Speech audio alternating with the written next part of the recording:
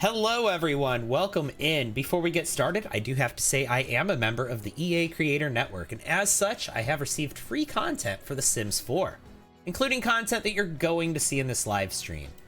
Now that that's out of the way, hello everyone. Welcome in. How are you all doing? So glad you're here, and I'm so glad to be here. Hello. Hello, hello, hello.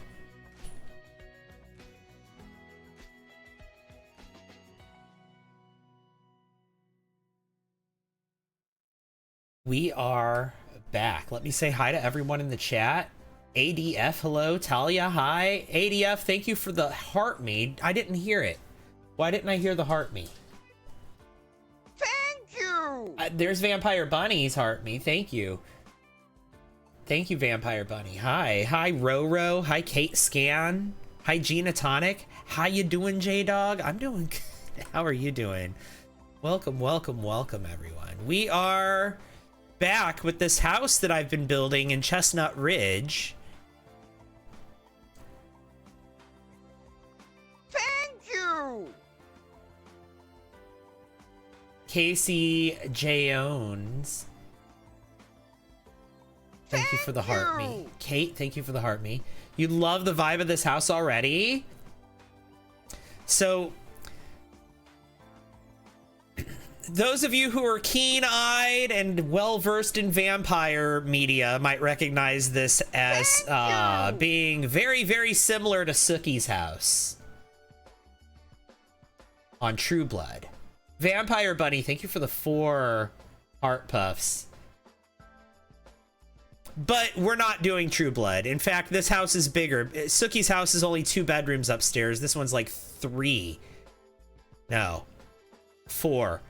That's what it reminded you of, yeah. Well, I mean, let me show you. Hang on. Let me just, hang on. Oh.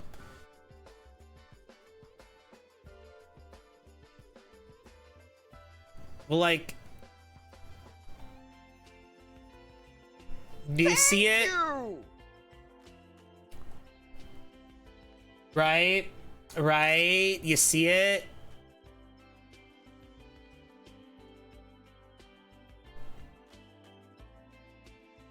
You see the vision? Vampire Bunny, thank you. You didn't even need the pick. It's so good. See? Let me get a better shot. A better view. There we go. There we go. That's a good one. Hang on, hang on, hang on. Because that was an angle that I really looked at a lot. I mean, we put the clothesline out here instead of a yellow car, but yeah, that's... I mean, you see it, right?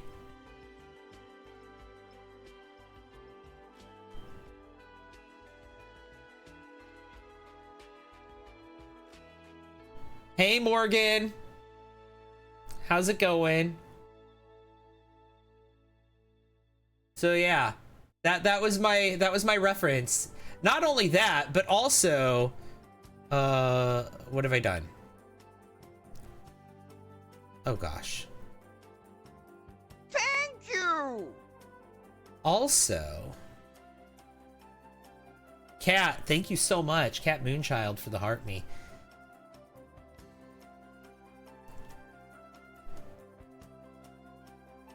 Here. Open image in new tab. There we go.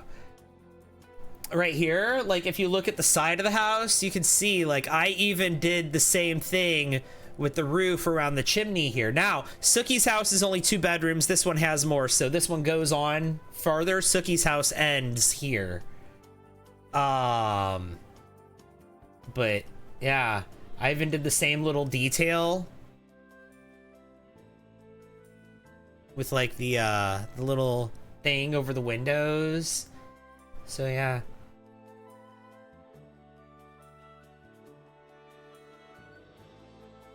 Is there a yellow debug car in the game? If there's a yellow debug car, I'm gonna put it on the house. In front of the house. I'm gonna have to. I mean, I know there's debug cars, but is there a yellow debug car? Let me see.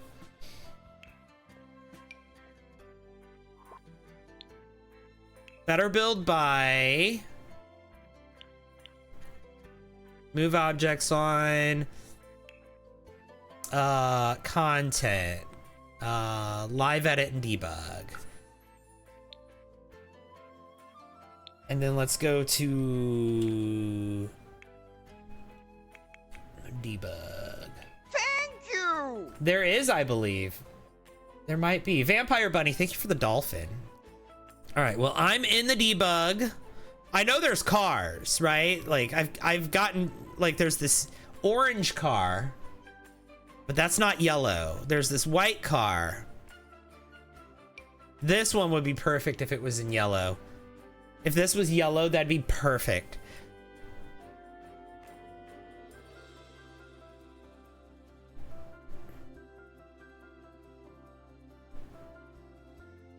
Does anybody know what pack the yellow debug car is in? Off the top of your head? I don't think there's a yellow one. I think it's just this white one. You might be thinking of the toy car. Oh, yeah, and I learned my lesson about sizing up a toy car and using it. I did that once, and then I saw my Sims get up and take the toy car and put it in the toy box. And so they walked around with this giant car in their hand. The one from Get Together, that's more of a van, isn't it?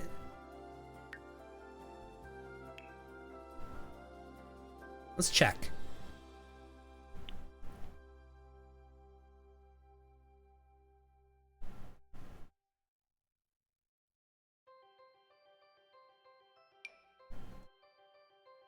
Yeah, that's like a taxi.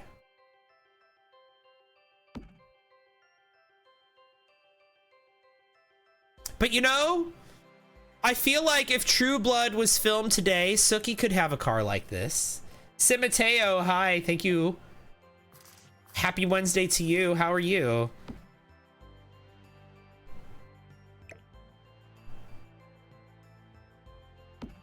Yeah, we could do that. Yeah, Get Together has that. I should move this to the back.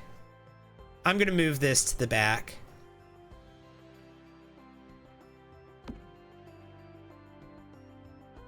Oh, you just rated out? If you seen I was online, you would have rated me. That's okay. I'm just glad that you're here.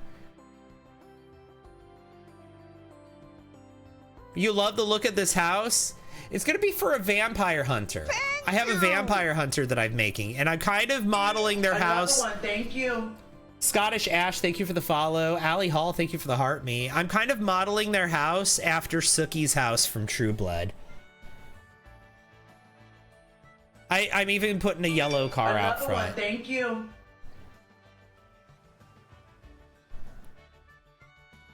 You just found one? You think his base game? You uploaded it to the gallery with the hashtag Jeremy Gone Wild? Let's see.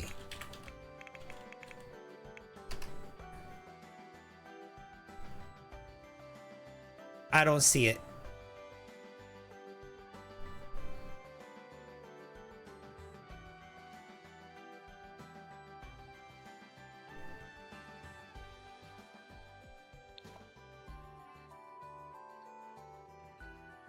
And Scottish Ash, thank you for the follow. Just build the inside of the house, not sure about the outside, what to do yet. And Queenie Gen Plus, thank you for the follow. Mr. Blues, thank you for the follow. Oh! I misspelled my own thing? Oh, I sure did.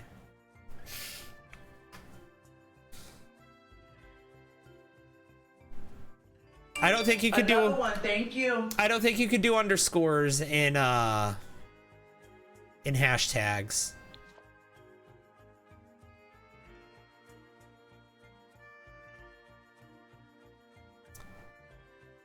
Yeah, I don't think you could do underscores in hashtags. Try it with no underscore now. Okay. Yeah, okay. Yeah, that is yellow car. Okay, I'll take it. Hello. Okay.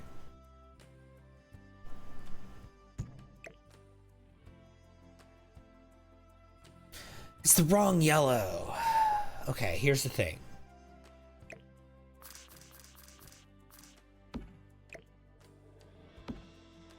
It's the right style, but it's the wrong yellow. Well, no, it's not the right style either. Which one of these guys? Sorry that, no, that's, thank you. Are you kidding? Thank you. Maybe the yellow is faded. Jaina, hi. It looks older. It's true. The one on the right? Which one do you guys think? The left or the right? Because I'm torn. I don't know which one to pick. The older one is better. The right. All right. The older one matches the house. Okay.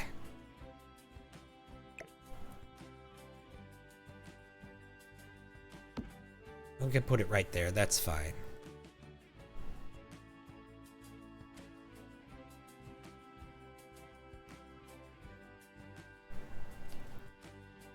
Did we burn it down yet?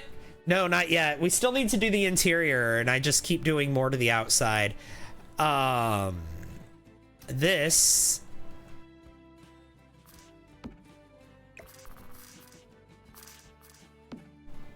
can go here. And then, yeah, we still need to do the interior. That's going to be today. We've got a floor plan. I think we're done with the exterior. We also need to do the basement. We've got a floor plan done. We just need to do the interior. And as you can see, I've kind of claimed things like a layout, but like, what is this furniture? No, we're not using that, right? And then same with upstairs. Like, we just put a bedroom, like a bed. We kind of laid out this bathroom, put a toddler bed here, a crib, another bathroom.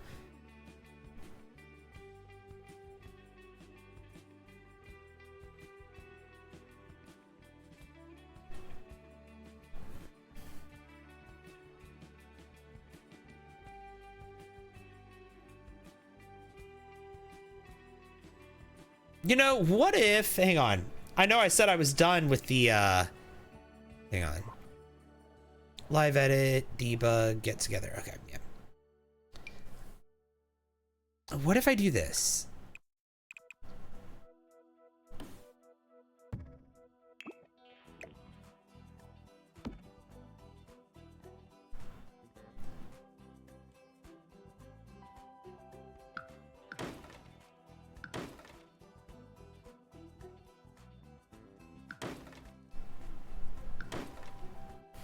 No. We'll keep those, but we'll do that. There we go. What if we do that? And then we do this.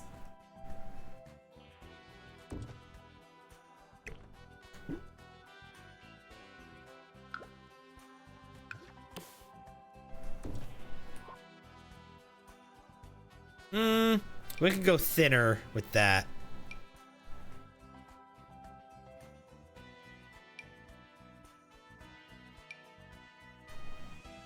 What the heck? What is this? Go away! Disable that swatch tray. I don't like that. Don't go changing stuff on me. Don't go putting more UI on my screen.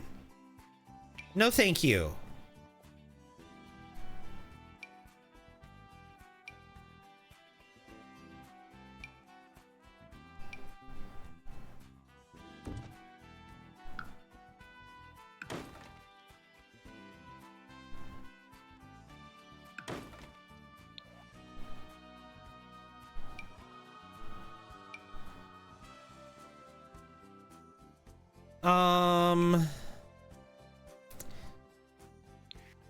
Yeah, I don't like this.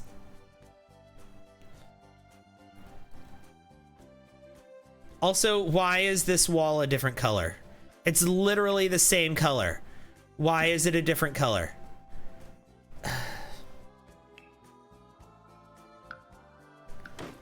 Sims, why are you like this?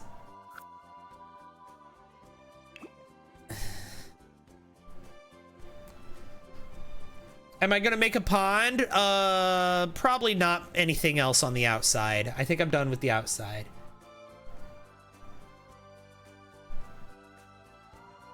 Will I put ovens everywhere to turn it down, to burn it down? I'm not sure. I'm looking for an archway that's the same height as this archway. I want an archway that's the exact same height as that archway, just thinner. And apparently that doesn't exist. We just got all of these new archways in the game, right? And now we have a whole plethora of archways to choose from. But we don't have an archway that's that exact height, just thinner. They all got to be a different height. I want one that's that exact height, just thinner. But apparently that doesn't exist. Why are you like this, Sims? Why? Why are you like this, Sims?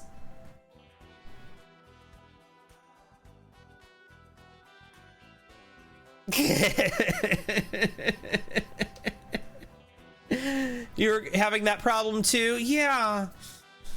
Apparently, that's a really tall ask. You know what I think it is? If you look, all of these different sized archways are all the same shape. Well, there are variations of the same 2 or 3 shapes, right?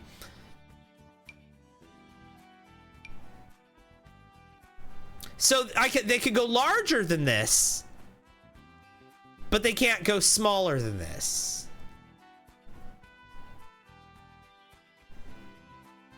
Actually, I like this larger archway for there. I like that. But I hate this here. I want this exact height, just thinner. But that's the thinnest one at that height.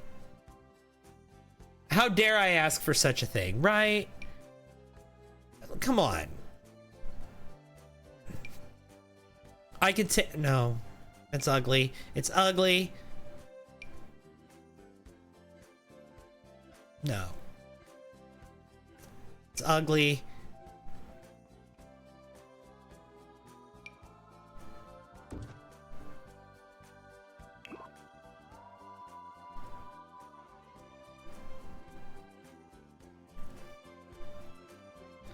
Okay, then let's try this.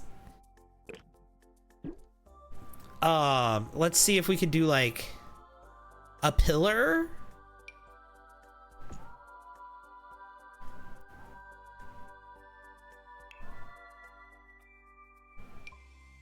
And then like this or something. Or no, they all think again, Sims being Sims because it's only 2 tiles and not 3 tiles that can't do a complete pattern. And so it's going to be lopsided. No. You know what? And now the wall's discolored again. And the only way to fix it is to delete and re-add the wall. What is wrong with this game? Hi, Little's Angel. Welcome in. Okay, fine. I'll go play Sims. Maybe not right now. There's just a lot of... I don't know. The Sims is tasting like disappointment today. I don't know what's up with it. Maybe it's me. Maybe I just expect too much. Maybe I want too much. Maybe I ask for too much.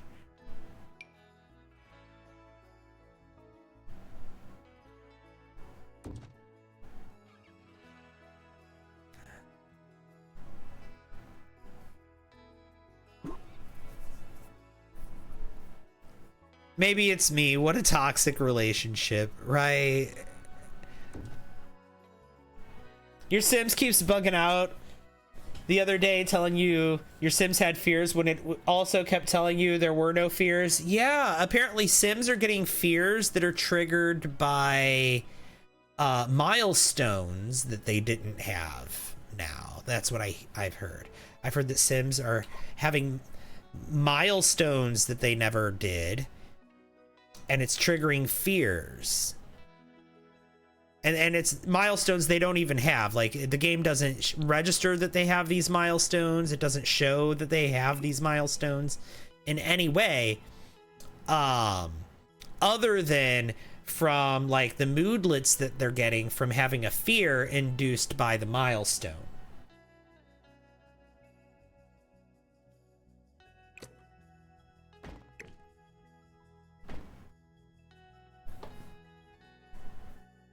Your toddler hit the same milestone like 5 times, and I'm like, okay, did it hit or not? Did they hit it or not, right? The milestones are very messed up right now.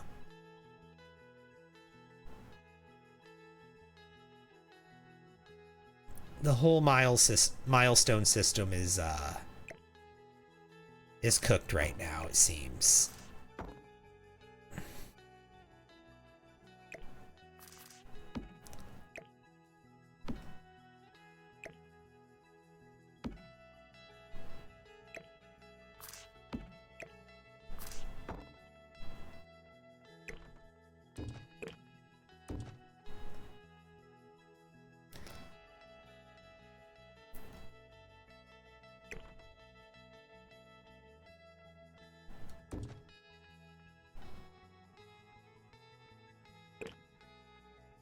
Yeah, that should be fine.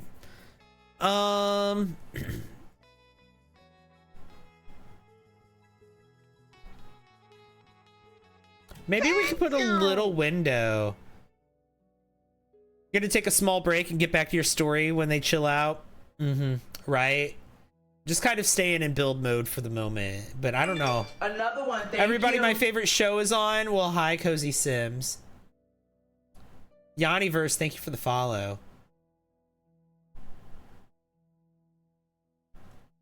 All that, but still not the perfect doorway. Yeah. I just gave up. This archway here is me giving up. Because there wasn't one this height. And this length, this width. Actually, it doesn't even have to be this width. That might be too thin for that height, for that width. But I wanted one that was no. Probably that width and height. But without that piece on the top, obviously.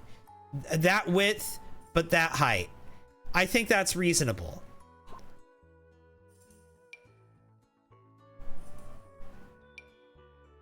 Like this.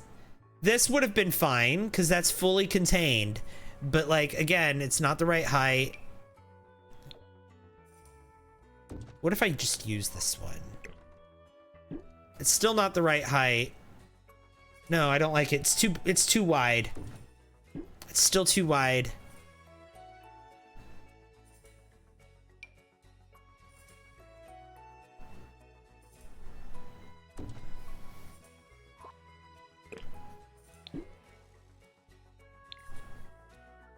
What about this? Hey, listen. That one's fine. I can live with that one. That one's fine. Oh my god, Oodles of Noodle. Thank you so much for that raid. Welcome in. How was your stream? Another one, thank you. What were you doing today on stream? Please tell me all about it.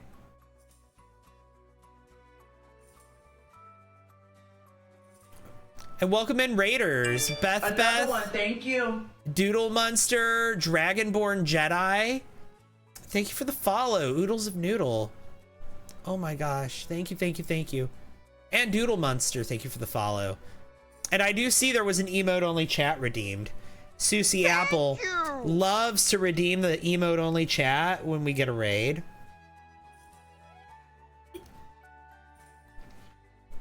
Playing Sims? Yep. That's why we love our modders and CC creators, right? No kidding. No kidding. And a save. Yes, I see there's an emote only chat. I'm stalling because we just got raided. Susie Apple loves to redeem it when we get raided. Snuck in before the emote only. Right?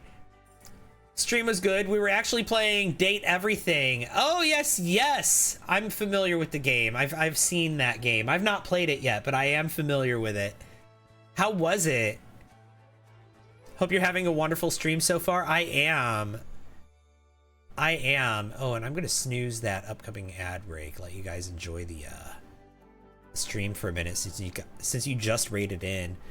But I am gonna redeem that emote only chat.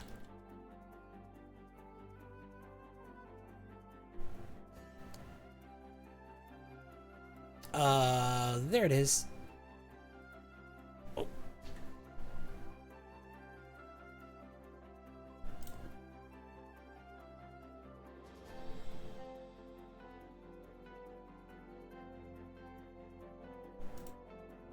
5 minutes of no words. Well, Oodles of Noodle, I understand if you need to raid and run. I get it. I'm a streamer myself. I understand. Of course, if you want to hang out, I'm happy to have you. Either way, thank you so much for the stream, or for the raid. And welcome in to all the raiders who came in with that raid. I'm Jeremy, and I play The Sims, and I'm currently building a house for my vampire hunter. What I'm gonna do after I'm done building this house is I'm gonna burn it down before he moves into it. Well, maybe I'll have to move him into it to burn it down, but the plan is to burn the house down and then for him to live in the ruins of it, because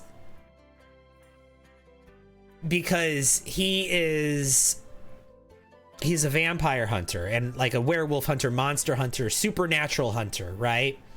Because in my save file I have a bunch of vampires and a bunch of werewolves and a bunch of spellcasters and a bunch of mermaids and a bunch of fairies. I have a bunch of supernatural sims in my save file, and so I'm making a hunter of the occults. And he's got beef with all of the different occult types, but mainly vampires. His name is Silas, and this is his childhood bedroom right here. He was a teenager when this bedroom that I just painted here. He was a teenager when he lived in that room, and his little sister was a toddler. Also, his parents, maybe they were like trying for a baby or something, so they have a nursery that they were setting up that never got finished. But his sister was a toddler and he was a teenager when this happened. So they were up in their bedrooms and mom was down in the kitchen. Now, I've not done the interior of this house yet, right? This is still a work in progress. Mom was in the kitchen making dinner on this stove, and there was a knock at the door. She answered the door, and a gentleman asked if he could come in and use the phone. Said he was on his own, and he was very hungry. He needed help. It was an emergency. He was hungry. He needed to use the phone, and so she was already making dinner. So she invited him in, and told him that he could have dinner. And he took her up on the offer because, you see, he was a vampire, and she invited in a vampire, and she was dinner. Meanwhile, that food was still cooking on the stove. So the vampire fed on her. She fell down and passed out from being fed on by a vampire, and the kitchen caught fire because no one was tending to the stove.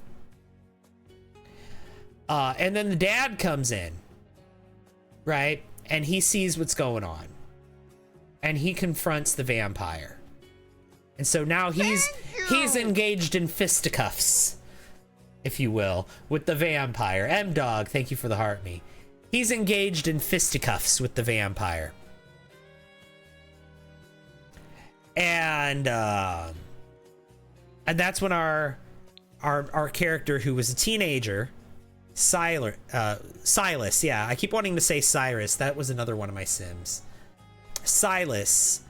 He goes downstairs and he sees his dad engaged. He sees his dad fighting with the vampire, and he sees the kitchen is on fire.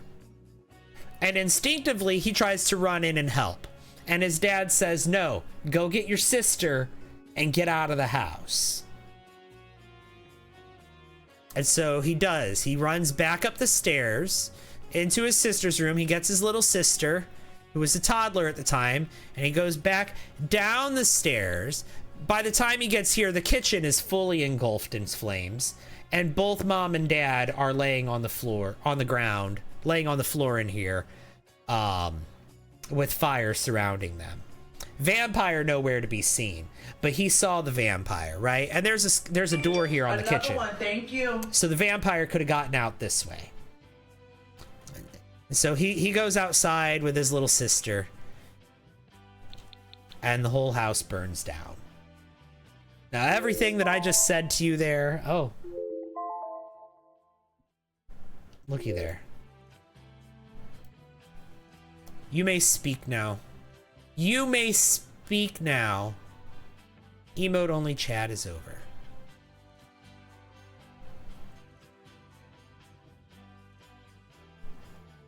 All of that is backstory. So like I said, when I'm done building this house, that's what we're gonna do, is we're gonna burn it down. And when we do burn it down, after it's burned down, then Silas and his little sister Cecilia, he's now a young adult and she's now a child. They're gonna move back into the house while in its burnt down state, and he's gonna be a vampire hunter, and she's like his little helper. She's like his little partner in vampire hunting, right? Thank you. They're like a little team. Marissa, thank you for the heart me.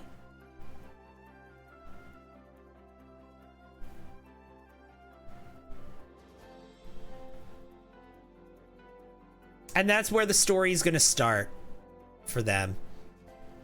As in this house, but burnt down. Also, look at all these different roof pieces I used here. That's going to look interesting when it's burnt down.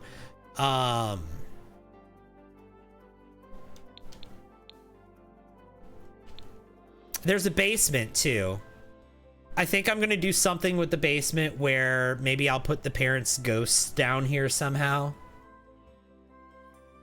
If I could put make the parents' ghosts occupy the kitchen somehow, that would be best. But I want them to be able to go into the kitchen still.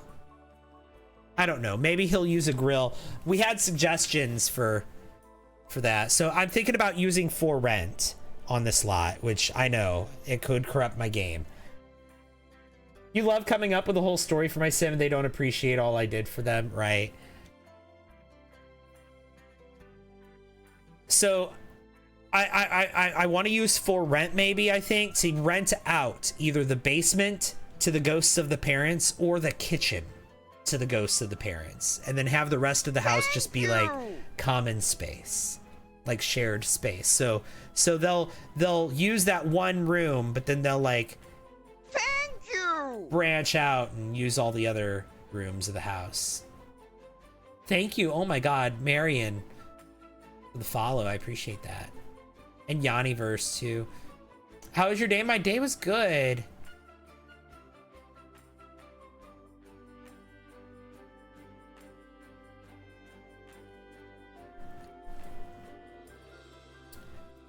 So if I use for rent to rent out a room to them, then that room during gameplay is just going to appear empty. And I kind of don't want the burnt down kitchen to be empty. I want it to be there during gameplay. So that's why I'm thinking about renting out the basement to the parents.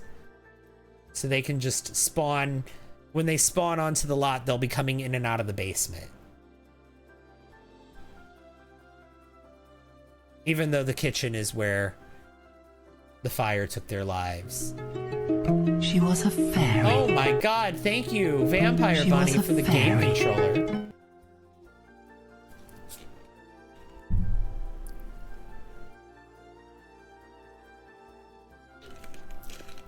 Surprised you're not renting out the basement to a vampire, but they're hiding the fact that they're a vampire because they know that the guy's a vampire hunter. Actually, his little sister, our vampire hunter's little sister, I aged her up to a teenager to make sure she wasn't like cursed. And with the right hairstyle and eyebrows, she looks fine, right? So, but I noticed she kind of looked like Willa from True Blood, from the last couple of seasons of True Blood, who was a vampire. And I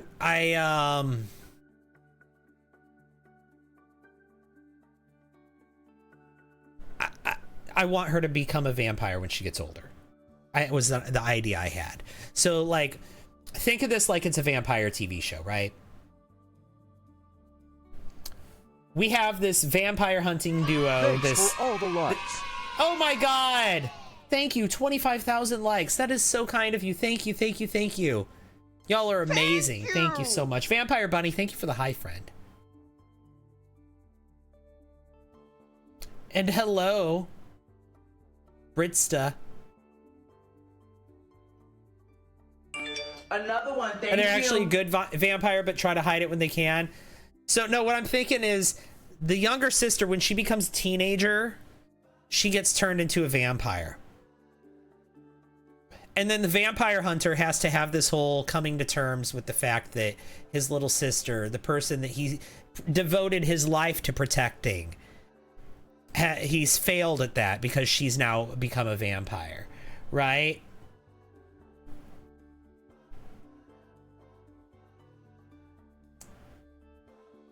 So that's kind of what I'm thinking. And that's a common plot point, right? In vampire media with the vampire hunters. Like that's a common trope, is that there's the vampire hunter and then their little sister or their daughter or something like that becomes a vampire.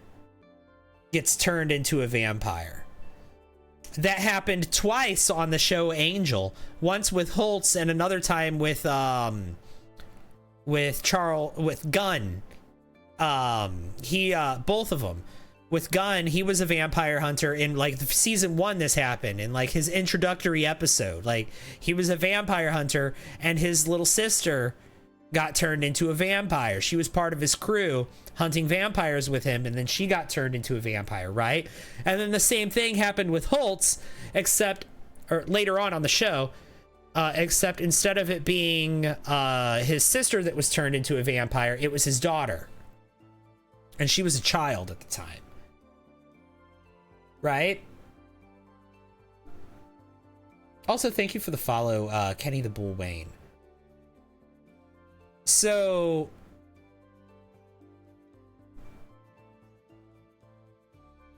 yeah. And not only is that a common trope on like Angel, but it's in all vampire media, right? Where else have we seen that? Where the vampire hunters, the person they were protecting from vampires gets turned into a vampire. Oh, that happened on welcome back. That happened on Vampire Diaries. Yeah, that's what I was gonna say. In Vampire Diaries that happened because for a minute there, Jeremy, Elena's brother, is a vampire hunter. Also, there's Alaric, who's the vampire hunter, and Elena, she's the main girl, and she gets turned into a vampire. Another one, thank you. So, Unmerciful TTV, thank you for the follow.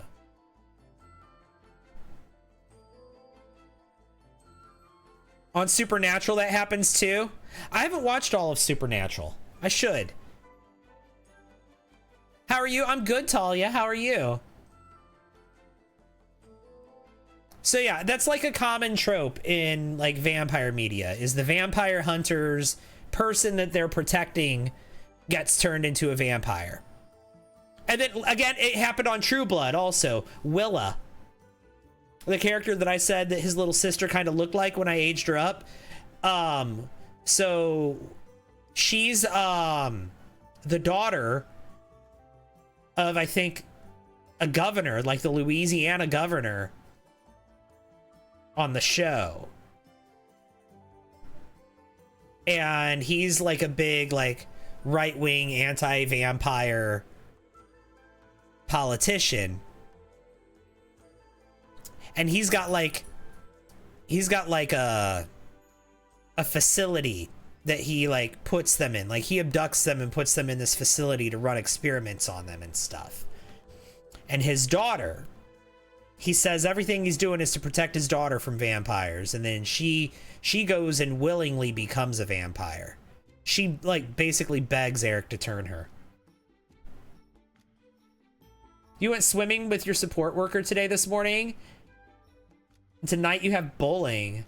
Sounds like you had a busy day. Have a busy day. So yeah, it happens on a lot of stuff. And so I'm thinking that that's what's in our vampire hunter's future.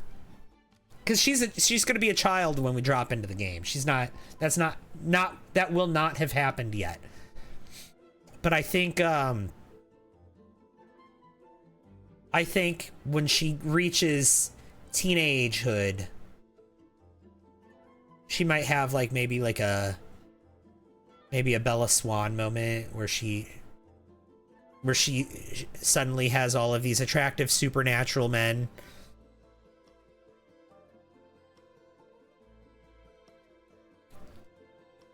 You know, how long have you been 17? A while.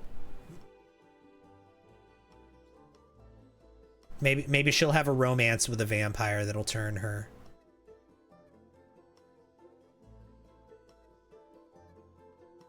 Probably not. That's probably not how it's going to go down. We'll see how it'll go down. Maybe it'll be one of his enemies does it. That could be interesting. One of his enemies sires her, turns her.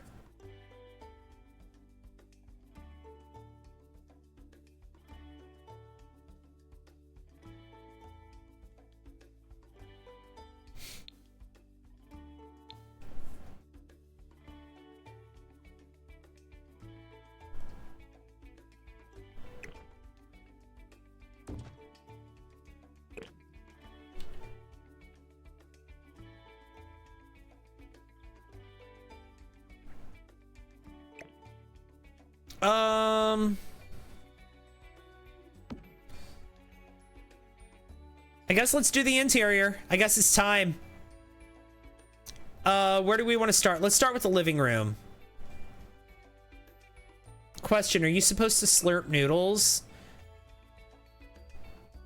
I think whatever works works. I don't care if someone slurps noodles.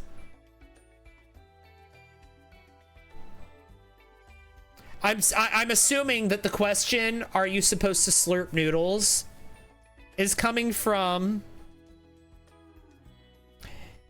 either being told by someone that you're not supposed to slurp noodles, which why are they concerned with how you're eating, or by you being annoyed with someone else slurping their noodles. Again, I pose the same question, why are you concerned with how they're eating? I hope that answers your question. Thank you! I think that if the way someone eats annoys you, then it's not about the noodles at all.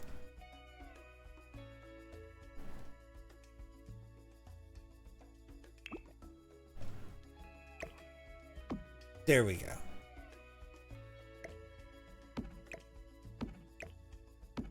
I am not annoyed. I'm eating bulldog ramen and I got questioned judgingly. Okay, so you were questioned by the person who was judging. By the person who was apparently annoyed with the way you were eating. They didn't like the way hearing you eat sounded.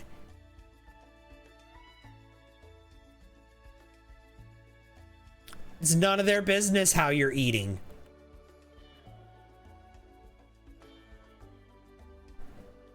How are you, Brittany? It's good to see you. Welcome in. Sorry, I was in a hot debate when you came in. Well, not hot debate, but I was on a tangent. Thank you for the heart, me. I appreciate that. You just have sensory issues with chewing sounds, but I don't tell people not to do it, of course. Yeah. Also, hi. Yeah, hi.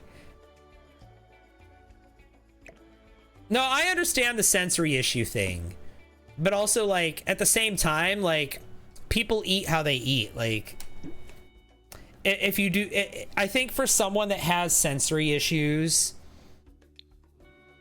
that could be potentially triggered by somebody slurping noodles when they eat, I think that person should be aware that they have that sensory issue and not put that on the other person. I think they should take steps to maybe not go to eat noodles with other people, you know, or something of the or of that sort. Exactly, 100% agree. Right. I understand some people can't help it, right? And I think that those people should, people who, okay, that's a generalization. I was about to make a generalization. I just caught myself.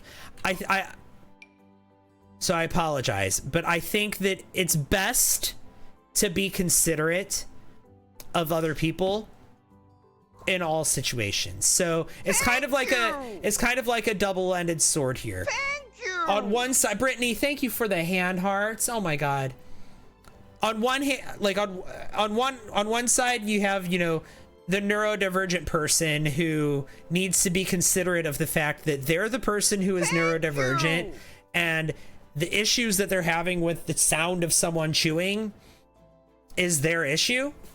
And I say this as a neurodivergent person. Like, there are certain sounds that are just grating to me, but I understand that those sounds are my issue. It's not other people's issue, right? And I can't tell other people that they can't do a certain thing or do a thing a certain way because I have issue with it, right? Because it's triggering to me. Thank you. But at the same time, Brittany, thank you for the hearts and for the money gun. At the same time, I do think that if you're in the company of someone who is neurodivergent and you are aware of their triggers like that, I do think that, especially if they're like a family member or like a spouse or a partner, romantic partner, or something like that, I think that if you're in a living situation, or if you're in a situation where you're regularly sharing space with someone who has sensory issues and you're aware of those sensory issues, then yeah, you should also maybe take steps to not maybe you know to not trigger those issues for that person. So like if you know someone has issues, and thank you for that safari hat too, if you know that someone has issues with certain noises, like the sound of someone slurping noodles, for example, we'll use that again, and and that's your coworker, right? And you sit next to that person every single day. Are you gonna go and get yourself some top ramen and eat it at your desk right next to them, knowing that that's gonna trigger them? No, that would be like that would be a pretty rude thing to do. And like, again, I'm not saying that that coworker has the right to say that you shouldn't be able to eat that. I'm saying it's common courtesy to just be like, oh, this triggers this person. If I'm going to eat, if I'm going to eat ramen for lunch today, maybe I should just go eat that in the break room today and not at my desk. Yeah, exactly, Mad Frog. Everyone just needs to be more polite and considerate towards each other. It's just all around. I think a lot of people, I don't know, a lot of people don't that's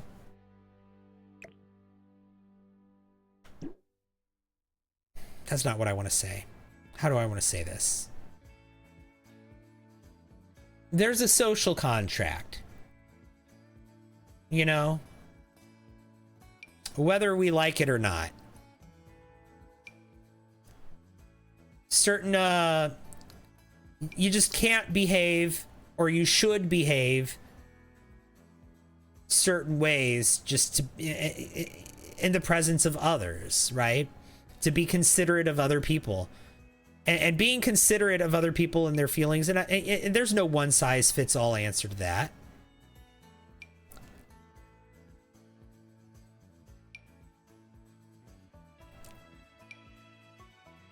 Every situation's unique, but like, I don't know. Keep hammering back to the same point. Everyone should just be more considerate of everyone. Are we going to see any Buffy references in his gameplay or build? You know, we haven't really seen any Buffy references, have we? We really haven't. Smell is a big thing for you. Like when people heat up fish in a break room, I have to walk out. Yeah. And that's another, and see, that's the thing. The break room, that's shared space. Like that's not your space to go in there and be like, no one can heat up fish here because I find the smell offensive. Like, you can't do that.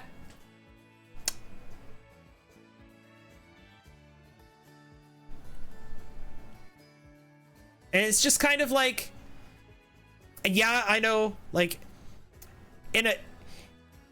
people wish that they could, you know, mold the world to be more to their liking sometimes. But sometimes the issue is yours and yours alone, you know? Or maybe you're part of a small group.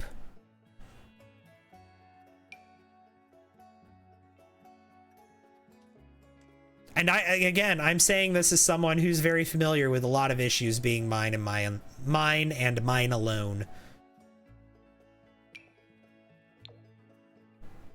Curtains right by the fireplace? Absolutely.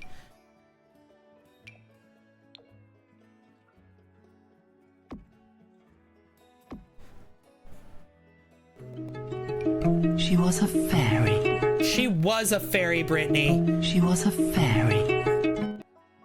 And she sparkled and she flew and everything. Thank you. Another one, thank you. You had a roommate once who ate canned tuna constantly. I didn't say anything, but... Oh, thank you, Tony Streams, for the follow. I didn't say anything, but a lot of seafood makes me nauseous. It was hard to bear. I would sit in the trash, and it would sit in the trash. The smell would permeate the bedroom. This was in college in a small dorm room. Yeah, anything you put into a trash can in a dorm room really does kind of...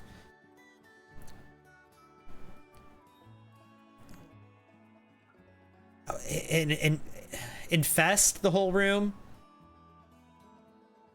Your mom finishes work in 12 minutes? Nice. Yeah, we might see some Buffy references in this. I don't know. Maybe. I haven't really done any Buffy references on this build. I've done a lot of Buffy references on my builds before, but not in this one. I do have another build that I've been working on slowly but surely, and that is the Sunnydale High School. All right, let's pick out a different... Well, I love the size of that rug. And let's pick out the furniture for this room. Let's do that.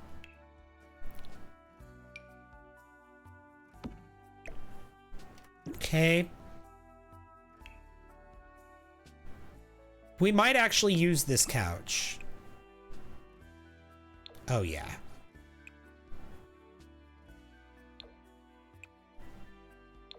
Beautiful. Love it. Okay.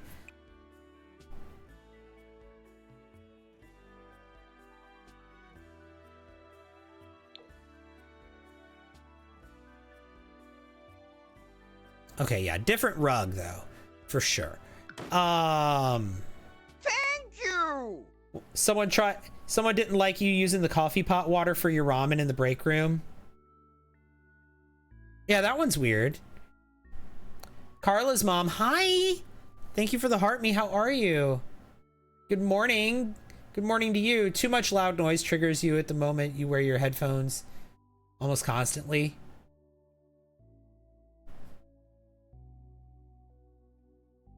Am I planning on putting this on the gallery before I burn it down? Yeah, I've got too many requests for that to not do it. I got a lot of requests to put it on the gallery, so yeah, I will be.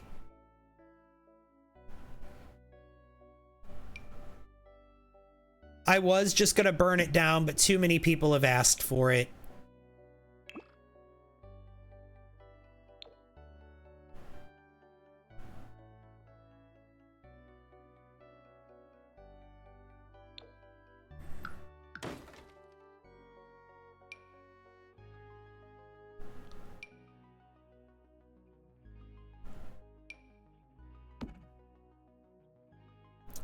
Okay, this'll work.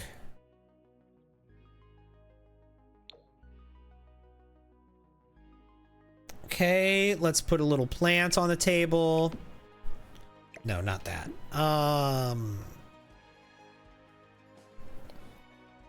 Sunnydale High is this cool build, even though you know what happens to it in the season finale. That was an epic. Yeah.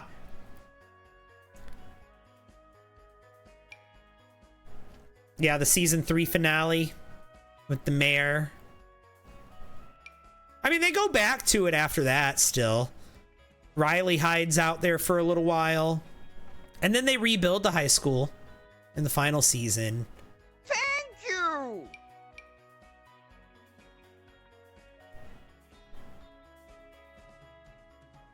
Hey, AK Squid, how are you? You went to bed at 8:30 p.m., Carla's mom? Thank you! Oh my gosh. Calling you Carla's mom is fun. AK Squid, thank you for the Go Popular.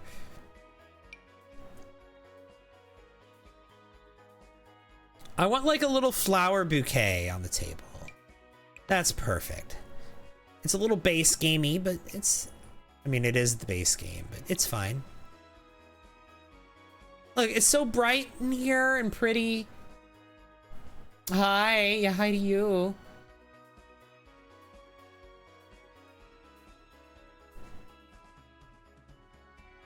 Maybe it was the time it took to drain the Keurig a bit, so the coffee grains are flushed out.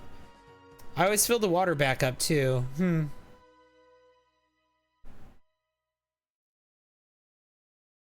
No candles? Oh, yeah, we need some candles.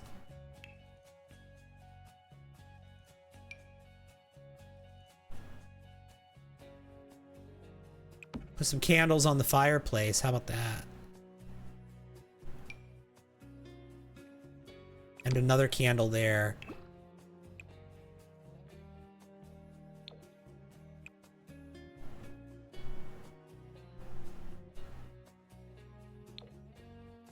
Beautiful.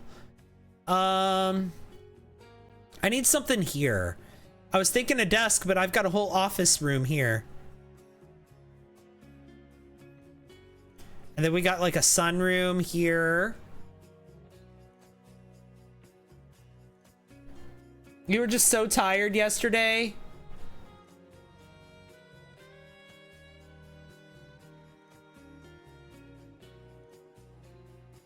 I was tired yesterday too. I tried to stream yesterday. By the way, guys, I'm sorry there was no stream yesterday. I tried to stream and I had some problems. I had some issues. My game crashed and I had to repair it. And when I was trying to repair it, the EA app crashed.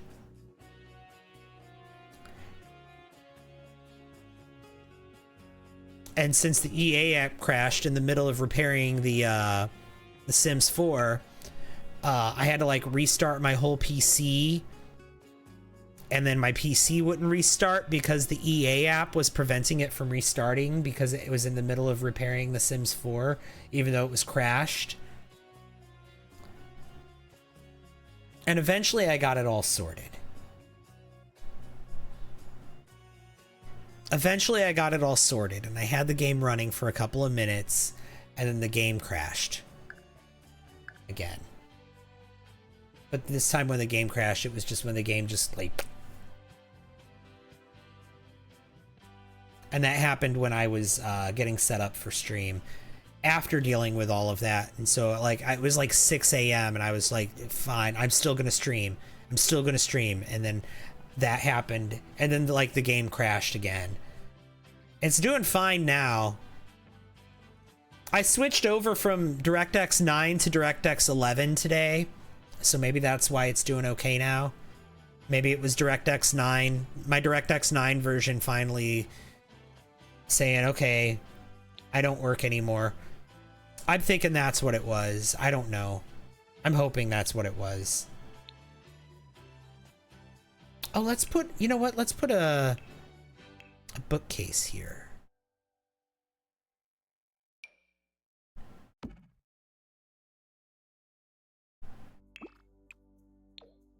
Beautiful.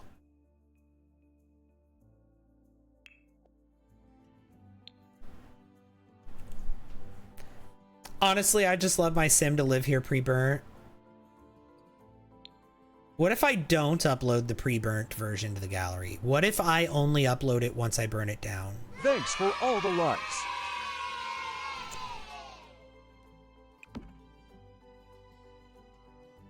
Your game crashed twice in a row yesterday too. Oh my god. Thank you guys for 50,000 likes.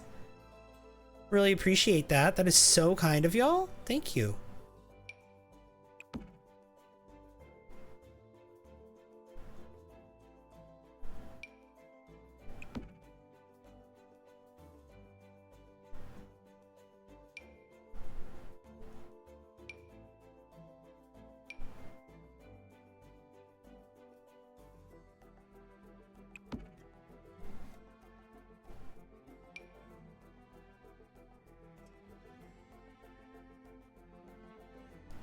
Your sim medieval wouldn't start. You finally found a patch to get it to work today. Or to get it to work finally. I've had some issues with Sims Medieval. I was able to get through the tutorial finally. I kept having issues. So with the Sims Medieval, you can't save during the tutorial. And the tutorial takes like an hour to get through. And the game is very buggy. And so if it crashes at all during the first hour, you just have to start over. Which I had that experience multiple times. It crashed multiple times during the tutorial and I kept having to start over. And then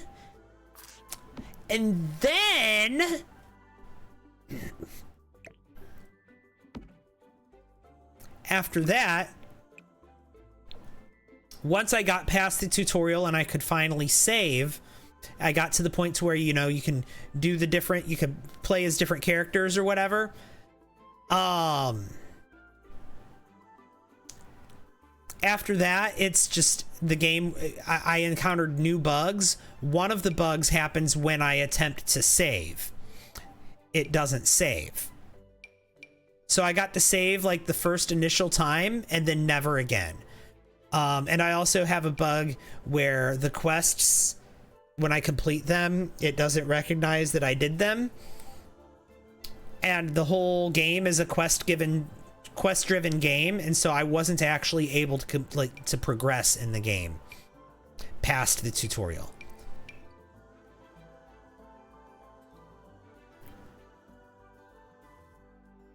The patch you've used fixes that too, you've heard? I hope so. You had planned that you should play The Sims yesterday, but you were so tired that you didn't. Also, Volp's hi. Making it nice and toasty for us. How thoughtful. I mean, what if I did that? What if I didn't let you guys enjoy the pre-burnt version of the house? What if I insisted on only uploading the burnt version?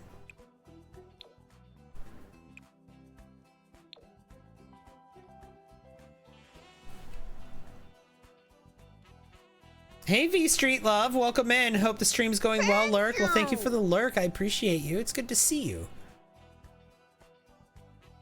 Do it. Crown Etheret, thank you for the rose. Appreciate that. Do it, be chaotic. So many people have been like, please upload it to the gallery before you burn it. And I'm like, the entire point of building this house is to burn it down. Like, it's not, the build's not done until it's been burnt down. So I don't know.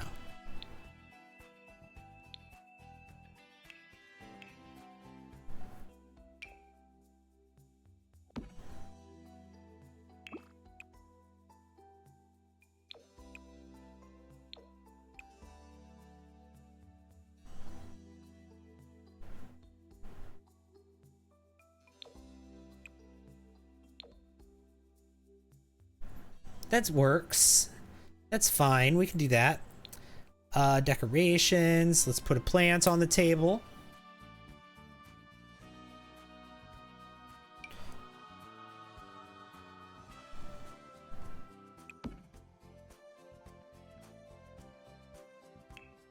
And then some clutter.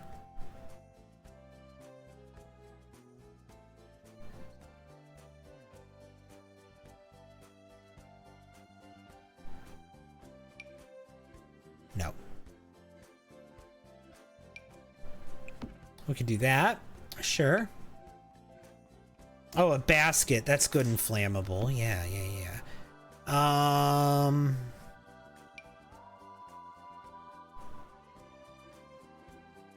A bowling trophy. Why not?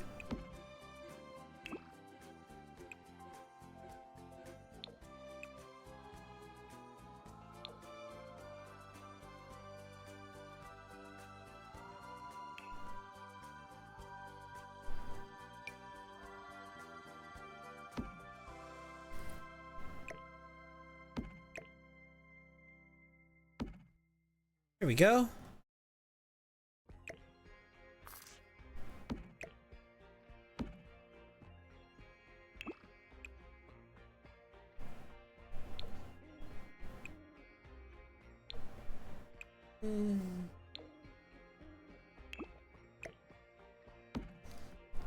We could put a TV in here somewhere. Where should I put the TV? Can I put a TV on here on this fireplace somehow? Let's try that.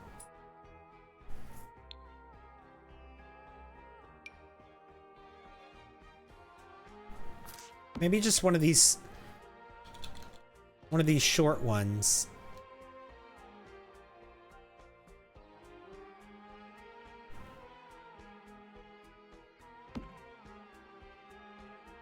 Yeah, that's fine. We can do that.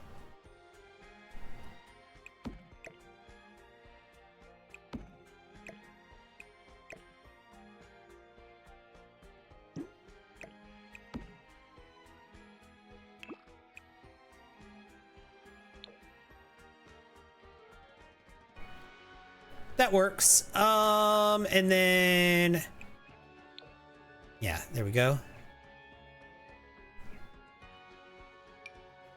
Or no, none of the wall-mounted ones. I like that. That's fine. Just that small TV right there. That's all they get for a TV. I can put some music in here though, I think. I want to put like a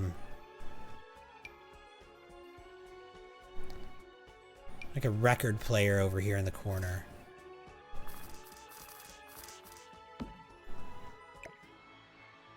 Yeah, that's good. Then maybe I can put a lamp behind the record player. I think that would work.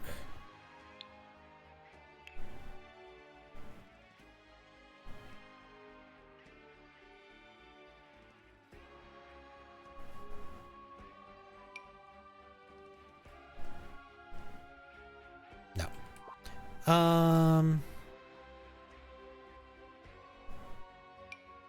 No. No. No. No. No.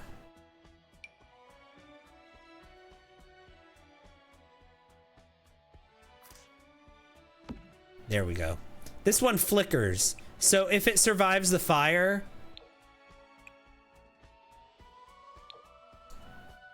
it'll be great.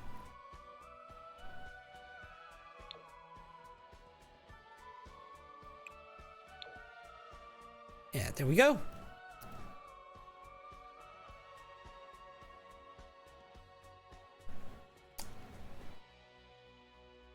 Should I put like a Christmas tree here? That could be fun. Maybe have a basement alcohol cellar, make things extra flammable. Well, we do have a basement right here. It's got exterior access. You get to it through here, through this door right here. That takes you to these stairs that go down into the basement. Keep forgetting we're burning it down. Oh yeah, we're gonna burn it down. I might put like 6 streams worth of effort into building this house just to burn it all down. I have to save it before I burn it down. I'll be sad if I don't have a copy of it. Now you're wondering what's happening? We're going to burn the We're gonna burn the house down. So you see how it says that this is the a vampire slayer's house? Well, first of all, I'm not sure if you've ever seen the show True Blood, but look at the exterior of the house. If you've seen True Blood, you know what this house is. It even has a yellow car out front, okay? If you know True Blood, you know this house.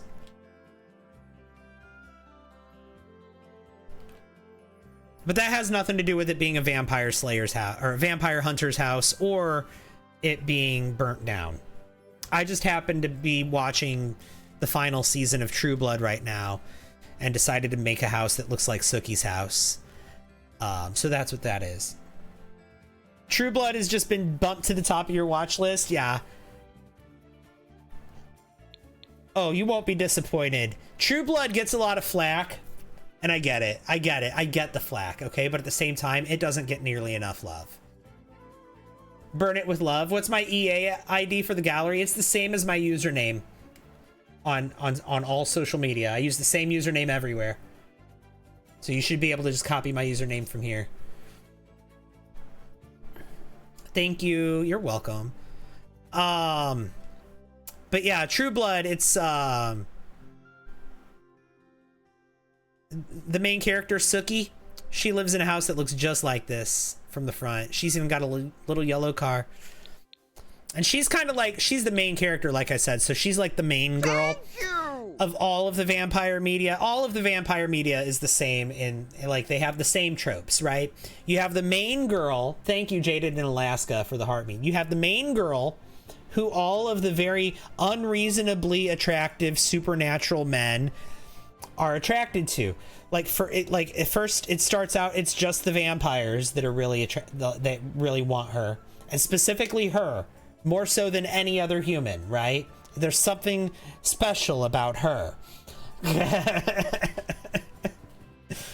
True Blood is like this.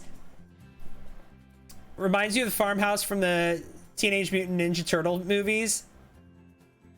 The front, I'll have to look that one up. What else is like that? Twilight is like that. The Vampire Diaries is like that. Did I read the series? No, I don't really read. I'm not a big reader, but I'm on the final season of the TV show. Now, that being said, I did go online and like read articles and stuff about like the differences between the books and the shows, but I haven't read the books. No. Supernatural is like that in the first episode. Yeah, where you have a main girl that all of the supernatural creatures are just really in love with. At first it's the vampires, and then the werewolves come into the mix later on, you know, like in the second movie or in like season 2 or season 3 of the show. And then around like season 4 they start introducing like magic and witches. Right? Buffy the Vampire Slayer's like this too.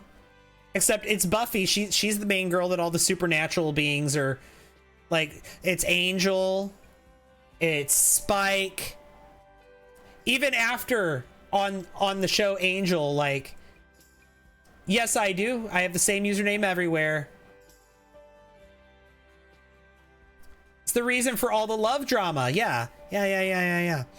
So anyway, on every single one of these shows, and in a lot of these like vampire media, like a lot of these movies and a lot of these TV shows and stuff, right? You have the main girl. All of these characters are attracted to her, and it always starts when she's like in high school, or she's always 16 at the beginning of the series, right? And then the show matures with her, and so, you know, like season 4 of the TV series, or like the 3rd or 4th movie, or the 3rd or 4th book, she's coming into adulthood. She's graduating high school. She's going to college. We get introduced to the new, you know, the next stage of her life, and there's the next there's a bunch of new cast, including her next love interest, who in season 4 of Buffy the Vampire Slayer is Riley Finn, the really, you know, the guy who's secretly a vampire hunter. He's a little bit older than her. He's, you know, big, tall, really handsome. On the Vampire Diaries, it's Alaric, right? He's older than her. He's very handsome. He's secretly a vampire hunter. You know, all of these different shows and different movies have like this trope of like when she ages out of high school, the main girl, when she ages out of high school and she's in college or, you know, adult or whatever, then there's always the guy who's a little bit older, who's secretly a vampire hunter, who's kind of maybe a romantic interest at first and then quickly isn't, right? Or he is for a little while, like Riley was, right?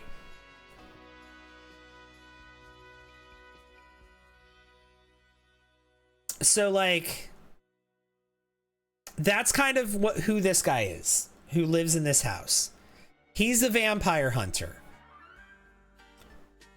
He grew up in this house. He's a young adult currently, and he's got a little sister. She's a child, and he's all she's got, and she's all he's got. Blacklight Reveals, hi. Casey, hi. Thank you for the heart me from both of you, and also Blacklight Reveals, thank you for the Go Popular.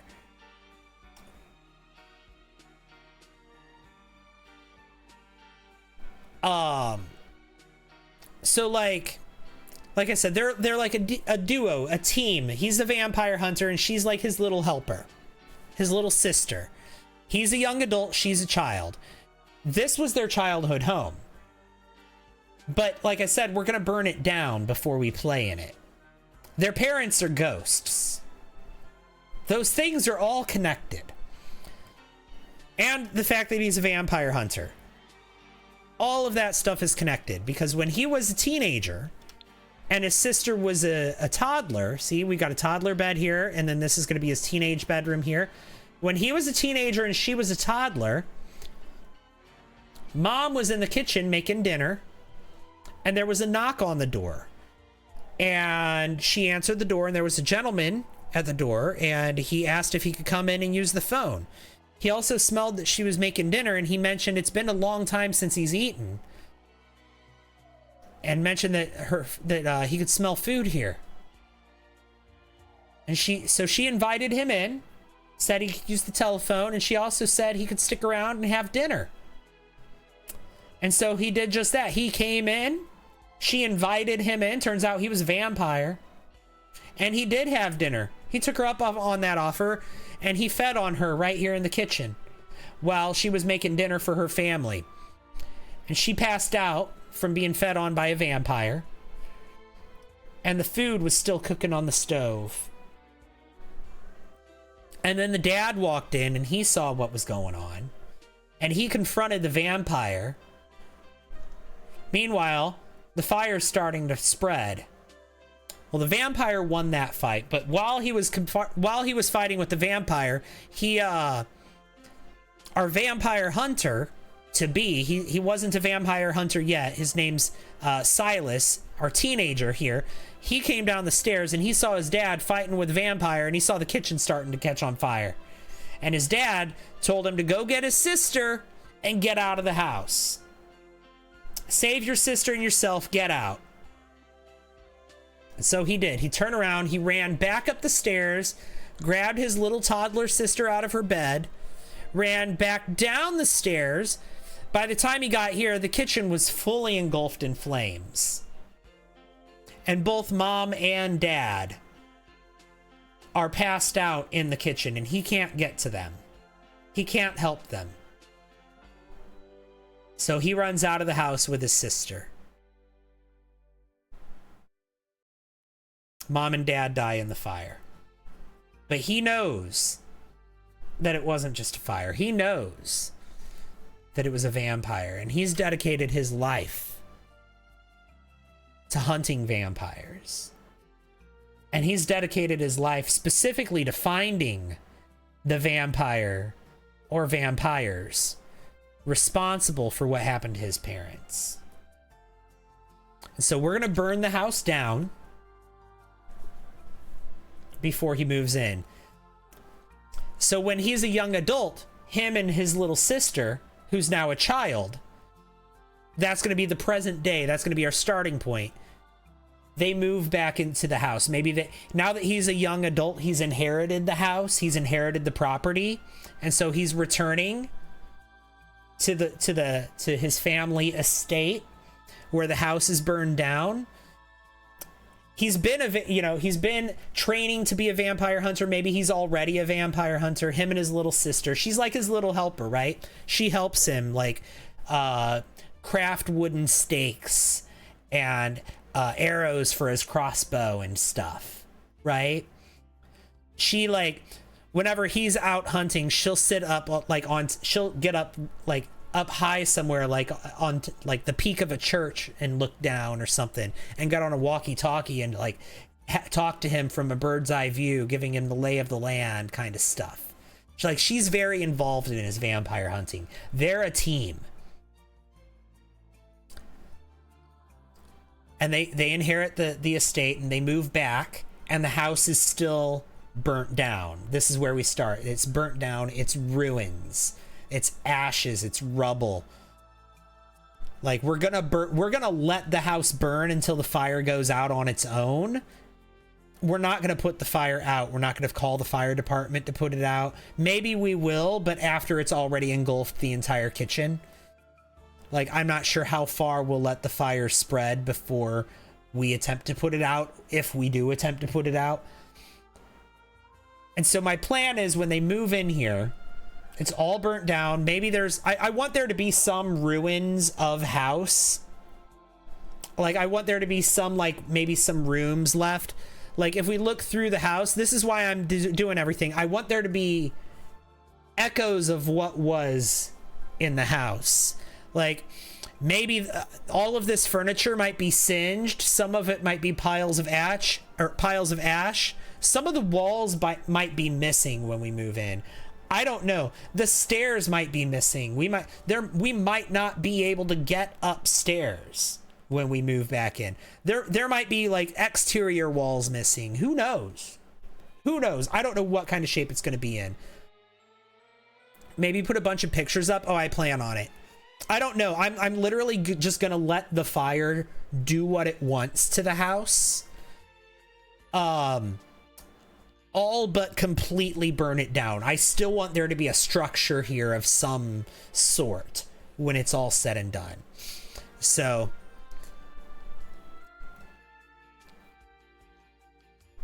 you want to see the fire? We'll get there. I got to finish building the house first.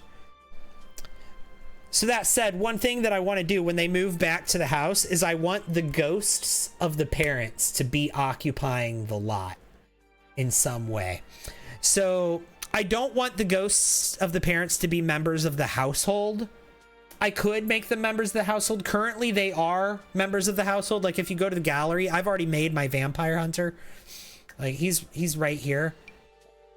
And his parents, the ghosts of his parents are currently members of his household. Hi, Valentine.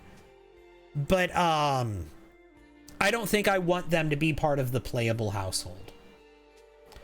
I think I want them to occupy the property somehow. And I thought about how I want to do that. One of the ways was maybe I could just put their urns in the kitchen. And so this could be the room that their ghosts spawn from. Another way that I thought of doing it was maybe by using for rent and renting one room of the house to the ghosts of the parents. And I might do that. And then making the rest of the house be like shared space. And then maybe like our vampire hunter and his little sister, maybe they can live in like a little structure. Like maybe we can build like a little shed or something. Or maybe we can finish the tree house here and they can live in the tree house or something. Or live off the land, you know? And so I thought about using for rent to rent a room to the parents and then making the rest of the house be shared space. And if I do that, then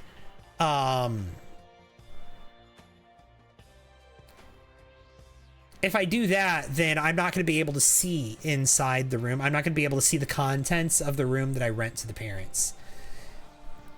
I could rent the kitchen to the parents, but then I won't be able to see the contents of the kitchen, including all of the singe and burn and all of that. I won't be able to see any of it. It'll just be an empty room. And so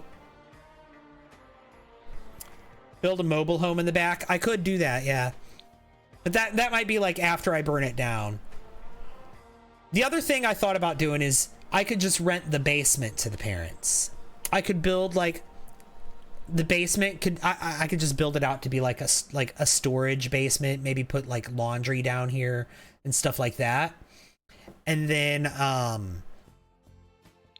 I could rent the basement to the parents. And then during gameplay, like you're never going to see it.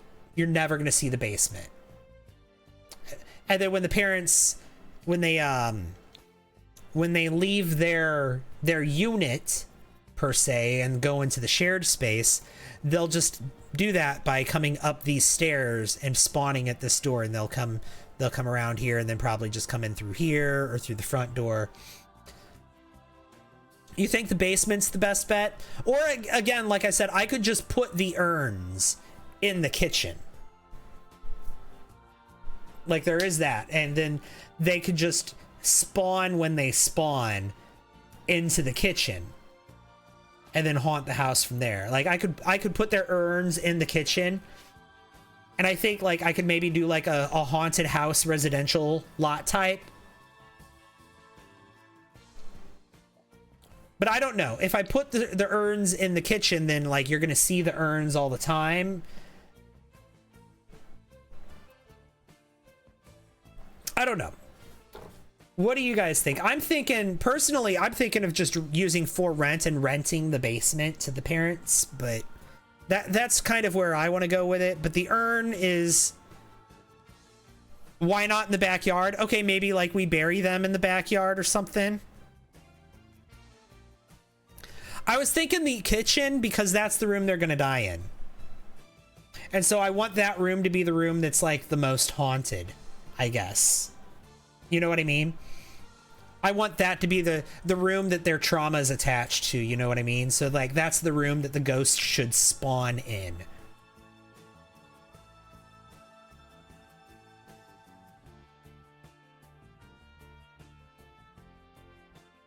So, but again, I also kind of don't want their urns in the kitchen. But another idea that somebody had, if we used for rent, you want to see it burn, we'll get there. If we used for rent, another idea that someone had was I could use I could rent the kitchen to the parents, right? And then we could board up the doorway. So you can't get in to, like, we could just put a bunch of boards over the doorway and like clutter and junk in front of it so that you can't actually get into the kitchen. Now, if we rent the kitchen to the parents, then the kitchen will be completely empty. Like during gameplay, it'll just look like an empty room. And that's why someone in the chat had recommended just put a bunch of boards up over it. And we could be like, you know, that's the room where they died in, so they boarded the room up so they don't have to look at it, you know? And I thought that was kind of could move them into the neighborhood bin and ask the ghosts to be roommates. Oh, now that's an idea. I could ask the ghosts to be roommates, like using the Discover University pack, right?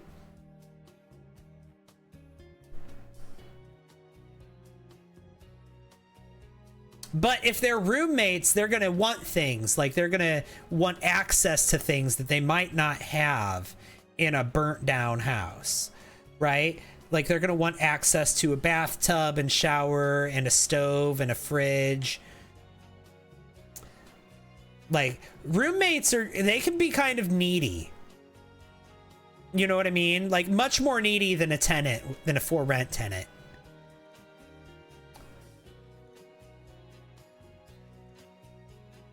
But I mean, there's all sorts of options here. We still got plenty of time. I mean, for all I know, after I burn the house down there, like, we may not be able to, like, depending on how the house burns, some of these options may be more viable than others. You know what I mean? Like, what if the kitchen completely burns down and there is no kitchen? Like, what then? Also, the parents' bedroom is directly above the kitchen. Maybe I could just rent their bedroom to them with for rent. I don't know. There's so many possibilities. Thank you. Scary Mary, thank you for the heart me. One thing we're not lacking for is a way to do that. Sul, how are you? I'm doing good. How are you, Scary Mary?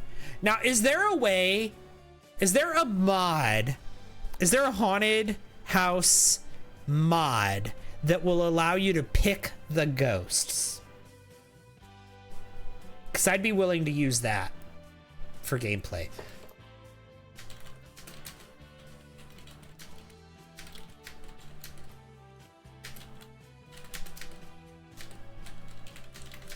Thank you. You don't think there is? Yes, there are mods and features that will allow you to create and control ghosts.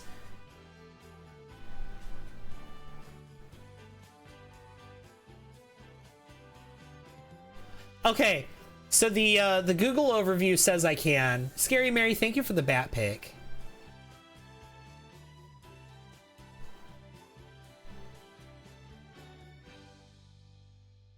I can add ghosts to the household, it says.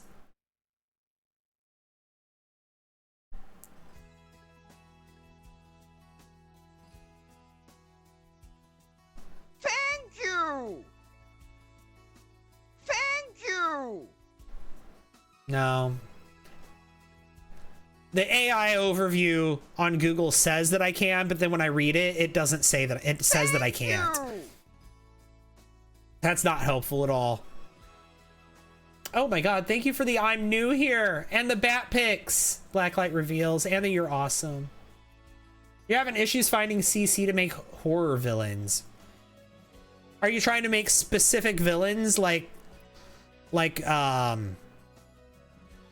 you know, like the one from Scream and Jason, and like, are you trying to make particular ones, or are you just trying to in general? Mainly Freddy.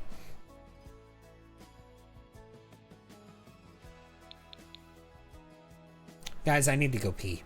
I'm gonna take a break. And also an ad's about to start, so I'm gonna take a break during the ad break. So I'll let the ad run while I take a break. Thanks for all the likes. Hey, look at 75,000 likes. That's nice.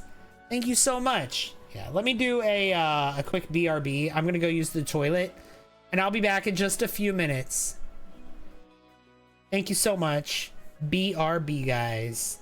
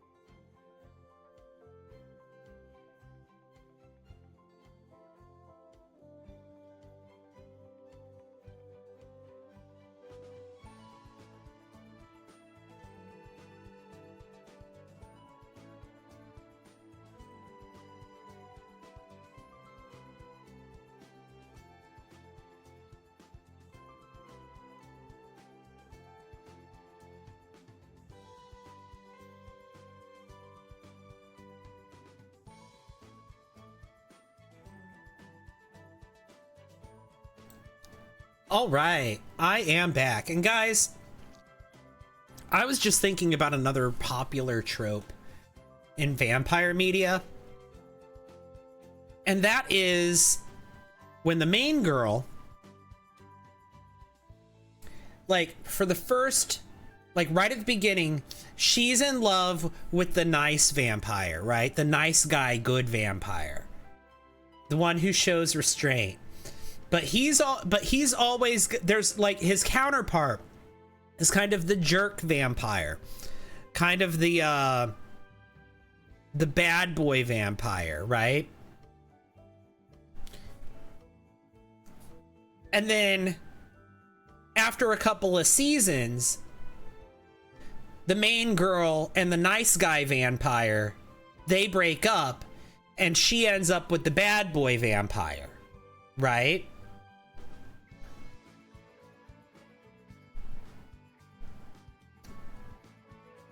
But then eventually they break up and then she ends up with the werewolf. But not for long, only for a short amount of time. And then you find out that the good guy vampire was actually the bad. He actually had the capacity to be even way worse than the bad guy vampire. Like there's an entire season where he's the villain, right? Music turning back on just scared you. I'm sorry. Tell me what show I just described. Am I gonna play today? I'm probably just gonna build today. Kind of like Vampire Diaries. Okay, that's one of the shows I just described. Yeah. For the first couple of seasons, Elena is with Stefan. He's the nice guy vampire. And then she ends up, after that, later, she ends up with the bad guy vampire for a little while. And then the good guy vampire ends up becoming a villain, and he ends up being way worse than the bad guy vampire ever was. True Blood, again, when Bill became Billith, remember Billith? Actually, Billith wasn't the villain, it was everything leading up to Billith. Damon isn't bad, he's just misunderstood. Right, and then Stefan, there's like a whole season where Stefan is the villain, right? Damon was never the villain. Antagonistic, yeah, okay, yeah. But I mean, it's the brother dynamic, right? Yeah, True Blood, Twilight Reverse, yeah.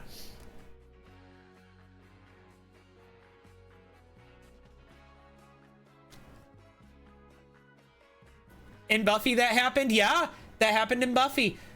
At first, Buffy was with the nice guy vampire who's he's the good guy, Angel. And then later on, she ends up with the bad boy vampire. She ends up with Spike. And also, Angel? Oh my God. Angel is way worse than Spike ever was. When he's a villain, Angelus? That guy, he just wants to watch the world burn for fun. Spike, when Spike is like, because they say on Buffy, in the Buffyverse, when you're a vampire, you don't have a soul, right? The demon fully takes over. Spike without a soul went out and got himself a soul because he wanted to love again. He wanted to be the kind of person that would never do the terrible things that he was doing without a soul. Now, granted, some of those things, yikes. Okay? Kay, thank you for the heart me. Like, making him do that thing in Seeing Red, and then trying to give him a redemption arc after that. Thank you. questionable writing, questionable choices, but you know what? Scary Mary, thank you for the bat pick. But that being said, Spike has always been a romantic. Even before he became a vampire, he was a romantic. He was a poet. When he's a vampire, he is a romantic. Yeah, he could be like violent and formidable as a vampire, but he's a romantic. I see how he is with Drusilla. Everything is about he wants to be Gomez Adams and he wants her to be Morticia so bad, right? Right? Spike has always been in love with love. And then when he fell in love with Buffy, he went out and got himself a soul so that he could be a better man for her, because he knew that he wasn't capable of loving her right without a soul. Now let's talk about Angel. Before he became a vampire, his name was Liam. He was a drunk. His father was disappointed in him. Everyone was disappointed in him. He was just a jerk to everyone. Huge a-hole, walking red flag. What do you want to say about him? Drew is more evil out of everyone. I don't know. Her crazy enhanced her evil, I think. But she's another topic. But with Angel, okay, so Liam becomes Angelus, one of the most ruthless and bloodthirsty vampires known to man. Known to have ever walked the earth. And then he gets cursed with a soul. Having a soul wasn't his choice. He didn't choose that. He didn't want that.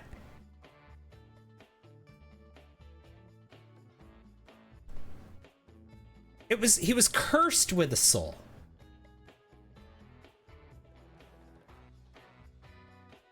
And when he had a soul, what did he do? Yeah, he tried to fight the good fight because he felt bad for the things that he did when he didn't have a soul.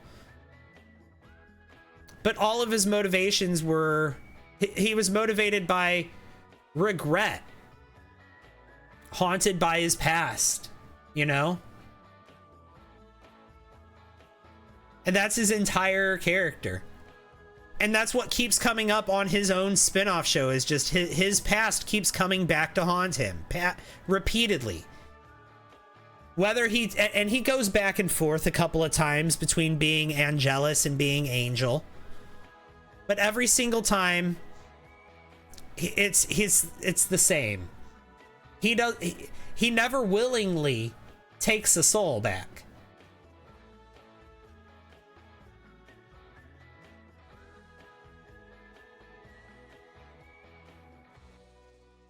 And when he doesn't have a soul, what does he do? He goes out and he hurts everyone that he loves when he does have a soul. He despises his soul so much that he wants to hurt everyone that loves him when he has a soul.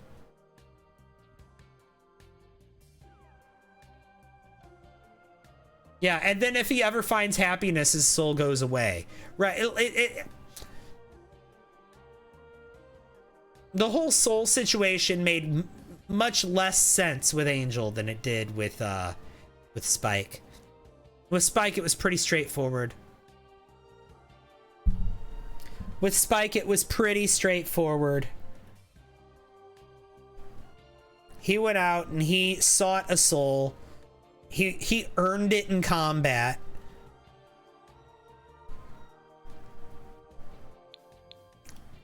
He went through trials.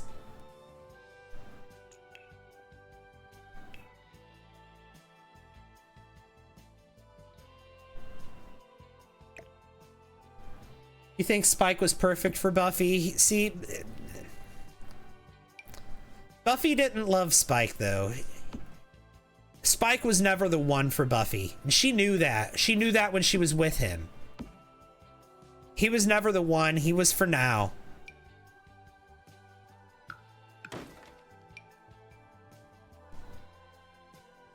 Every time she was with him, he was just the one that was there.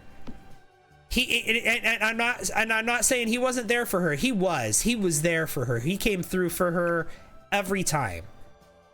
Never once did he fail her or do her wrong.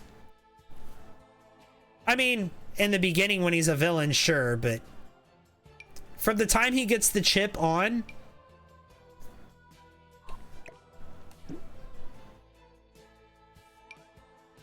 and then once he has a soul, especially after he has a soul, like... Did I hear they're doing a Buffy reboot? Yeah. Oh yeah. I'm very excited about that. Okay, I like this desk. Let's do that.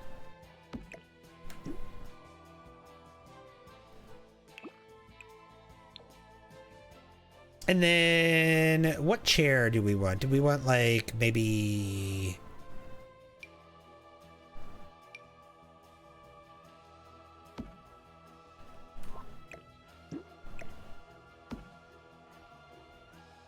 Do that?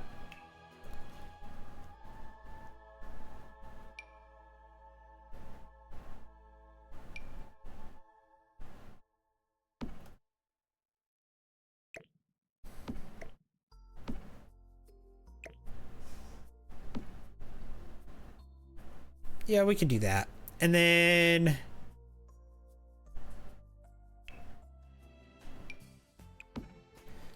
We'll get this because we're going to burn the house down.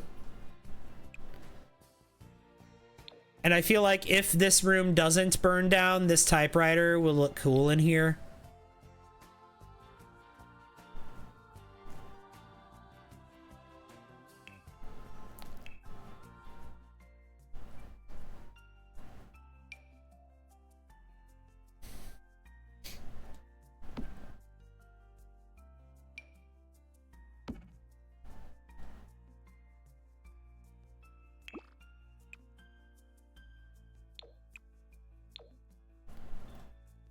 We can do that. And then... Yeah. We need art. Especially like here, maybe. And in here.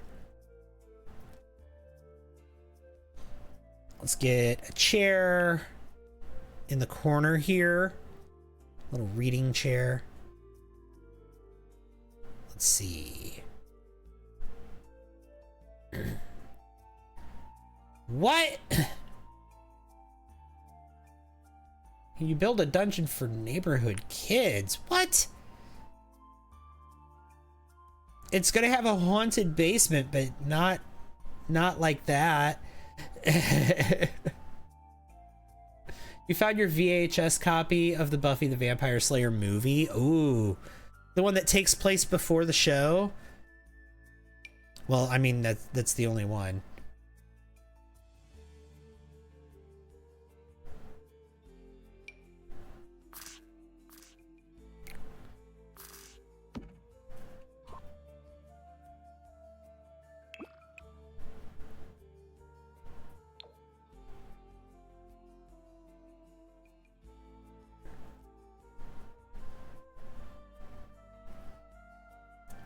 Rip Luke Perry.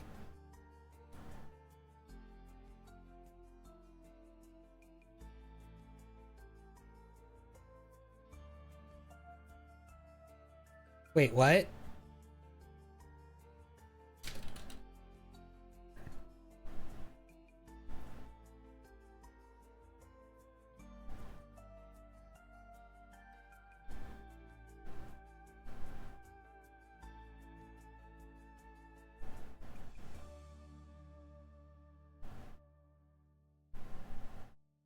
Oh. Yeah, that was recent. I think I remember that, yeah. Oh my gosh. I'm pretty sure I remember that. I haven't seen much stuff that Luke Perry was in. Hang on. Let me look up his movies.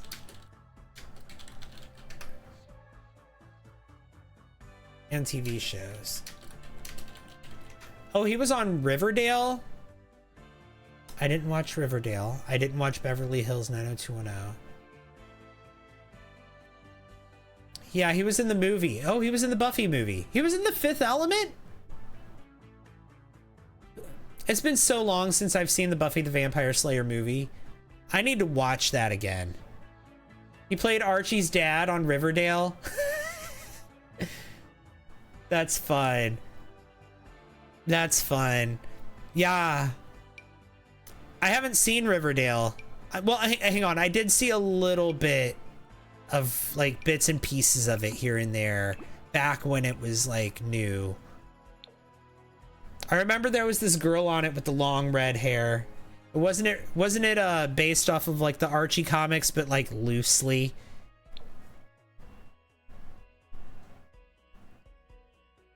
Any tips for streaming the first time? Don't forget to save. Oh, thank you.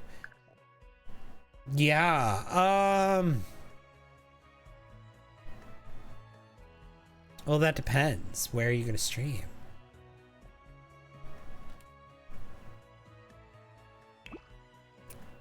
Thank you. Thank you. It's like the twisted version of Riverdale. Thank you. Oh my god, thank you. Oh my god. The banana and a sour daddy. Thank you, Angie. TikTok studio for Sims 4 building.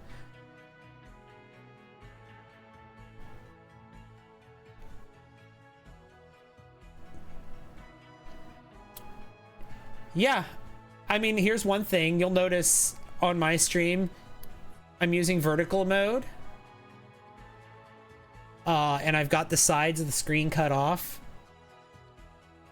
Most people are fine with that. Most people are fine with that. You don't have to show the whole screen.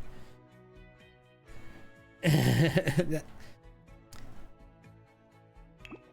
lot of people try to shrink it down to show the whole screen. You don't have to do that. In fact, it's harder to see what's happening when you do that. You can cut the sides off. But don't go in too far, because if you go in too far, then then you can't see what you're doing. I don't know, that's a random piece of advice. I don't know. Like, I get nervous every time I stream.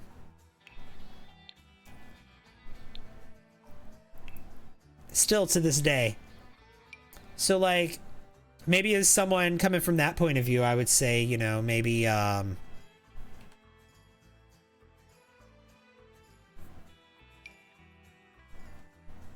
don't be afraid to have a little routine, right? Before, like, when you hit go live, you have a minute, right? You don't have to start talking right away. You have a minute to have like a starting soon or just a moment, you know, to have that breath before you start talking. And utilizing that to maybe take a drink. Utilizing that moment to take a drink, pet your dog or your cat. Do something that takes just a couple of seconds to calm your nerves. I found really helps.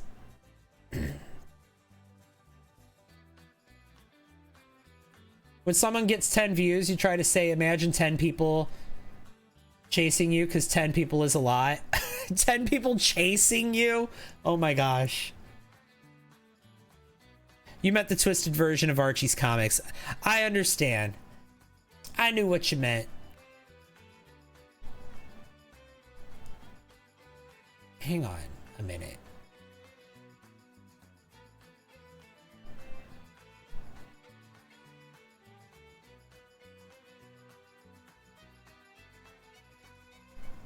Do I have advice for someone just starting out with getting low views? Yeah, here's the thing. With live streaming, they like to push live streamers who have other content for people to watch. You're going to spend more if you want to like build up a following of people who consistently show up to your streams.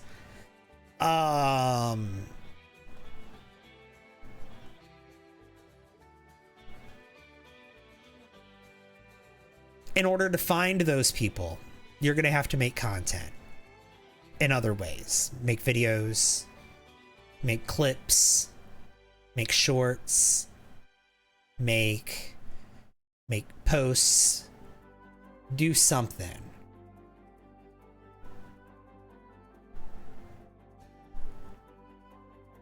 It doesn't just put someone on the For You page when they don't do. But I mean, if you've got access to TikTok Live Studio, then you've probably been making posts. So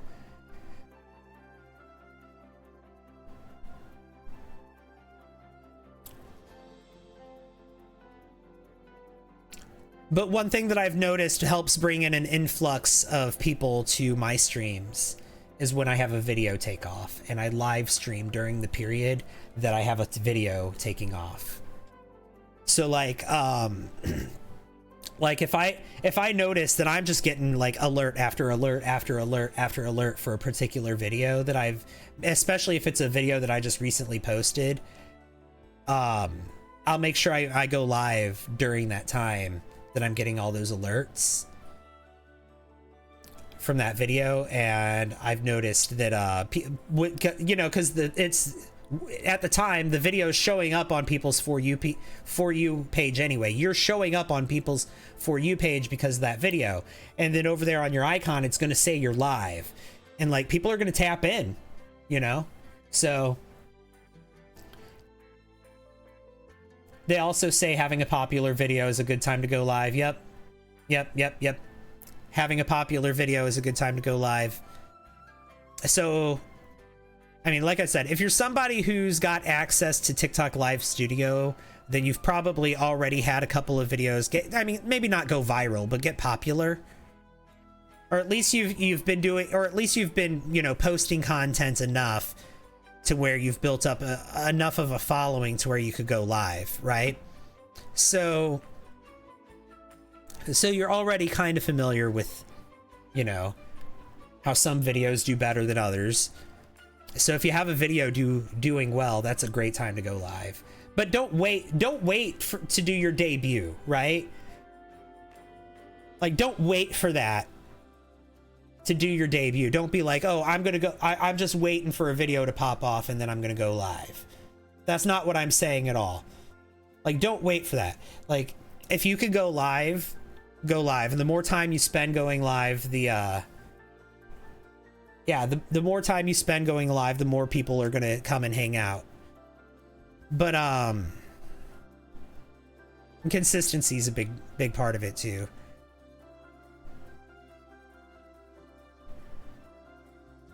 But what I'm saying is during that time, like let's say you have like a routine where you go live like 2 or 3 times a week.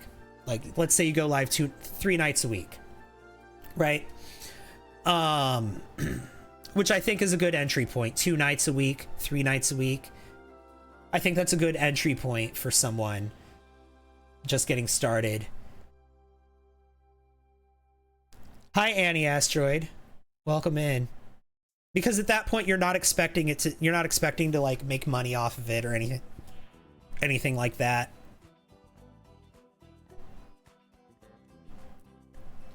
They like people who have a schedule. Well, it doesn't necessarily have to be a schedule. Like for me, I'm neurodivergent, and I'm neurodivergent in the way where schedules and me, I like, no, nope. I don't do schedules. I can't make a schedule. I can't stick to a schedule. But that doesn't mean I can't be consistent. So like for me, I'm a big insomniac. I'm up all night playing The Sims anyway. So that's what I go live doing. I just go live doing what I was going to be doing anyway if I wasn't going live. And that's staying up overnight playing The Sims.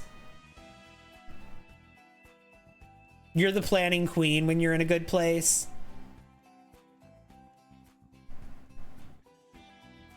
Is 2 nights a week good for starting out? You get 2 days off per week, but it's always good time. I think that's good for like, yeah, I think that's good. TikTok wants more from you. If you want to actually really build it up, the TikTok wants more than that. They want you to go live at least 3 times a week, but only for a minimum of a half hour per live, right? So, excuse me.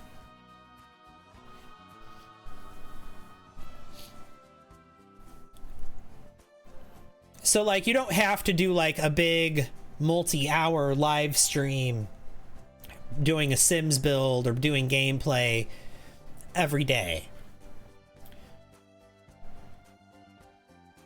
I think TikTok, they want you to do it at least 3 times a week if you're trying to do it seriously. They'll let you do it twice a week though, and I think twice a week for someone who's doing it as an introductory point, kind of as a hobbyist, like you have a full-time job, maybe even you might have like kids or something, you've got other responsibilities. I think 2 times a week, I think that's enough for you to jump in.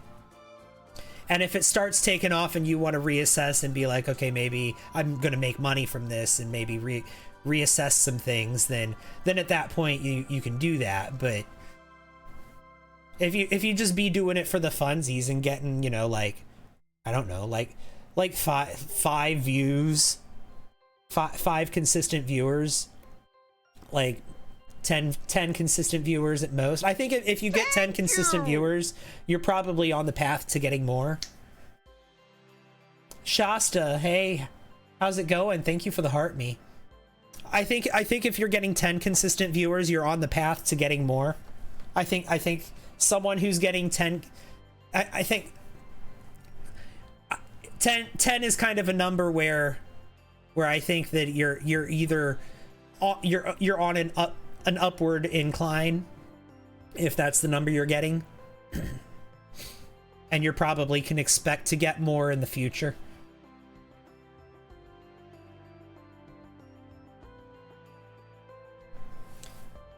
Thanks for this perspective. Oh yeah, absolutely. You made your friend in The Sims, captured a family, took their family, left them in water, and then said to him, hang on, and then sent it to him saying you're next. Oh, send it to him saying you're next. What happened, Annie Asteroid? Annie, it sounds like you were the villain in that story. Angie, I see those I'm new here's. Thank you.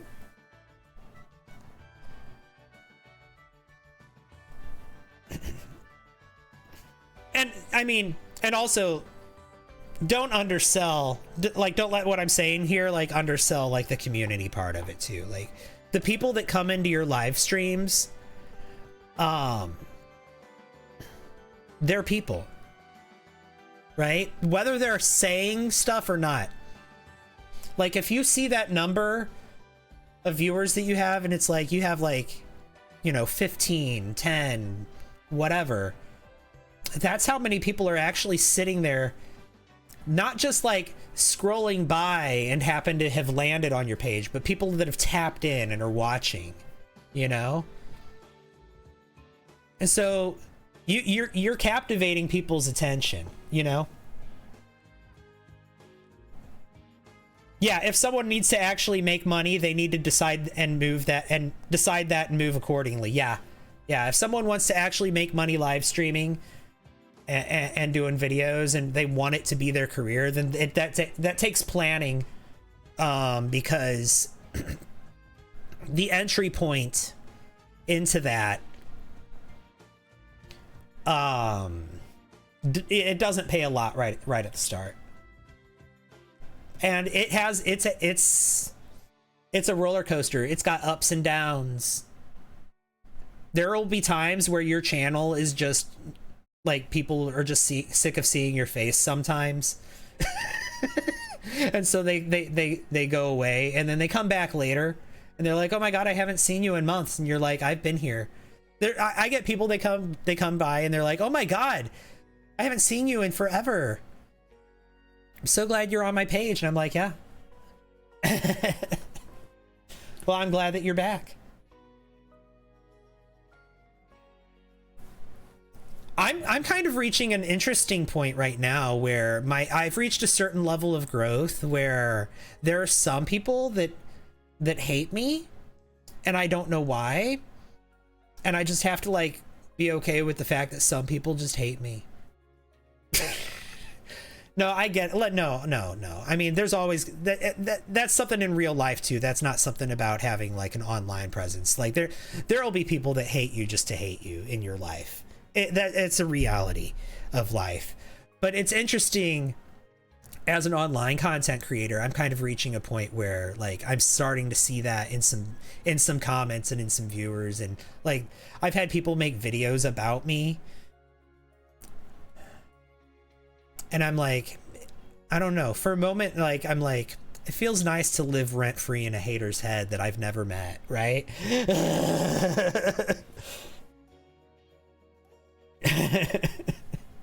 Like, I don't know, I kind of see it as like a moment of like, whenever somebody like makes a video publicly hating on me or something, like I'm kind of like, I have a moment where I'm like, oh my god, I'm relevant. I'm relevant enough for someone to hate me. Wow. They hate you because they ain't you. That's funny.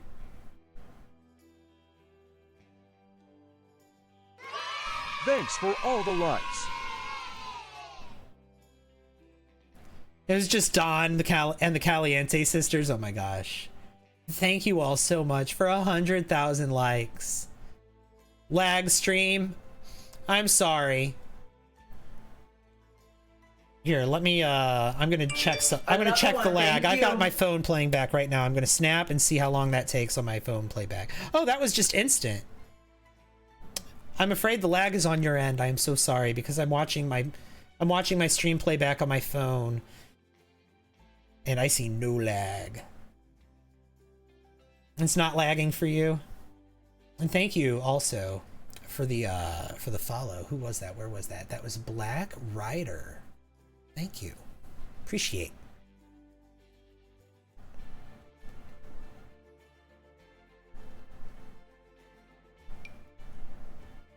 I'm sorry that it's lagging on your end, though. Where are you from?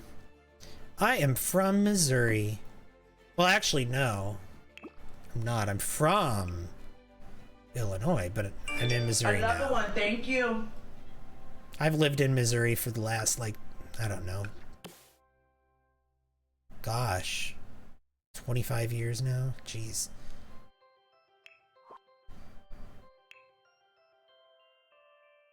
And also, thank you for the follow. Do I use any mods or CC? I do, but I don't use a lot of them. Like, I don't use anything that's going to affect my ability to upload this to the gallery. Also, thank you, Quentin, for all of those hand hearts. That is so kind of you. Thank you. Wow. Thank you so much. Oh my god, guys, we are 2 gifts away from finishing the gift gallery for the week, too. Look at that. Thank you! M-Dog, thank you for the heart me. Speaking of those, we've got, what, 20 of those now? Yup. Well on our way to 50. Thank you! Oh my god. And a couple more hand hearts. Quentin, thank you. Thank you! It's not like my own Sims are any better. She has twins to take care of. Love that the world wild media is like, let us hate on the Danish zoos. What's going on with Danish zoos? I haven't heard anything about Danish zoos. Quentin, thank you for the heart me. Appreciate.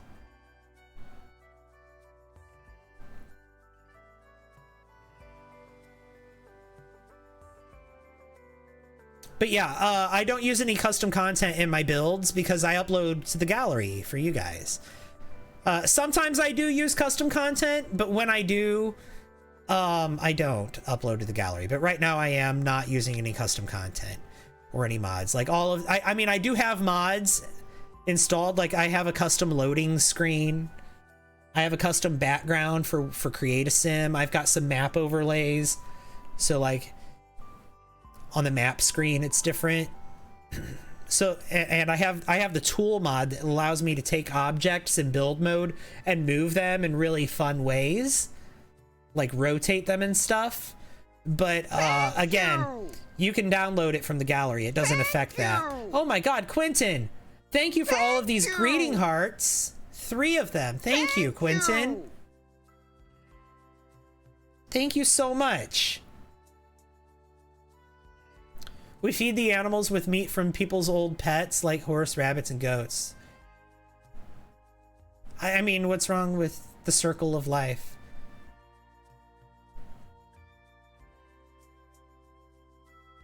I mean, I'm assuming they're donated willingly, right? Hi, Jade. What's the house for? Will you play it, or is it just for the gallery? I'm gonna burn it down and then I'm gonna play in it. My vampire hunter is gonna live here in this house.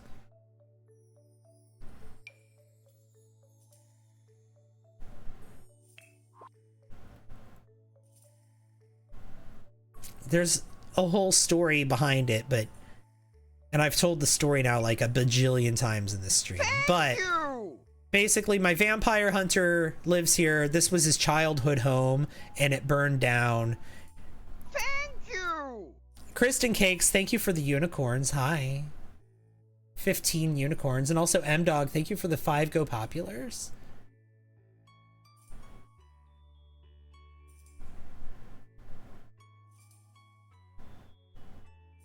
Yeah, aren't they animals that have passed, though? Yeah, they're donated.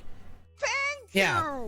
They're donated deceased pets, like horse, rabbits, and goats and stuff. I don't see the problem. Addison, thank you for the heart me. I don't understand why people are upset about this.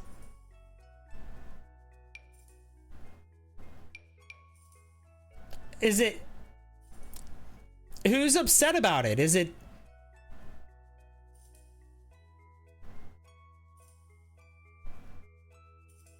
Who exactly is upset?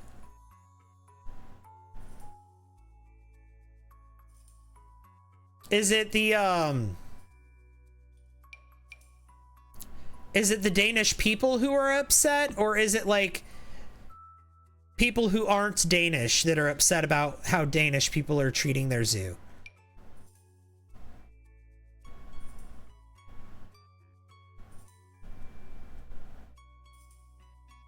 No, it is not Danish people. Okay. Thank you for that clarification. People who don't read articles past the headlines. Okay. That sounds... Okay. Suddenly, this makes a lot more sense. Yeah. Okay.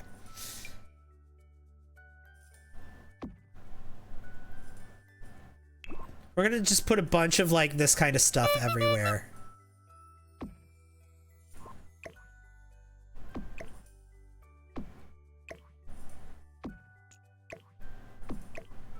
There we go. And also, thank you so much for the hydrate.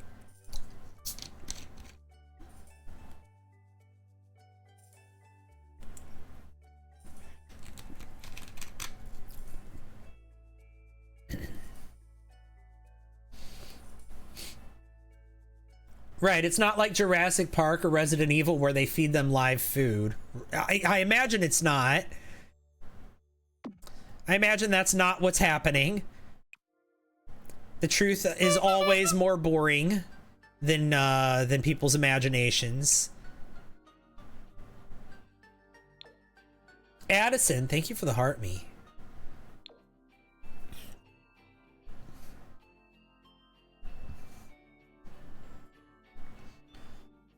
I'm so indecisive, just like you, and you only have some of the packs. Oh yeah. I can be pretty indecisive with this game. It takes me forever to build something. Getting more content just compounds the problem. Because I always feel like I have enough and then I get more.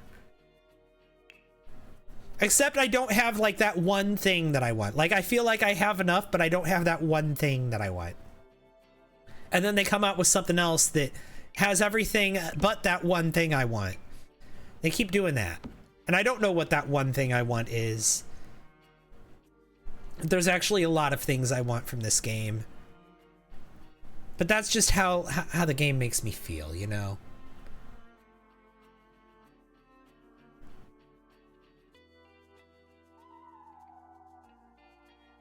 I don't know why I just put that in the kitchen. I guess it's fine. I haven't done the kitchen yet, so. I feel like I want to put something here. Oh, you know what? Tools of fire. Boom. Yeah.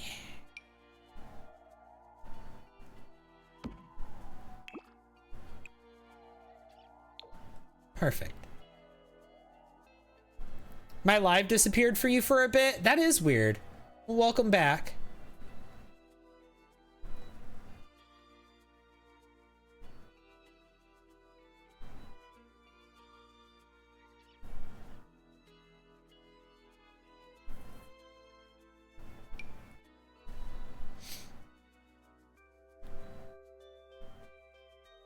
Oh, that's Touch Grass Weekly. Ooh, you know what?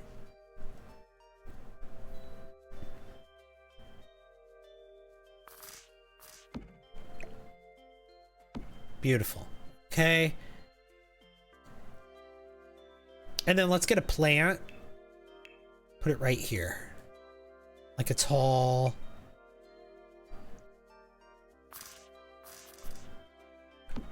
Perfect.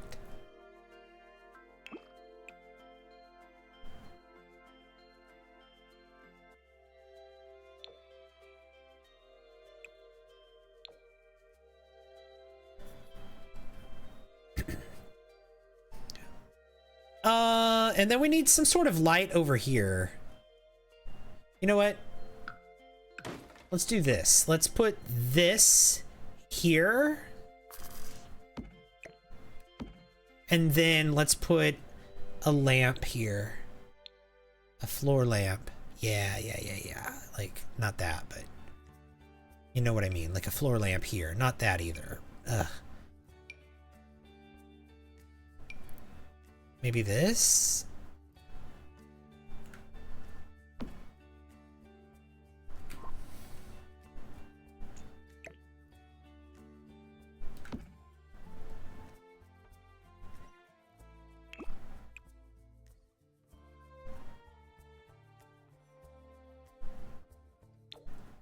There we go. Beautiful.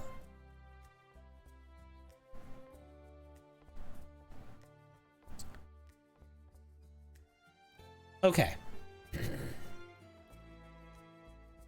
Sims furniture is why you can't build without CC. Is that a fan? Yep, that came with the Restoration Workshop kit.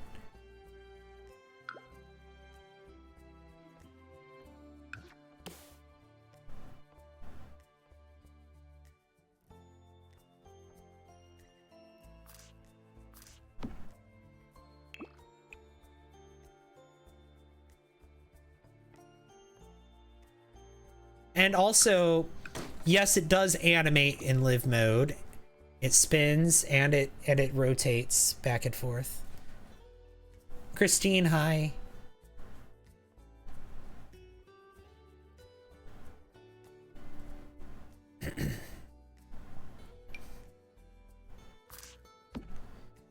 And yep, that came with a kit. Which is the most shocking thing about that fan. This is cute. That goes really good in here.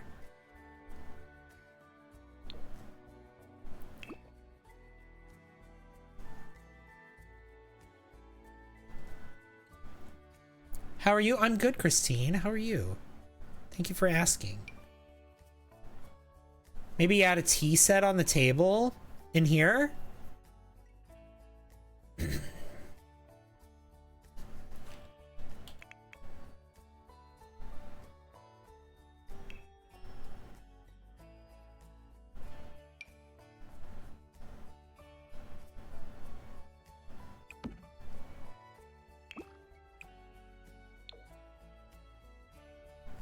There we go.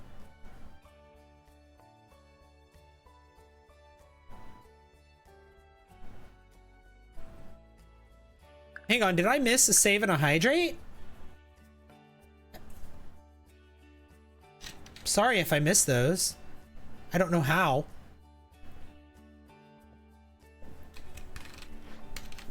How's Buffy? She's good. She is asleep, literally right there. She's right there. She's right there. Passed out. Just to save. Okay. Sorry I missed it. Oh, there was a hydrate a moment before that, so.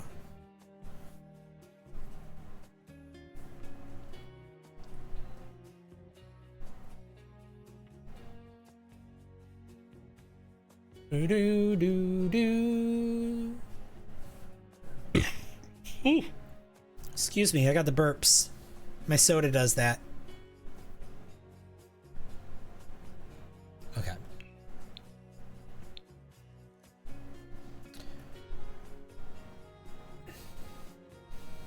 want to put something here.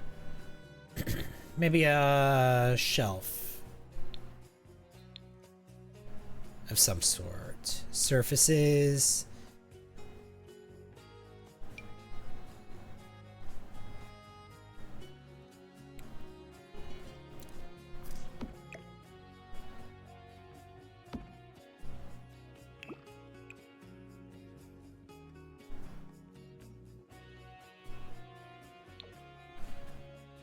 Go.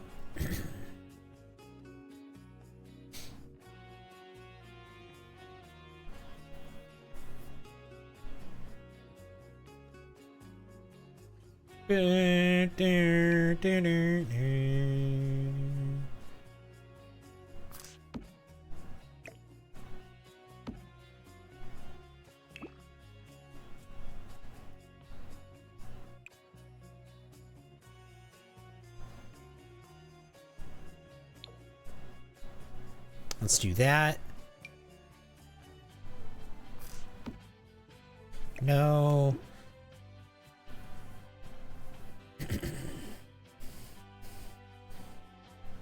I don't know. I don't know. I don't think that goes.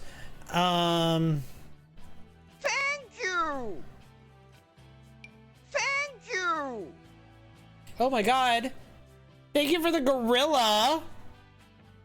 And the hi friend. Harley, hi. How are you?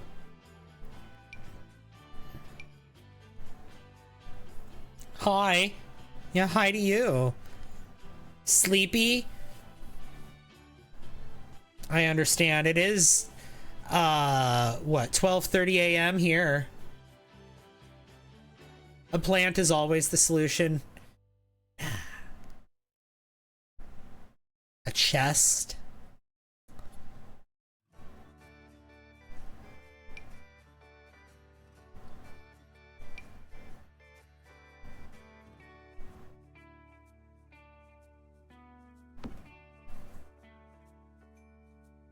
No, this like dining room.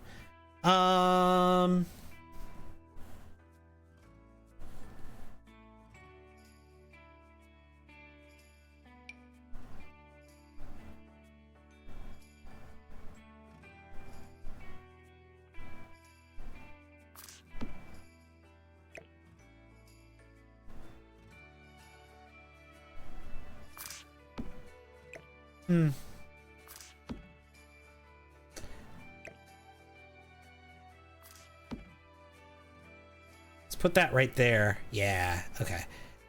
I'm still looking for things to put here, and I'm finding things for other places. Ooh.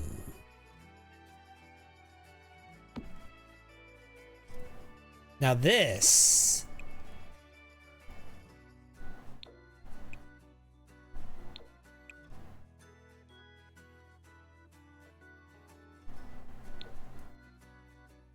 No. No. Yeah, I don't know. I don't know what I want to put here. Not that. Not that. Maybe another item. It's not showing the image. What's not showing the image?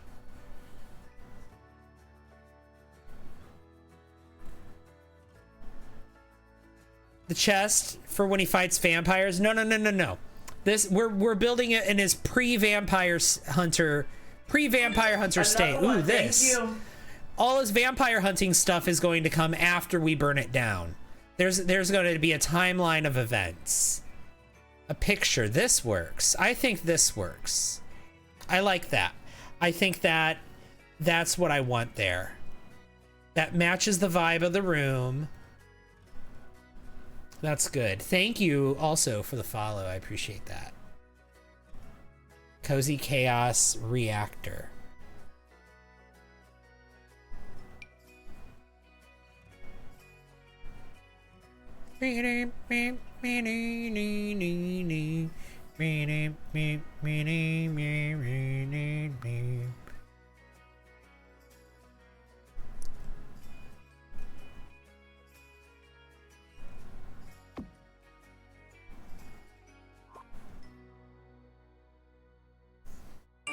Another one, thank you.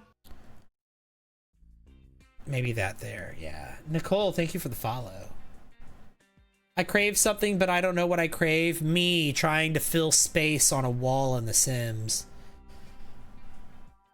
You ate too much, you're in pain. I'm sorry to laugh. Oh. Anybody have their favorite snack? I can't eat my favorite snacks anymore. They're too unhealthy.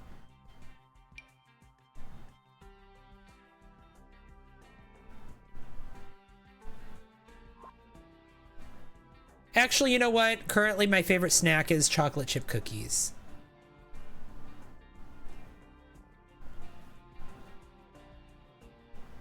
Oh, the dog? It's not showing you the dog? It's showing me. I'm seeing it. That's weird that it's not showing for you. I'm seeing it on my playback and on my streaming software. That's so weird. That's my Buffy emote. Yeah, chocolate chip cookies. Yeah, that's probably my favorite snack, I would have to say.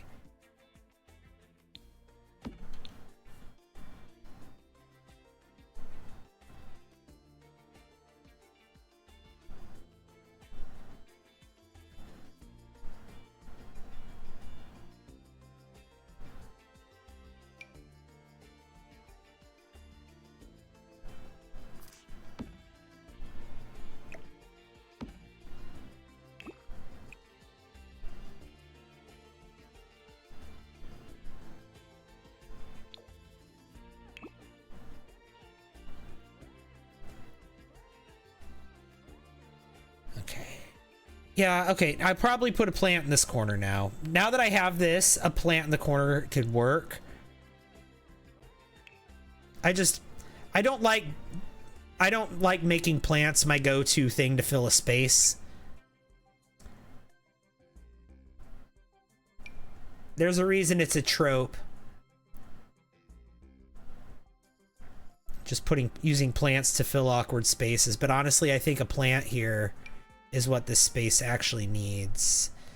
So, not like that though. Oh my gosh, that is a bit much.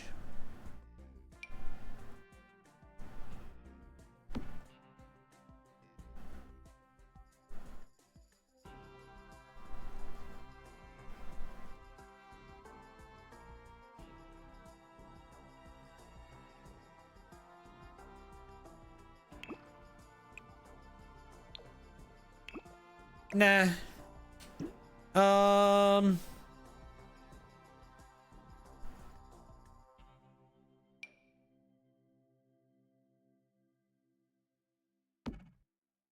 Maybe this?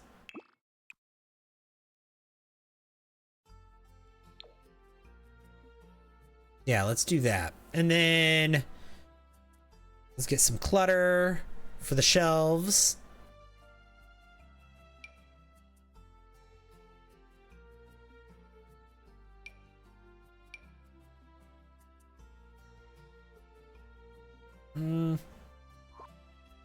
What kind of clutter? We can have that. We can have that. We can have these little books here.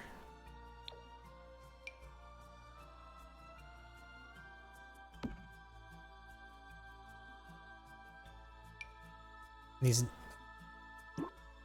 nostalgic video games. We'll put those right there. There we go.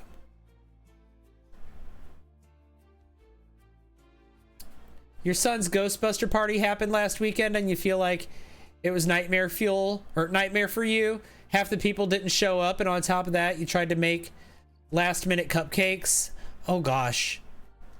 Yeah, books and knickknacks. Yeah, I'm sorry.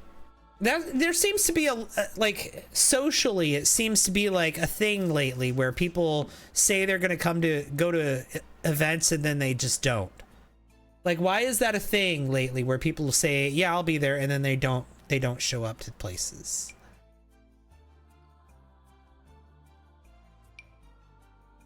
Why did we as a society start accepting that socially?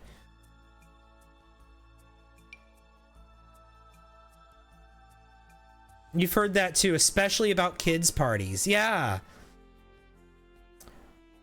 Why is this a thing that's happening in society now? You feel like that's so rude. It is. I agree, that is rude. He did love it. He has no idea about the stress. I'm glad for him. I'm glad that he loved it.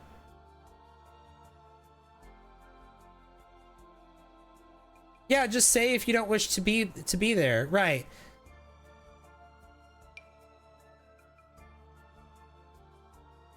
Also, you spent so much money trying to make it Ghostbuster themed. I'm sure he loved it though, right? Like I would have loved a Ghostbuster theme party. I still would love a Ghostbuster theme party. Would someone throw me a Ghostbuster theme party?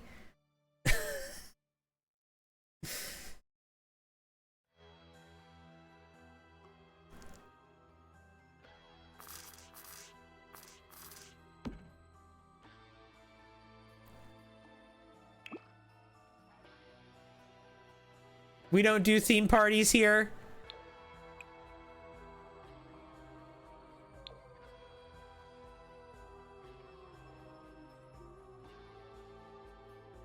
Yeah, why or how a 4-year-old would love an 80s movie so much, that's his obsession. Yeah, I don't know why that's his obsession. That's so funny though. Has he seen the cartoon series from the 90s? Or maybe it was from the 80s. Maybe it was late 80s, early 90s.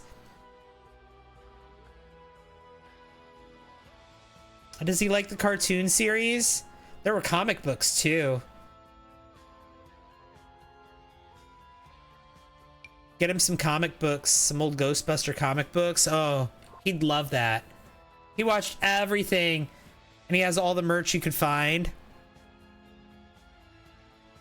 I had like little action figures of the characters from Ghostbusters when I was a kid. I remember that.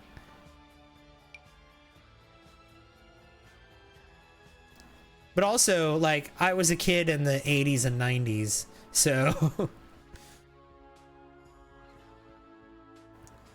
I was a kid in the second half.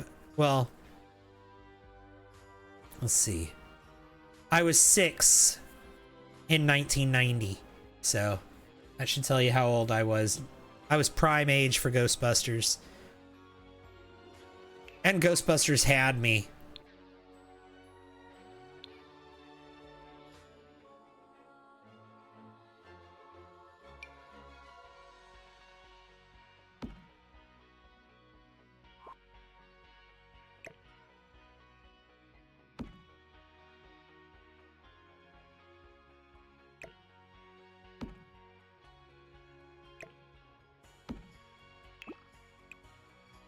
You're about to drop another $30 for a Ghostbuster costume at Spirit Halloween again.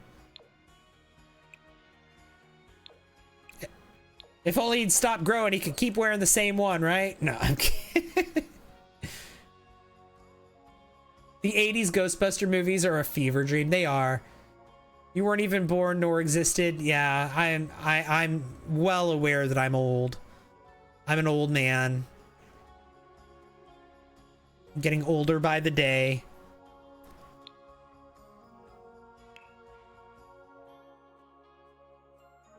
It was the best time to be alive and young. I don't know.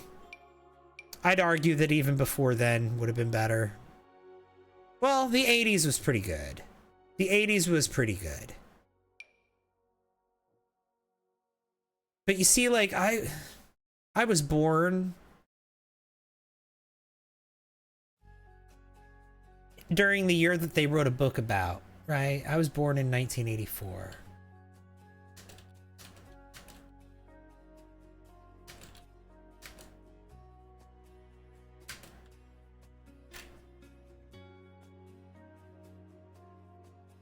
I was born during the Reagan presidency. So, like, everything wasn't great.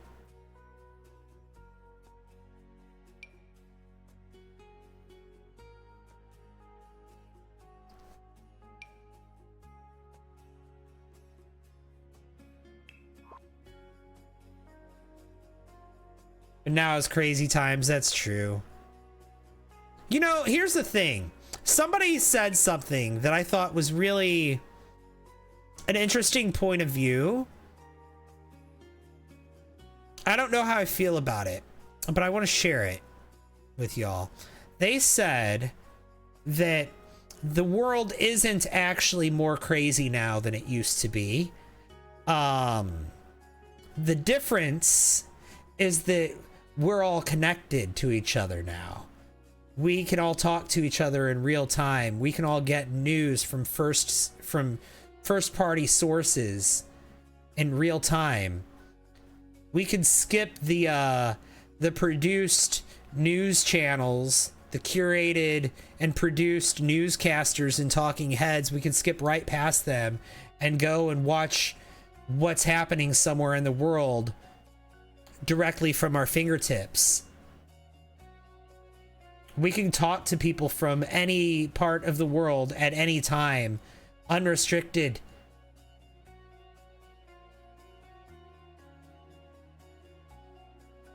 That's the difference between now and then. We have access to a constant flow of information about what's happening all over the world. Do we live in crazier times now than you know, back in the day? Or are we just more aware of what's happening in the world?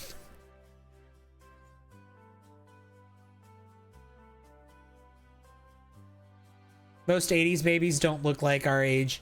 You're 2 years older and you don't look 43. Hello, Vic. I don't know if I like this theory. It makes too much sense. Not enough conspiracy, right? I didn't say it was a theory. I said it was a perspective. You know, the perspective is like, is the world actually more crazy now? Or has it always been this crazy and we're just more connected? And we now have a constant flow of information that we never had before in history.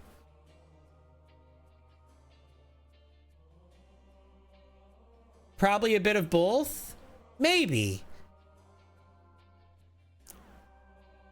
I mean, we keep hearing about unprecedented times. And it's true, like a lot of stuff that's never happened before is happening now. But like that's how the world operates. Things that have never happened before are always happening.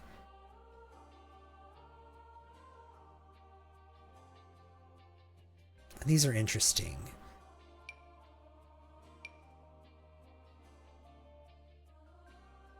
There would be photos of the family on the walls. Oh, you know what? You're absolutely right.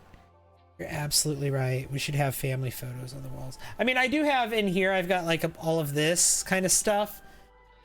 Like gallery walls, and I'm imagining there's family photos in the gallery walls.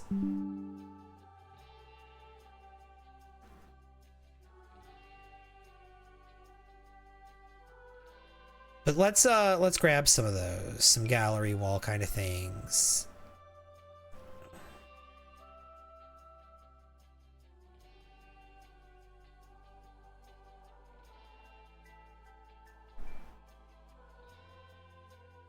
Thank you!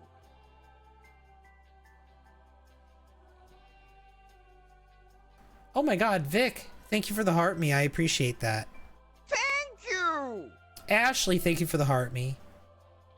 Now, I will say that a lot of what's happening in the world is happening, it maybe is happening for the first time in, you know, maybe your lifetime. A lot of once in a lifetime events are happening in the world all at the same time, it seems. That does seem to be true. There. Maybe the teenager was in the newspaper for his sports prowess when he was a kid. So that's what that is. Hey, Blase Blase, welcome in. I wasn't even, sorry. Remember when you first read 1984? It was really crazy how relatable it is even now. Yeah. Back when 1984 was written, like, that was fiction. It doesn't really feel like fiction now. It feels like a parody of reality. What's happened? Oh no, my mouse died. Hold on. My mouse just died. Let me,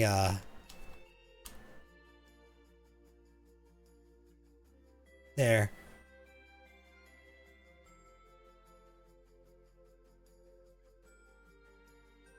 Thank you! And oh my god! 50% of the gift goal. Look at that. We've got 25 heart me's. We're trying to get to 50. Thank you, Otter. How are you? Welcome in. How are you doing? It's good to see you. Hi, bestie. Your mouse charges on the bottom. I don't know what monster did that. You have that Apple mouse, don't you? I know what mouse you have. Thank you! Thanks for all the likes. 125,000 likes already, too. That's incredible. Thank you. Maybe some diplomas? Yeah, maybe.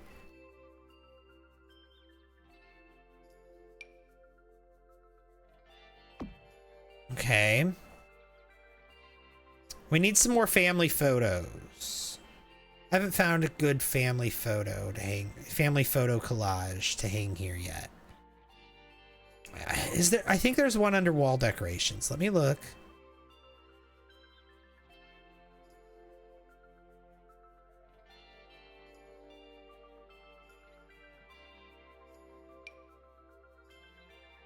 Well, there's this. It's not what I was looking for, but this might...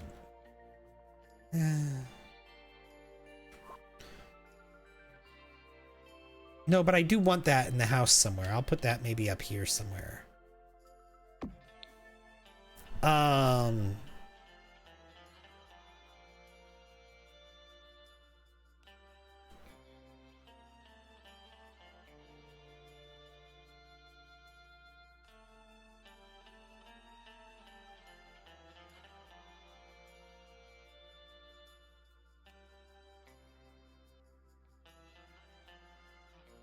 My friend wasn't actually into The Sims until I told him what I did to that family, which is... Oh, no.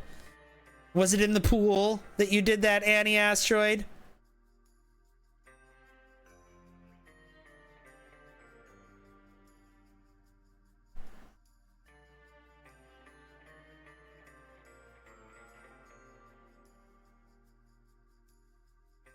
Only 3 hours left?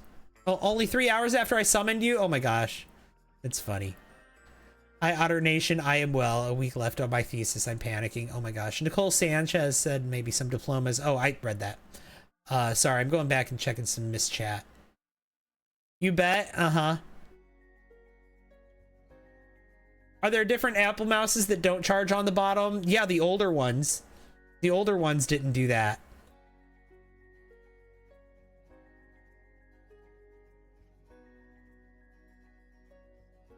You want to know what's funny? Doing one small teeny tiny thing for myself and feeling pretty. Aw. I have 12 different types of mice.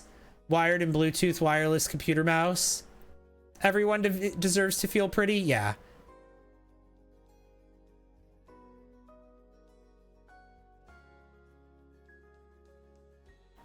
And Shasta. Hang on. What are you saying? Hang on.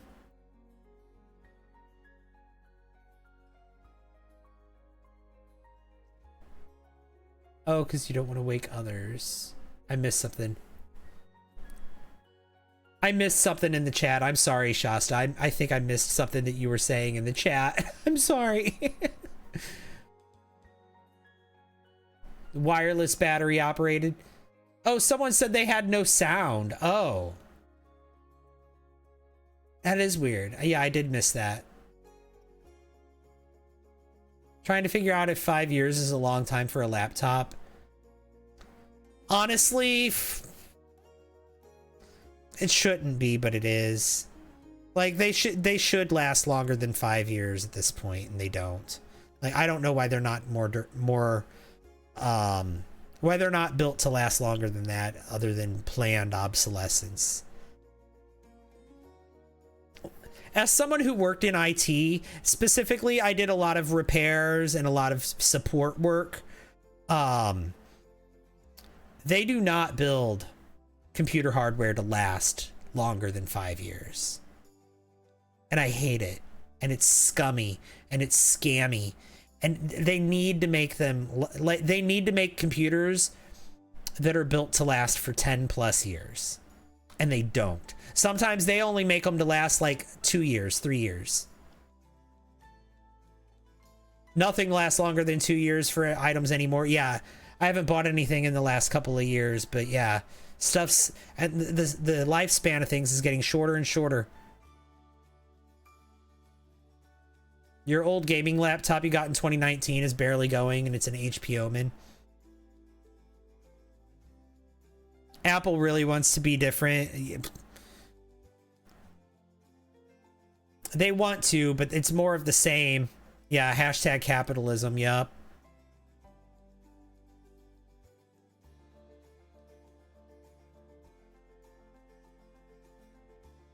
Has additional disk space too.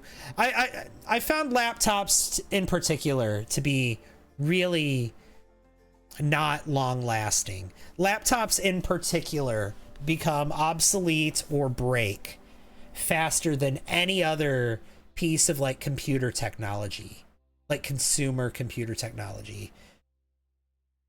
I mean, sure, there might be an outlier like smartwatches. Okay, maybe smartwatches don't last as long. Or smart glasses, you know, okay, sure. But like most consumer technologies, I think, most commonly used consumer technologies, I think laptops are the ones that don't last as long as they should. They're not built as well as they should be. There's a lot of corners being cut. A lot of proprietary crap going on with them. Different manufacturers and different companies refusing to standardize on some things. And so you have like, oh, if you have this brand, then you have this, and you have this other brand, you have that. It's not quite as bad with desktop computers. Desktop computers, I've noticed, can, like, you can upgrade them, you can change out the parts. That's still a thing you can do with most desktop computers. But laptop computers, like, because you can't do that, I don't know, that cuts into their lifespan quite a bit. You gotta go to bed? All right, V, I'll see you later. Thanks for hanging out. Your husband's getting into building PCs. Kitchana, thank you for the heart me. How are you? Hi. Your Apple Watch Series 1 that you had got in 2016 didn't die until last month. Yeah, but now if you go buy like an Apple Watch now, it's gonna be obsolete in a year. You'll have to buy a new one in a year. Like, that's what I'm saying. I had a Sony smartwatch back in the day. I really liked it.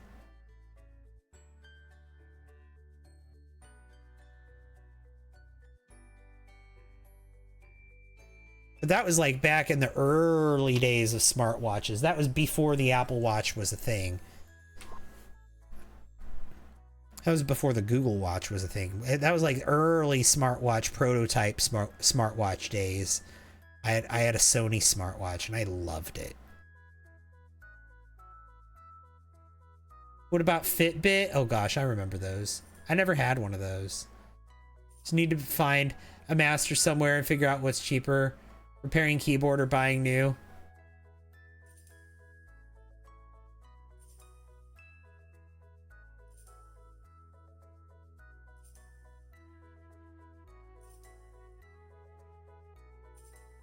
I don't know what gen my Apple Watch is. I had an iPhone that quit letting you update forever ago.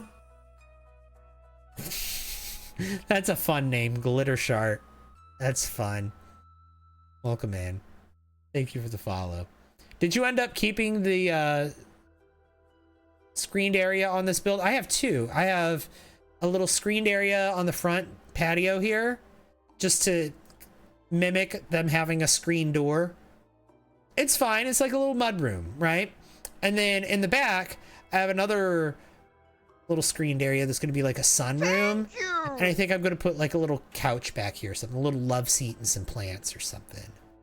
It'll be cute. Do I use the Sims 3 camera? Yes. AK Squid, thank you for the golden gamepad. Y'all, we're at 27 heart me's. Keep them coming, guys. We'll get to 50 in no time. Keep them coming. Thank you, thank you, thank you.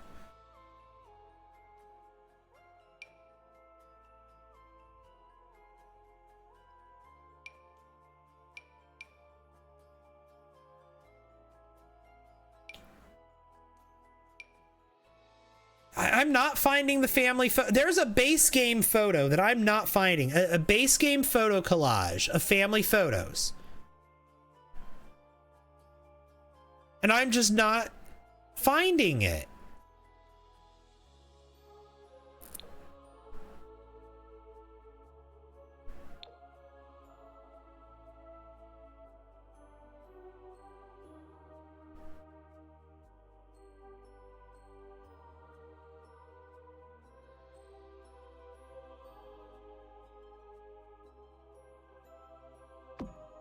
That's Justin and Supriya Delgado.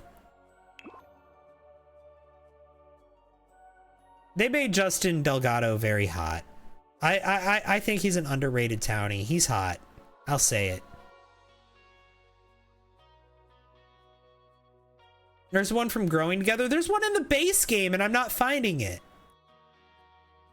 I'm looking for a very particular one.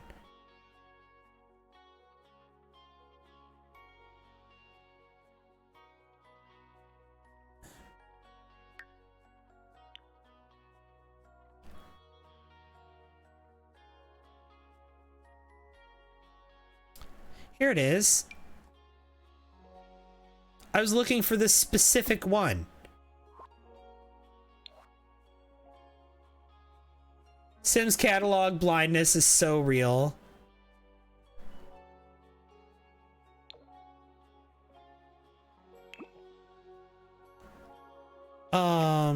Now where do I want to put it?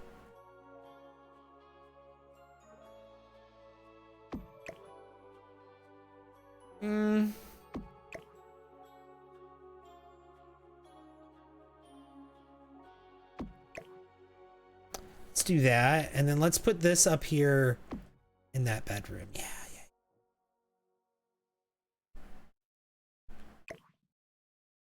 I knew exactly what item I wanted. It was this. I just wasn't finding it. How's Buffy? She is passed out.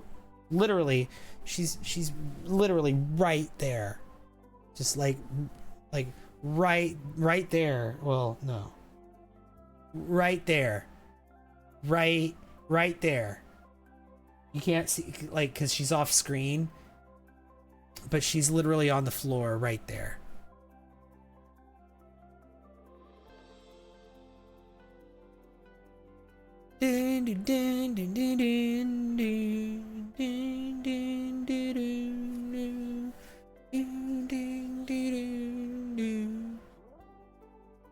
Okay. So I guess we're done with this now. Oh no, we need a different light. Thank you. Otter, thank you for the "you're awesome." Thank you for the "I'm new here." Yes, you are. You're new here. Welcome in.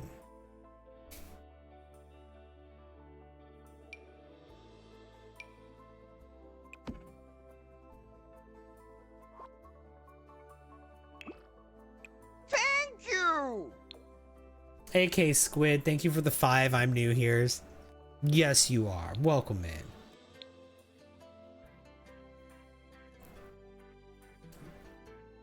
What pack is that wall damage from? Oh, this? The wall is from werewolves, I think. Yeah. On the outside. And then this, like the vines growing up it, that's from vampires.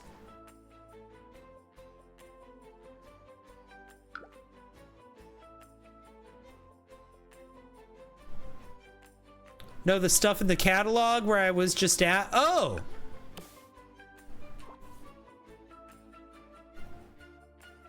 Like this kind of stuff, like this. This is from vampires. Like vampires has all this stuff. And I might add a bunch of this stuff when we burn the house down, honestly. So vampires has all that kind of stuff. But then we also have this from Cats and Dogs, which is like scratches. We have this is from Jungle Adventure, and it's just like cracks. And then this one from Werewolves has different swatches on it for different things, for like peeling wallpaper and cracks in the wall and scratches. So we can do like a peeling wallpaper moment, like here, like up here in the corner. See? That's from Werewolves. This brick right here, this is from one of the kits, the basement kit. The basement treasures kit. And it has all these different swatches.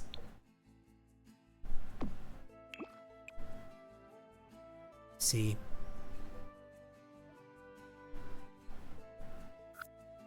And then For Rent has this, and then it has like this kind of stuff with it too.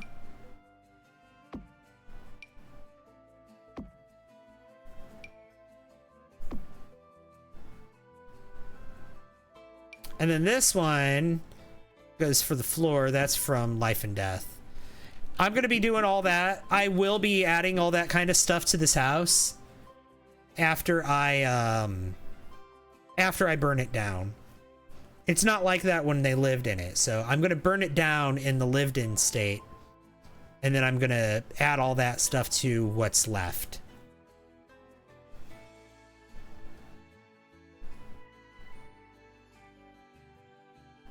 You never think of occult packs when you're buying because you mainly build, but you would love that stuff. Yeah. Oh no. vampires and werewolves are both great packs for builders. And Realm of Magic, honestly, but vampires and werewolves both are great packs for builders, especially if you want all that like all the messy, nasty stuff. Strangerville comes with some stuff like that too. Oh, here, For Rent comes with even more of this stuff too. But yeah, Strangerville comes with this. And these have a red swatch. Just saying. And if you double them up, it can look pretty horror. So if you want to make a horror inspired build, Strangerville's a good one to have just specifically for that. If you could choose only one of the ones mentioned, what would I say? Ooh. Okay, here's the thing. I'm a bit biased because Werewolves is my favorite pack of all time. Right? That's my favorite pack, but if you are just like, if you're just a builder, Werewolves is great, don't get me wrong. But you might like vampires more, specifically for getting all of the spider webs. Oh yeah, I didn't even show you this. The spider webs, those come with vampires. All of these cracks and wall damage, that all comes with vampires. All of this comes with vampires, right?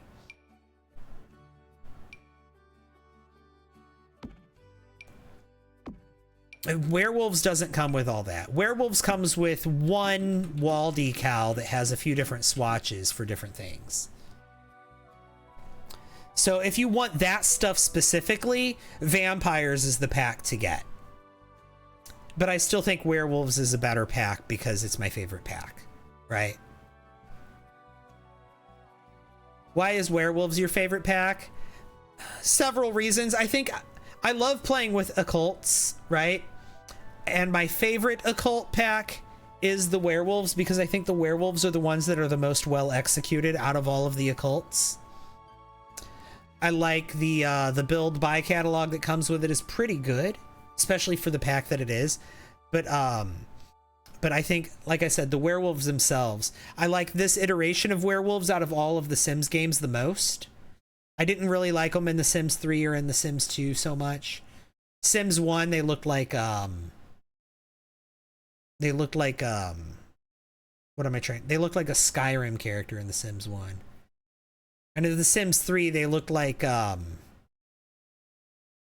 don't know. They were just like the iteration of like a guy wearing like a bunch of fur on his arms and having husks for some reason. Or tusks or whatever they're called. The big like orc-like teeth. Like I don't like the Sims 3 werewolves at all. Sims 4 werewolves I think are the best designed as far as the werewolves go. I think out of all of the occults in the Sims 4, I think the werewolves are the best executed. Meaning I think they have the best skill tree. I think playing as a werewolf is the most unique experience out of all of the different occults. I like how the werewolf like how the werewolves interact with the other occults. I think the werewolf powers are really well done. I like the werewolf temperaments. I think everything, I like the Fury game mechanic with the werewolves going on the rampage. I think everything about how the werewolves are done is well done. And then not to mention in Create a Sim, like you can literally like paint them and draw them to make them look literally however you want. Literally however you want. And and if you add custom content on top of that, then you can like make them look even more crazy. And I think that's really good.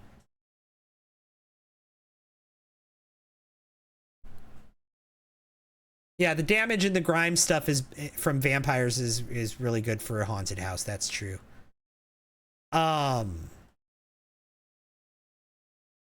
I said, I'm gonna put all that stuff in the house after it burns down, not before. Is the music gonna start playing again in a minute? But then, like, the werewolves themselves aside, that pack has a bunch of lore. She was a fairy. She was a fairy, Kitchana. Thank you. She was a fairy. Why aren't my alerts showing up? At least they're playing. Thank you so much. I appreciate that.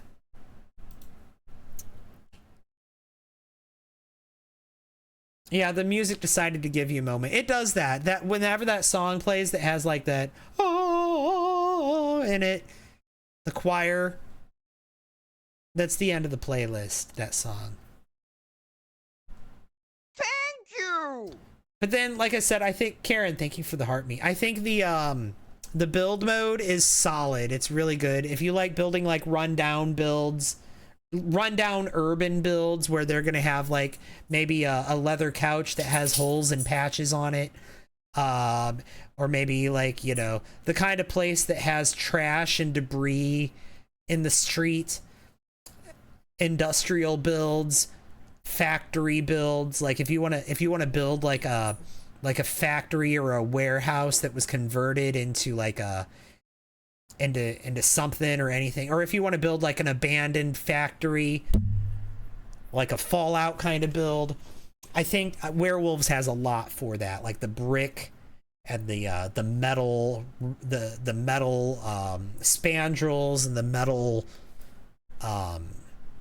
columns and things like that. The metal industrial stairs and the metal stair rail and the metal fencing. Like Werewolves comes with a lot of that. Hey Jeremy, look, I'm looking.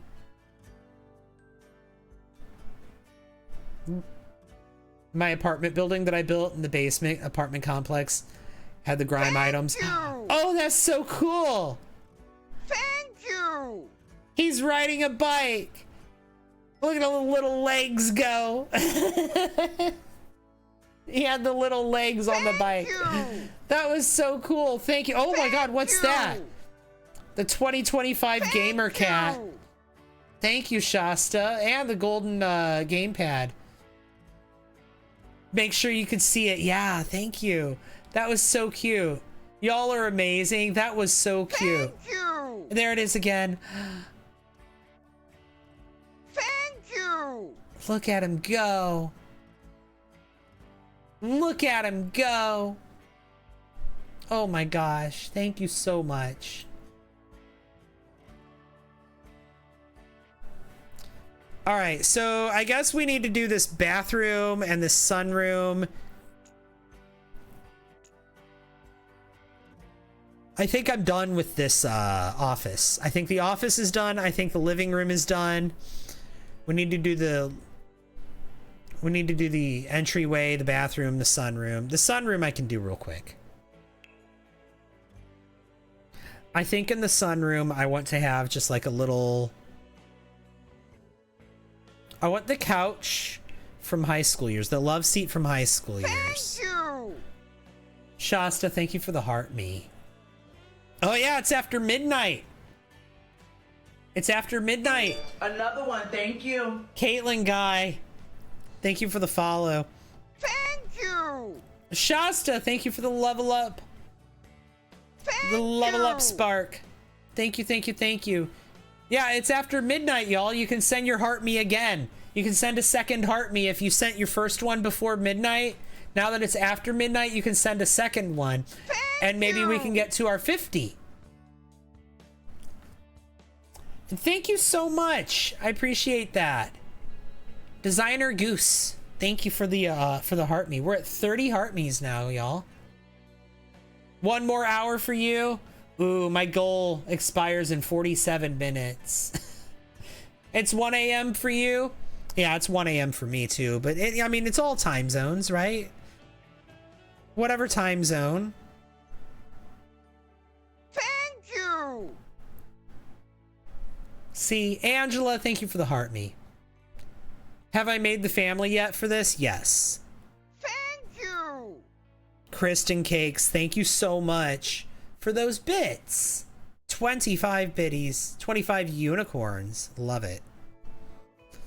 All right, where's that love seat from high school years that I wanted so bad? Thank you. Otter emoji alt account, burner account. I'm sorry. Thank you so much. This is the one.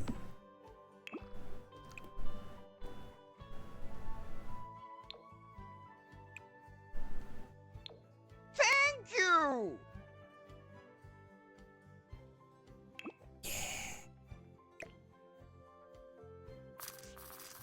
Thank you. Let's do that. Not Otter, thank you for the heart me. Designer Goat, thank you for the popular votes. 7 popular votes. Thank you so much.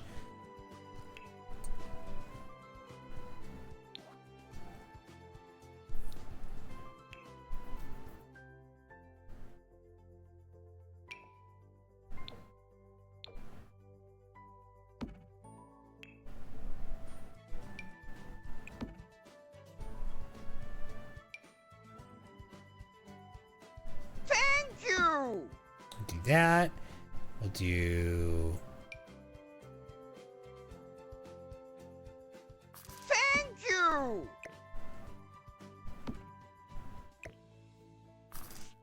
that. The Lilac Photographer, thank you for the heart me, and the I'm new here. Yes, you are. So new. So new. You. Ashley Nicole, thank you for the heart me. Oh, and Not Otter, thank you for the heart me. I missed that one. Thank you. Thank you, Not Otter. Look at that. We're at 35. 35 heart me's, trying to get to 50. We've got 44 minutes left to get there too. We can get there. We can get there. We can do it. Who is she? Oh, the mom of this household and the dad of this household are both passed away. I'm gonna burn the house down. I keep forgetting some of you guys are just tuning in. I'm gonna burn the house down before I play in it. I'm gonna play as a vampire hunter, right? And his family, this is his childhood home. And it burned down when he was a teenager and his little sister was a toddler. And their parents both passed away in the fire. And their ghosts are gonna haunt this house. So what I'm gonna do is I'm gonna build the house, and then I'm gonna burn the house down. And then I'm gonna play in it.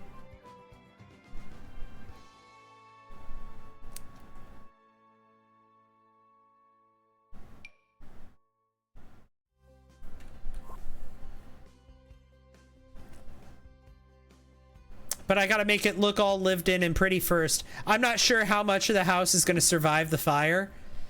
I'm gonna just kind of let the fire do its thing, and we'll see what's usable after that and what's not.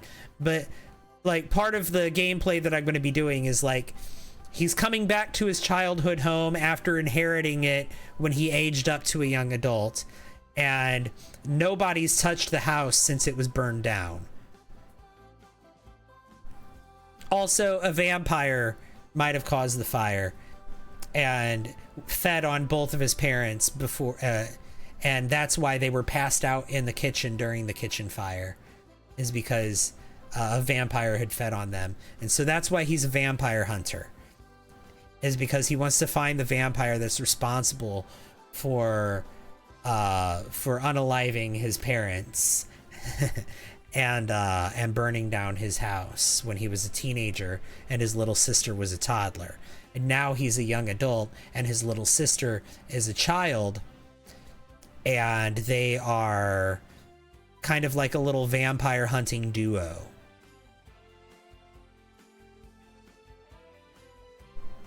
You gotta pause and set multiple fires because it won't let you do it once the fire is started. I mean, I want the house to still be standing when this is done. And I want some items to have survived, maybe some entire rooms to have survived. But also, I'm thinking what's probably going to happen is I'm going to start the kitchen fire. And I'm thinking probably the entire kitchen and this entire bedroom is probably going to burn down. And then the fire might spread to like the stairwell. And then maybe like this area, but then like I imagine like these bedrooms up here in the corner and maybe back here in this area might still be untouched. That's kind of what I'm thinking might happen. We'll see. Also, thank you for the raid. Welcome in, Raiders. Ben AT, hello. How are you? How was your stream? Tell me all about it. Raiders, welcome in. How are you all doing?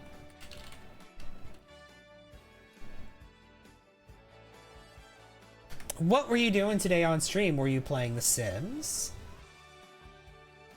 It says you were. That's what the shout out says, is that you were playing The Sims. So much fun. I just got my first family situated tonight in The Sims. Yes, love that. Love that so much. I'm currently building a house for a family myself. Here, let me back up and show you all the exterior while I say hi to the You built a 6-bedroom, 6-bathroom manor and got a 6-person family in there now. Nice big house, nice big family. You said this is your first Sims family? Is that what you said? I think that's what you said, yeah. You got your first family situated tonight in The Sims. Yeah, your first Sims family. You wish you knew how to build? It's practice. You practice and it gets better. First time in a long time. Been a long while since you played Sims. Okay. Gotcha. Well, how did it go?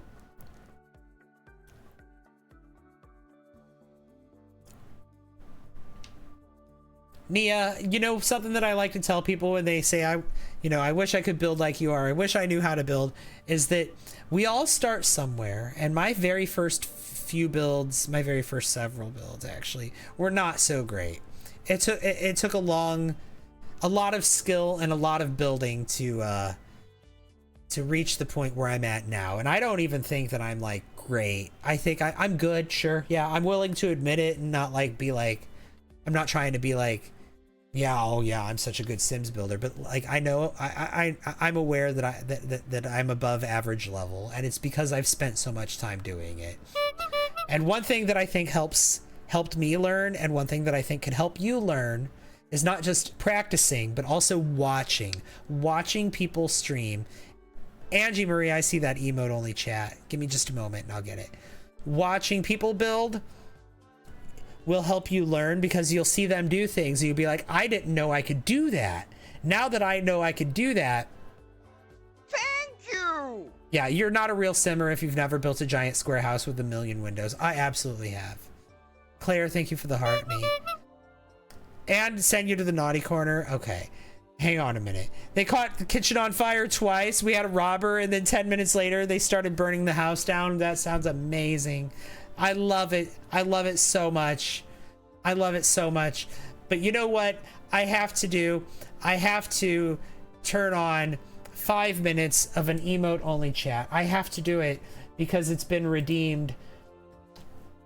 Also, I have to send the person that did it to the naughty corner, Angie Marie.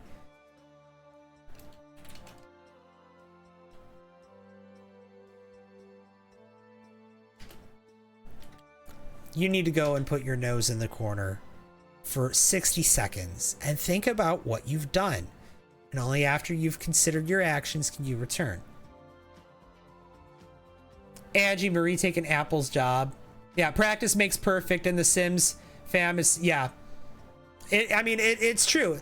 The reason why I have the building skills that I have, and again, I'm not trying to toot my own horn here. I'm just like trying to speak realistically. Like, the reason I have these skills is because I've spent a lot of time building in The Sims.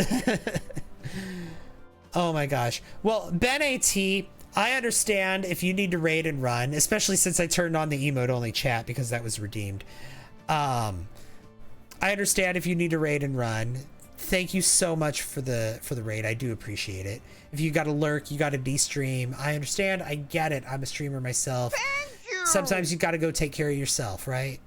Right. And I encourage you to do that. Of course, if you want to stick around and you want to hang out, I'm happy to have you. Either way, though, thank you so much for the raid and welcome into the Raiders. I'm Jeremy and I play The Sims, and I'm currently building a house for a vampire slayer. Lisa, thank you for the heartbeat. Another one, thank you. Ben AT, thank you for the follow.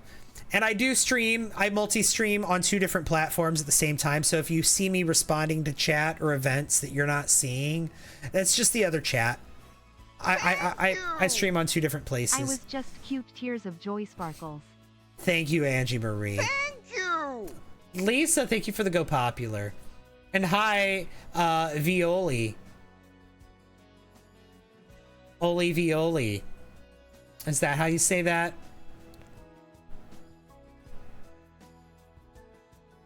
The first Sims houses are always so big. Yeah. And thank you for the hydrate.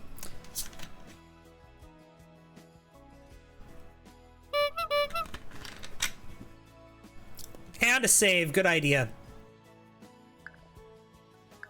So like, it's a canon event, right? You can't interfere. When someone's first Sims house is a mansion that's 4 stories tall, has a big grand staircase, uses every item in the game. Saving is important. Heart hands, light skin. Yes, tone it sparkle. is. Thank you. Yes, it is. Has a swimming pool and a hot tub. One of the first things to learn in the game is proportions. Yup, that's one of the first lessons you learn when you're building. Because one of the first things that you build is a giant mansion. Something that costs a million simoleons, uses every item in the game, has a bajillion bedrooms and bathrooms and sitting rooms and hallways and stairwells, and it takes your sim a half a day to walk from one end to the other. They're late for work every day because of how big their house is, right? Right. This is a canon event. I cannot interfere.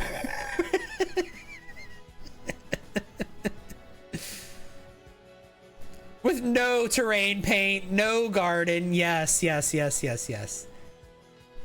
I just described Max's Copperdale High School. Yeah, I know. They're late for class because of how big the school Hello is. from the Funhouse. Tears of joy. Well, tears hey. of joy. Tears of joy. Tears of joy. Tears of joy. Oh my gosh. We've all had those houses. I know. Don't tell me you didn't. Yeah, the chat's like, I feel called out. Yeah, Mad Frog. Mm-hmm. We've all had those houses, right? I think one of the first lessons you learn as a sim builder is, okay, maybe I should build smaller. Maybe I should learn scale. Maybe my bedroom doesn't need to be this big. Hey. You may speak now. Emote only chat is off. Like I said, it's a canon event. I cannot interfere. Oh, every room is a different color? Yeah. So big you couldn't fill it with furniture, so you just have like a big empty... Yeah, every room is just like a big empty room with maybe like a bed in the middle. Like I said, you have a swimming pool and a hot tub and a sunroom and a sauna. A million of the same chandelier, yeah. Another one, thank you. Tall wall height on a 64 by 64 lot. Jess Babe Sims, welcome in.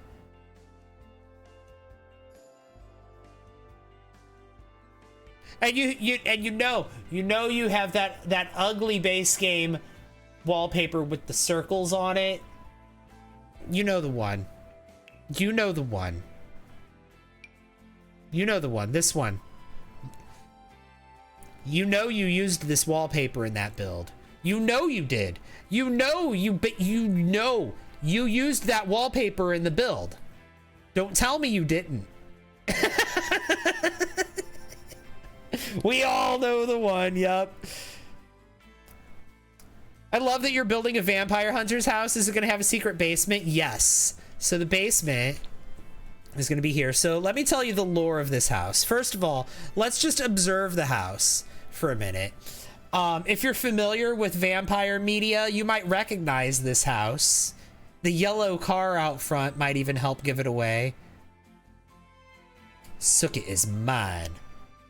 Except this is her house. This is Sookie Stackhouse's house. From True Blood. Except it's not in gameplay and not on the inside. Yeah, this is Sookie's house from the outside. I modeled it after Sookie's house. Your husband loves True Blood? Your husky loves the theme song? Oh yeah. I want to do bad things with you. You were just watching that earlier. I love that show. I'm on the final season right now. So no spoilers for how it all ends for me, please, because I haven't seen it yet. But yeah, this is I mean, it's not like I'm not making Sookie's house. That's not the point of the house. But I definitely made Sookie's house for the outside. I even gave it a yellow car. It has the same wraparound porch. Everything, the screen door. And then when you walk in, there's the stairs right here that go upstairs. We got the kitchen with the round table. Over here to the side. Over here on this side, we've got the living room. Except Sookie's house is just a 2-bedroom. So when you go up the stairs, there's just a bedroom here and there's a bedroom here. And that's it, right? But that's not how I did it because this is a family house. We've got multiple houses here. So I made this house bigger.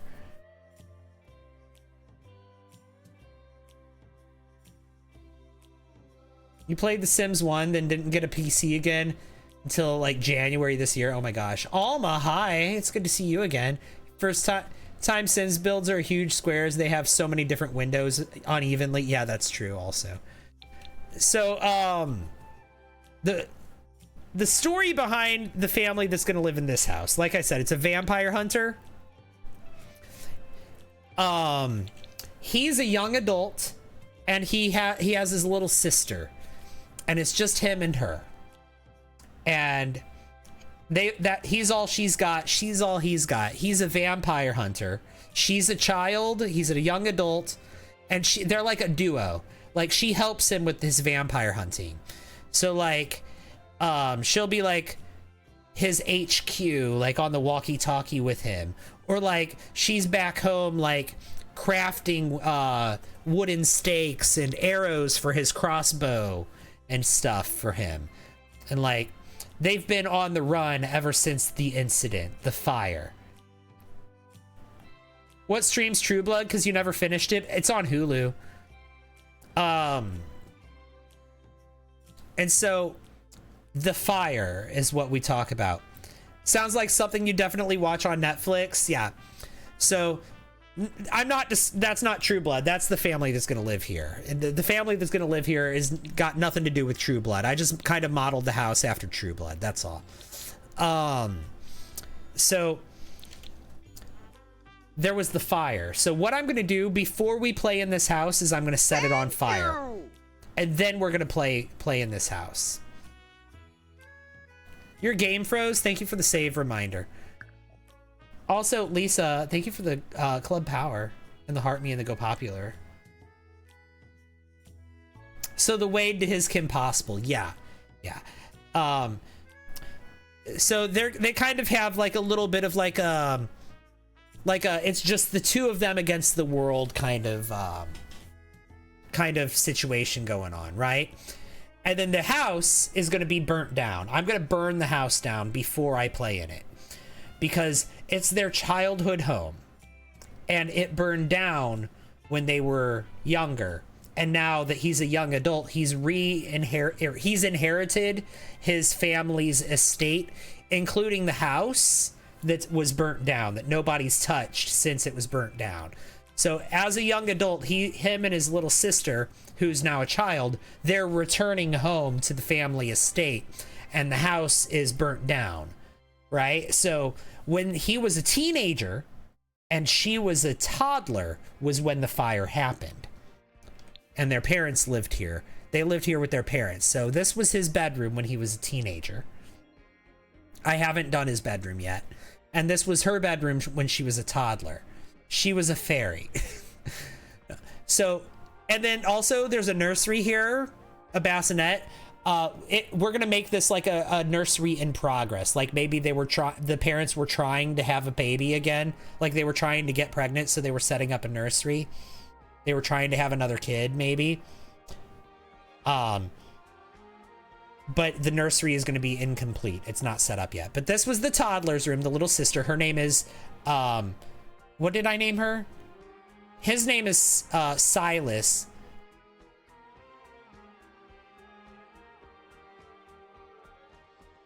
Celeste, was it? No, it's not Celeste. What did I name her? Cecilia. Yeah. Cecilia. Her name's Cecilia. She was a toddler at the time, right? At the time of the fire. So let's talk about the fire. The night of the fire, Mom was cooking dinner in the kitchen.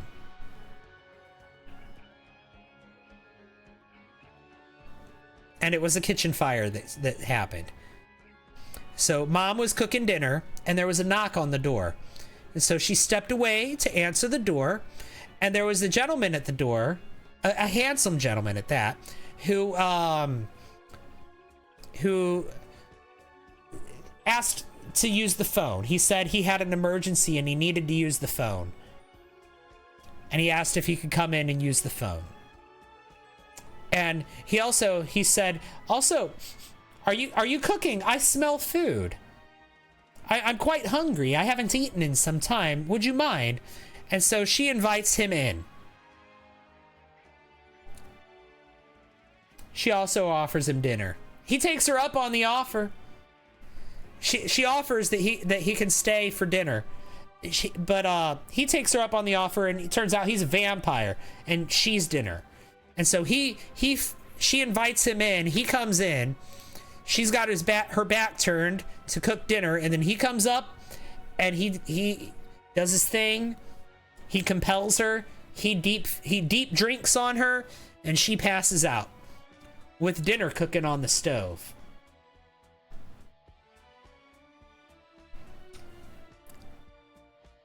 Dad walks in. He sees the vampire. He sees his wife passed out on the ground, and he sees dinner cooking on the stove. And he realizes what's happening. And he confronts the vampire. And meanwhile, the stove starts to catch fire because the cooking's gone unattended. So Dad confronts the vampire. Meanwhile, Silas has come down the stairs and sees his dad fighting this vampire. And he sees the kitchen starting to catch fire. And his dad tells him, go get your sister and get out of the house. And so he does. Silas turns and he runs up the stairs. And he goes to his little sister's room and he gets her. He picks her up and he runs out of the house with her.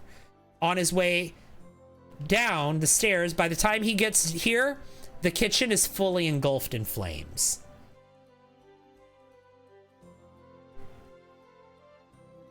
The kitchen is fully engulfed in flames. Dad is passed out on the ground. Mom is already on fire. Dad might already be on fire too. Vampire is nowhere to be seen. Silas runs out of the kitchen, or runs out of the house with his little sister in his arms. The vampire presumably escaped through the kitchen door right here. Dad's passed out on the ground after having lost the fight against the vampire. And then the vampire fed on him too. So he's passed out. Mom's on fire. The kitchen's on fire. The whole kitchen is engulfed in flames at this point. Silas is out on the lawn holding his little sister as the fire starts to engulf the rest of the house. Do the firefighters eventually come and show up? I don't know, maybe. I don't know. It depends on how much of the house the fire takes when I set the house on fire. But then, like I said, now as a young adult, Silas is moved back to the house with his little sister, and he's taking care of her. He's her guardian now. But he's also a vampire story. Or he's also a vampire slayer. I said vampire story. He's also a vampire slayer. And he's on the hunt. He's looking for the vampire responsible for his parents' death. He's looking for the vampire responsible for burning down his family home. As a young adult, he has now inherited the family estate. He's moved back to the house, but the house hasn't been touched since the fire. Everything is exactly how it was left after the fire, except maybe there's been some more wear and tear from nature kind of running its course. Right? There might be some additional damage. Maybe some animals have lived in here. But we're coming back to the house. And in coming back to the house, Thanks for all the likes. hey, thank you so much. 150,000 likes. In coming back to the house, Silas and Cecilia come to find that the house is haunted by the ghosts of their parents. Shrexophone in our hearts, right? 150,000 likes. That's incredible. Y'all are amazing. Thank you so much. Also, we're at 37 heart me's. We only need 13 more to complete the gift goal. So that's the lore of this family that's going to live here. We're going to have the vampire hunter, young adult. His name's Silas, and his little sister Cecilia. She's a child. He's taking care of her. And they're going to live in the burnt down ruins of this house. And their parents' ghosts are going to also live in this house. Do they see their parents' ghosts? I don't know how I'm going to do it gameplay wise. Right now, the parents' ghosts are members of their household, but I might change that. I might use for rent and rent like one of the rooms of the house to the parents, so that way they'll like come out and occupy the rest of the house as shared space. I'm thinking of doing that.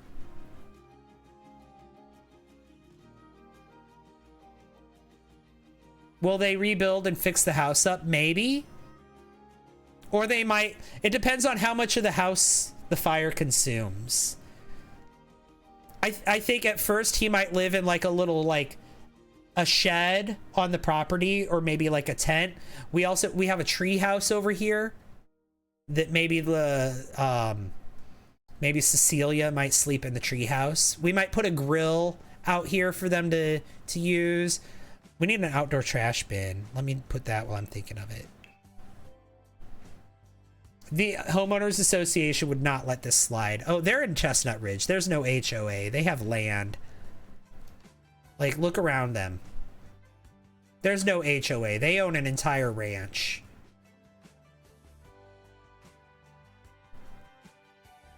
They have an entire horse ranch here.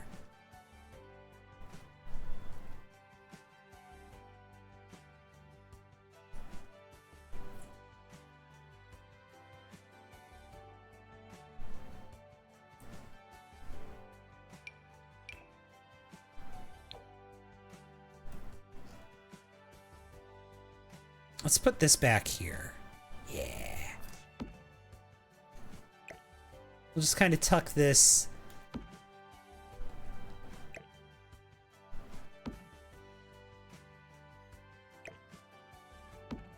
Tuck this back here. I like that. Beautiful.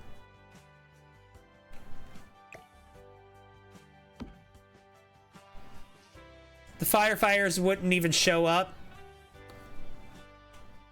I mean, it might take them a while. I think it would take them a while to get here, right? Realistically, I think the firefighters, because look at how to get here.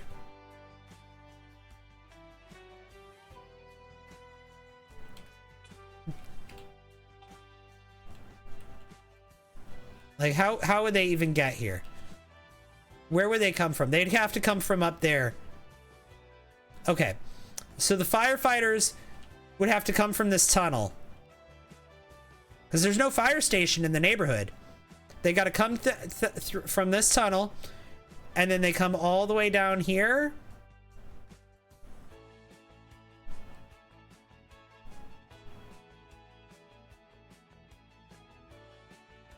And then they turn off here. And then they got to travel all this dirt road. They have to go across a wooden bridge with their big fire truck. Like, this is just irresponsible building a house back here, actually.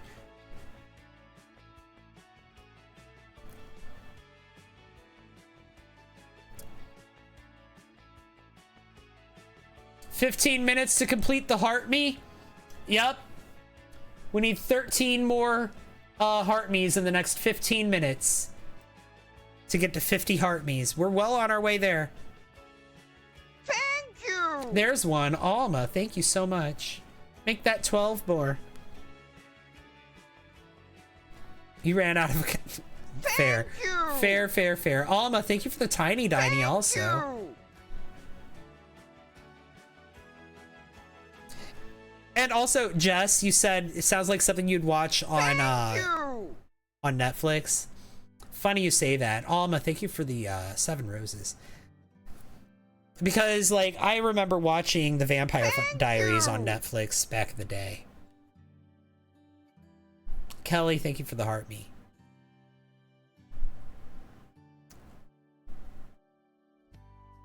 And the Vampire Diaries You. has a vampire hunter in it. So, okay.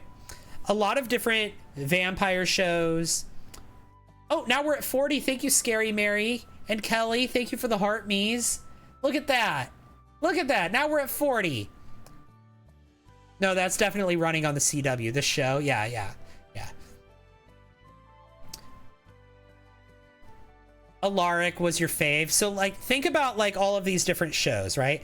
I want you to get in the headspace and think about this. Like, the Vampire Diaries had Alaric.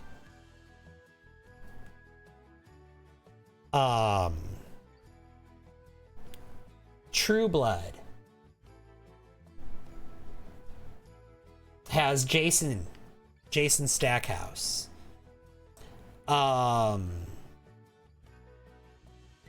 Buffy the Vampire Slayer had Angel, and then it had Riley, right?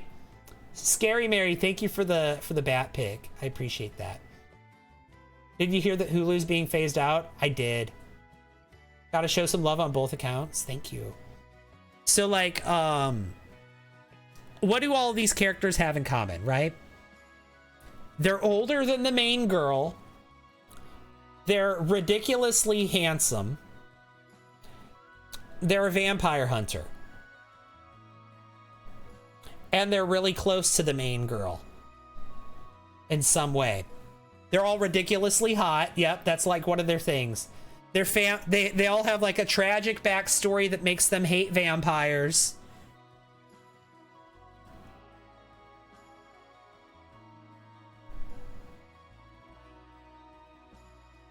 Jason, he goes back and forth. Jason Stackhouse, he's not always a vampire hunter, but sometimes he is. Yeah, family that dies in fires or accidents. Yep. Dean and Sam. Yeah. Dean and Sam Winchester. Them becoming monster hunters is basically like because their childhood family home burned down. It was because of a supernatural creature. Yeah. Now, and a lot of these shows, like a lot of these characters, think of like Alaric, think of like Riley from Buffy the Vampire Slayer. Like they're introduced later on in the series too. Like the main girl, she's like, during the first couple seasons of the show, she's like in high school, and then eventually the show matures with her. So like she graduates from high school and she goes to college, or she had, does her adult thing. And at that point we're introduced to new cast. And there's always someone in that new cast who's like, he's really hot. He's older than the main girl. But like, and he's also like secretly a vampire hunter. Right? Riley was also getting bit by vampires. Yeah, that's true. That's true. And also, something that a lot of these... A classic, I haven't seen Buffy since VHS. Yeah. Something else that a lot of these older... Also, Angel, the secret... The ridiculously hot older vampire hunter guy. Buffy has been with multiple ridiculously hot older vampire hunter guys. Just the first one also happened to be a vampire, okay? You love how Alaric had twins with Caroline? Well, kinda. He kinda did. And so, my vampire hunter, he's kind of based on a lot of those tropes that you see in a lot of that media. One of them is that he's ridiculously hot. I tried to make him as ridiculously handsome as I could. Like, it is literally lore accurate for him to be like just gorgeous, okay? He has to be, because like that's something that they all have in common. It's weird because they're always kind of almost an authority figure, but they're also a romantic interest, except for when they're not a romantic interest. Sometimes they're her older brother, the main girl's older brother, like when it's Jason Stackhouse. That's Sookie's older brother. He's never been her romantic interest. That's her brother, right?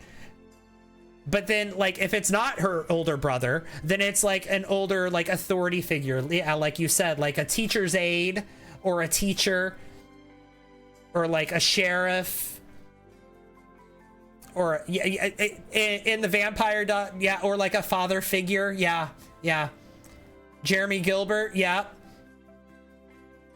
True Blood is not that kind of show. That's true. Except for when it is. Don't forget about Eric and his sister. But they're siblings because they're vampires that were made by the same maker. They're not like birth siblings. Like, they're not human siblings.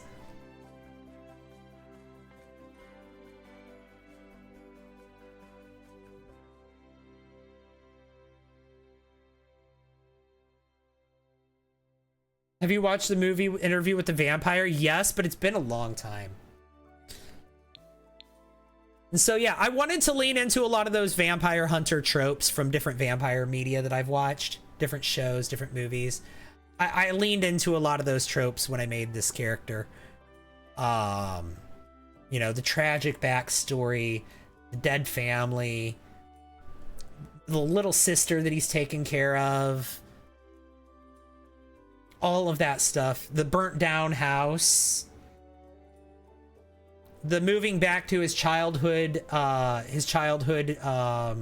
town, but like under false pretenses because he's secretly a vampire hunter, but nobody knows because he's like taken on a day job of being like, I don't know, a teacher or something, or a cop. There's a show of Interview with a Vampire based off the movie. I didn't know that.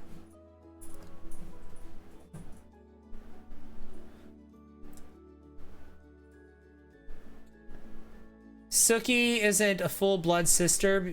Jason had an affair with a Oh, Sookie and Jason they're not... They're only half siblings? Are you sure that's accurate on the show? Or is that just in the book? That might just be in the books, because the show does things different.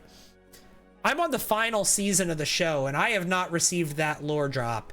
And I'm like 4 episodes from the end. They're half siblings in the show.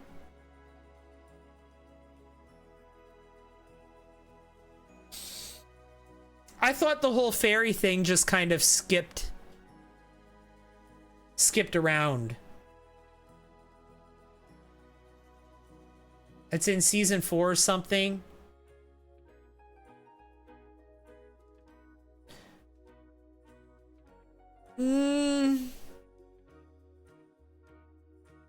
I don't know. No, because remember they have the grandpa that the ancestor fairy that comes and helps them during the Warlow season. What's his name? Niall? Grandpa Niall? He comes and helps them during the season with Warlow.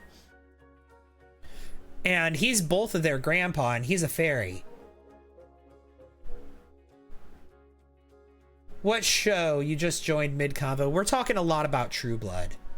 We've been talking a lot about True Blood during this building this house. I never finished this room here. It's fine. I did finish this room. Let's get rid of that. And let's get a light.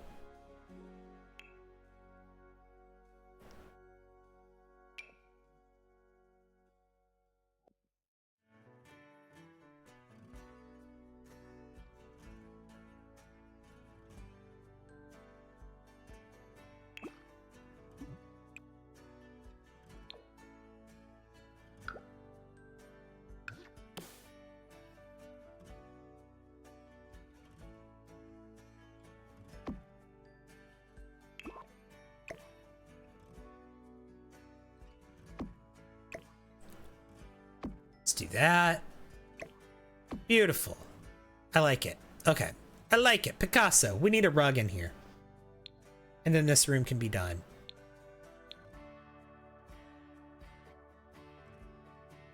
No, not in the show. It did skip it skipped a generation in the show. That they have the same parents. It's the grandfather who was Fae, and then the grandfather before that. Yeah, it skips a generation. Yeah. But in the books, they're half siblings. Right? That's why Suki and her cousin were Fae and Jason wasn't. Or not her cousin, but her cousin's son. Yeah. Her cousin's son was Fae, but her cousin wasn't. Yeah. That's right. And also, like, they talk about how Suki's grandpa was Fae, was Fae, but then, yeah. And then the great grandpa Niall. And he's the one that comes back and helps them in the Warlow season. So yeah, I'm pretty sure it's just the books where they're half siblings. Also, like in the books and in the show, the whole werepanther thing plays out differently. Like in the books, Jason actually is turned into a werepanther. Yes, you heard that correctly. Werepanther. Like werewolf, but a panther.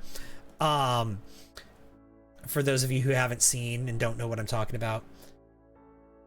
3 minutes for the heart me goal. Oh my gosh, we need to get 10 more heart me's in the next 3 minutes, guys. I don't know if we can do it, but we can get close. Let's see how many we can get. That just sounds like a fever dream now. There's shapeshifters and fairies and that's the reason. That's in True Blood. That's the reason why all the vampires like her. And why her blood is different is because she's a fairy. She's Fae. Thank you so much, Bree QT. Thank you for the heart me. 9 more. Yes. Never watched True Blood or The Vampire Diaries. If you like vampire shows, I recommend both.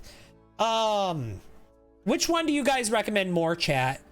For someone who's never seen either one but likes vampire media. She was a fairy. Hey, thanks for the game controller. She was a fairy. She was a fairy. Yeah, you're right. She was. So, like, you know, I used to say The Vampire Diaries was superior to True Blood, but now I don't know. Watch The Vampire Diaries before watching the originals and then watch Legacies. I haven't seen Legacies yet. I've seen Vampire Diaries and I've seen the originals, but I've not seen Legacies. Scary Mary, thank you so much for the I'm new here and the hi friend.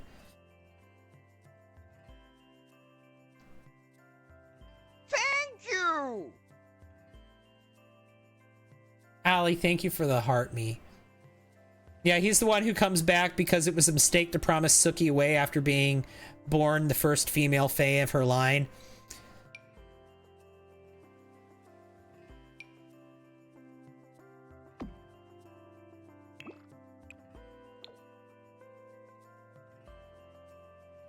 Legacies was not good. I don't think I've seen it, so like I said, I've seen the originals and I've seen the Vampire Diaries. I did not finish either series. I watched like one season after they wrote Elena off of the Vampire Diaries. And then I stopped watching it after that because it just wasn't the same. But I'll probably watch the whole series on my rewatch. Because I do have a rewatch of that show planned. And then, same with the originals. I watched the first several seasons of the originals, but I don't think I finished it. You could talk about vamps and anything of all these all day long, right? Legacies continues in Klaus's daughter's Hope after they pass on. Oh, I remember Hope. Yeah. I remember Hope being born. Josie, thank you for the heart me. I appreciate that. We did not achieve the gift goal, guys. We did good. We did good, but we didn't get it. It's over now. We got 43. Thank you. Not bad. Not bad. I'm not mad at that. 43 is not bad. That's pretty close to 50. That's pretty close to 50, but you know what I got to do now? I got to set a new goal. And you guys keep telling me that you want me to do a goal of I'm new here. So y'all, there you go. We're going to do 5,000 I'm new here's. There you go. There's the new gift goal. Have at it, y'all. Thank you. Thank you for getting us started. Thank you. Angie Marie and Vic. Thank I'm you. new here's next. Yep. Anne Rice wrote great vampire books. Thank AK you. Squid, thank you for the 15. Angie you. Marie, thank you for the 4. Scary Mary, thank you for the 11. Otter, I don't even know how many you just sent. you. 40. Designer Goose, thank you for the 30. Oh my gosh. Thank you guys. Look at that. We're already up to 150. That was like so quick. We're at 170. Thank Oh my you. god. Thank you. Thank you for the follow. Mala, please. Is that what that says? No, Malal PZ is what it says. I read it wrong. Sorry. Thank you. It's a typical new age cringe teen vibe show, but I appreciate the fact that she's Hope and how her story began in the first place in the Vampire Diaries, so I finished it all. Yeah, sounds about right. But I mean, the Vampire Diaries was, for its time, a typical cringe you. teen vampire show, too. So, like, Kelly, thank you so much for the 12. I'm new here's Designer Goose. Thank you for the 60. After the 50. Oh my gosh. Josie, you sent 20. Y'all are on a roll. Thank you so much.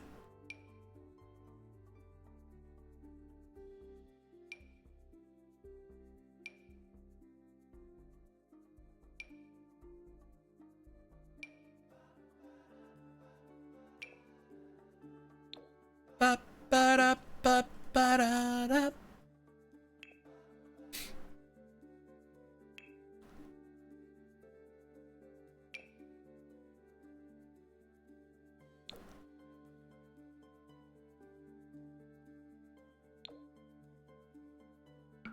Let's do that.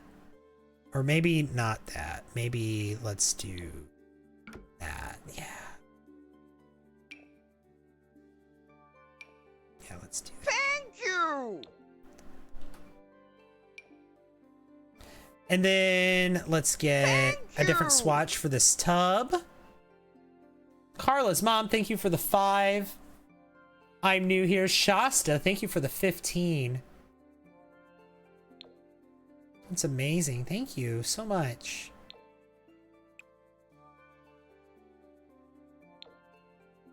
Yeah, let's just do that. And then let's get...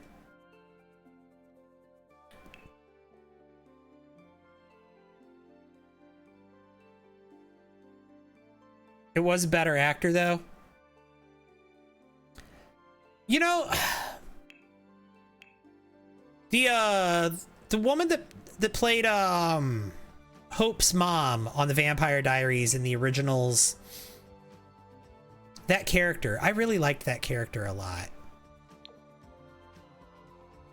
I thought she was so fun. I don't remember a whole lot about her, though. But I do remember liking her. Is this Death Stranding 2? It is.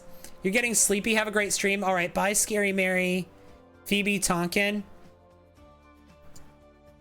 Haley. Yeah, that was the name of the actor. Yeah.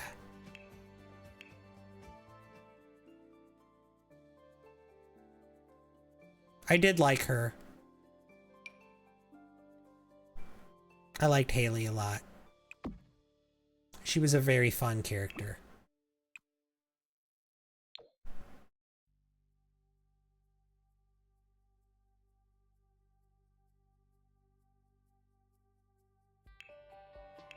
All right, let's put some rugs in here because of course we need rugs in the bathroom. We want as much of this house to catch fire as possible. We need bathroom rugs if that's going to happen in the bathroom.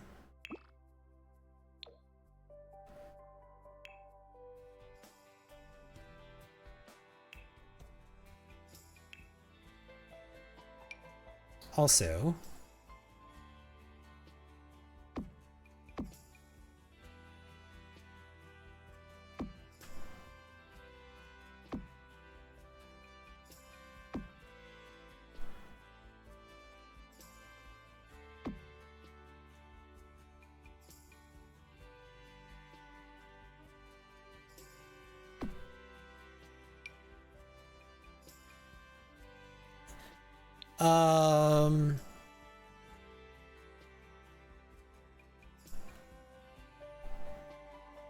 Thank you!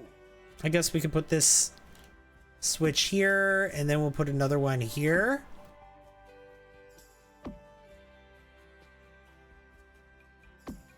I'm just doing these while I'm thinking about it.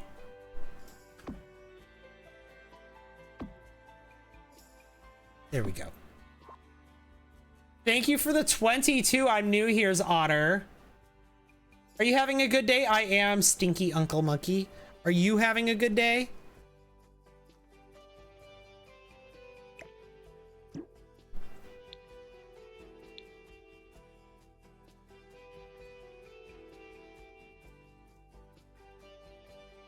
Thank you!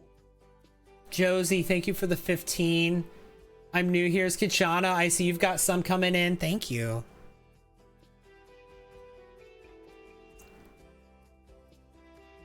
Y'all are like, I'm new here. And I'm like, yes, you are. 101. Oh, look at that. 101 I'm new here's. Where are we at now on that already? We're already over 400. We're, yeah, 401. Look at that. Neato. Neato. Thank you guys so much.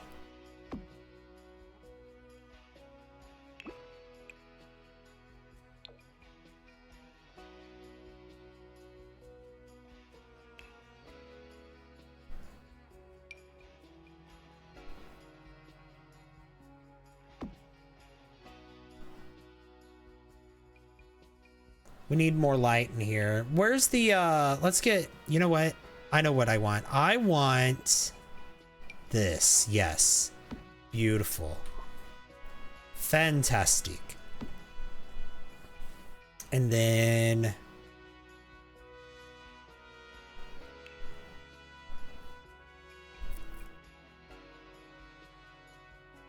You have to go to work. Bye, Kitchana. I'll see you later. I'm gonna use all but one coin tonight, so I have one for a heart me for the next stream. Okay. Appreciate that, Josie. Thank you, thank you, thank you. Thank you. Lisa, thank you for the 21 heart me's. Or not heart me's, I'm new here's. 21 I'm new here's. Let me see if I can finish this build today. All right, Designer Goose, thank you. Have fun.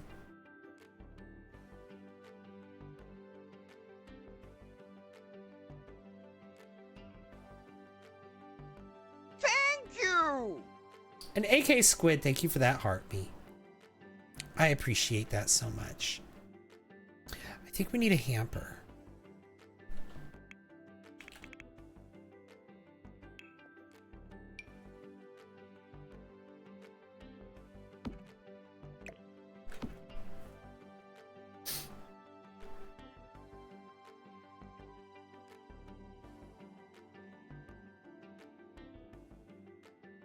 Yep, that's good. The bathroom's done. You. All right, so we got the sunroom done, we got the bathroom done, and then we just need to do this entryway in this kitchen, and we're done with the first floor at that point. AK Squid, thank you for the Go Popular and the 10 I'm new here's. Thank you. Your heart me just reset. That's all right. Thank you. I appreciate the fact that I'm even getting them at all. How many heart me members are we at right now? 97. We're only 3 heart me members away, or 3 heart me's away from having 100 fan club members. So if there are 3 people who are watching who have not sent a heart me before to this stream, if you send a heart me, we'll be at 100, which is pretty cool.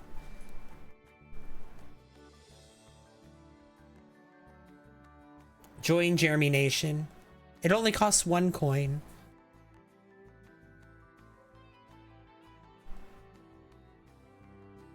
Do you go live daily?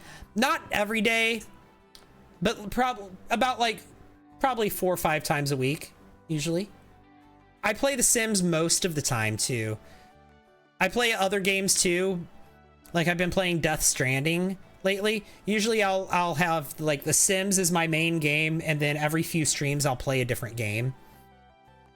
And right now that different game is Death Stranding, and I'm playing that game through until I beat it, probably. Until I beat it or lose interest, whichever happens first, and I don't see myself losing interest anytime soon. How many hours do I have? One, thank you. What, in my game total? Hey, thank you so much for the follow. I appreciate that. Maisie. Let me check.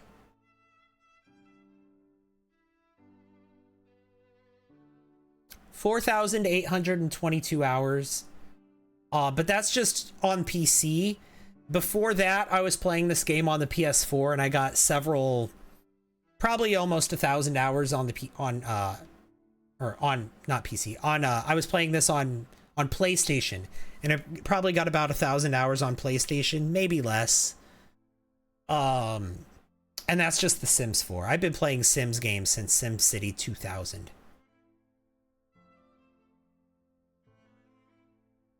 How do you do overhead view? I'm using the Sims 3 camera.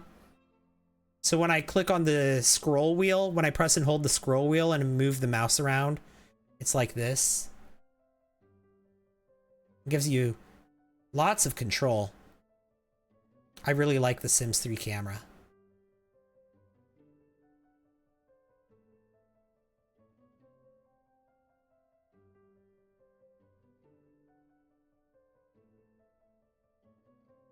You're still flabbergasted there's people who don't play with the Sims 3 camera. It's not the default, so.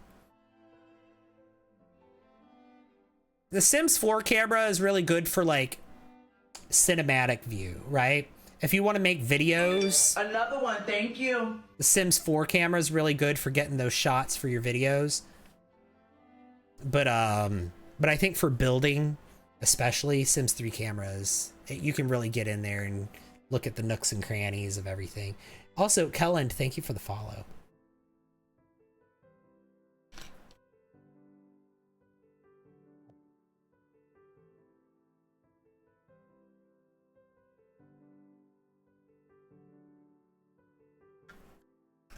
You don't know how to use the Sims 3 camera? You try to learn? It just takes some getting used to. It just takes some getting used to. It's all I know because I've been playing the Sims games, like I said, since SimCity 2000. And so like Sims 3 camera is how the camera was in the Sims 3, and I have a ton of hours in the Sims 3. And also Sims 3 camera is just an evolution of how the camera was in the Sims 2. And I have a ton of hours in the Sims 2. I have probably more time in the Sims 2 than the Sims 3.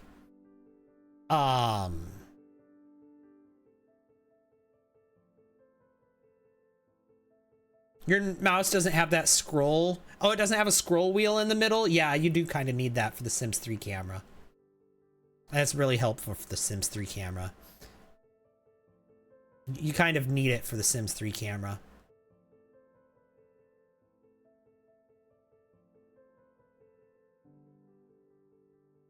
You can understand Polish if it's written or spoken slowly. I can't speak it though. Nice when you can speak with otter and codes. Oh gosh. I can understand Ukrainian when spoken only. My brain doesn't comprehend the alphabet. Not a very impressive flex. Oh my gosh. What are we building? We're building a house that I'm gonna burn down. On purpose. I'm gonna burn it down for the lore. And then my sim is gonna live in it after it's been burnt down. It's his childhood family home. It burnt down when he was a teenager. And now as a young adult, he's inherited the property again.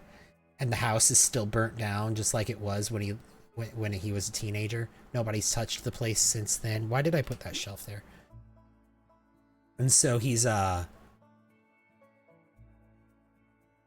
so like I said, we're gonna burn the house down before we play in it. Also, the ghosts of his parents are gonna haunt the house.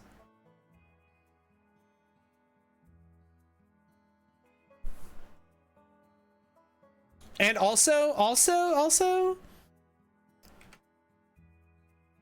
it looks like Sookie's house from True Blood. If you're a fan of True Blood, tell me that's not Sookie's house right there. Thank you! Simblin, thank you for the golden gamepad. I almost said golden compass. Think there needs to be a phone decor. There does. You're right. Isn't there a wall phone that we got from the event or something? We need one in the kitchen.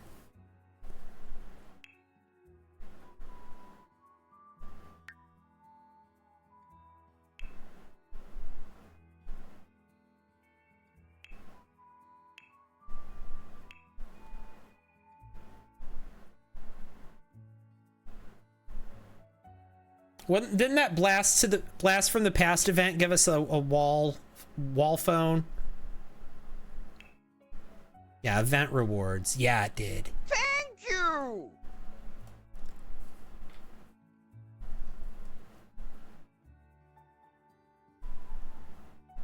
Let's put it right there.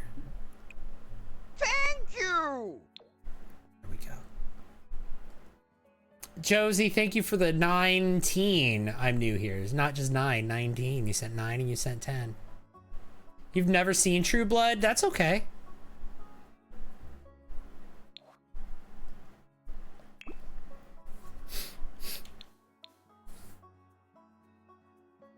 Yeah, for lore reasons, there needs to be a phone on the wall in the kitchen, so. But yeah, this is, let me show you guys. So, like, you see the house, right? You see what it looks like?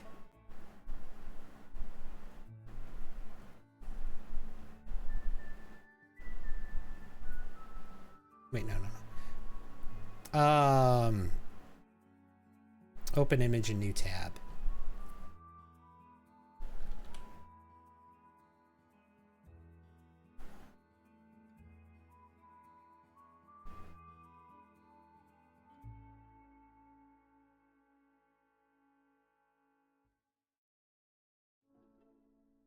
I think I got it.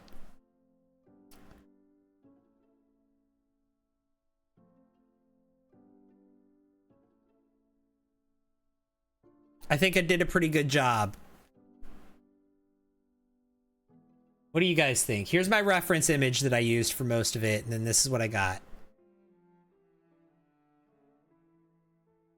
And then also, here's another reference image that I used.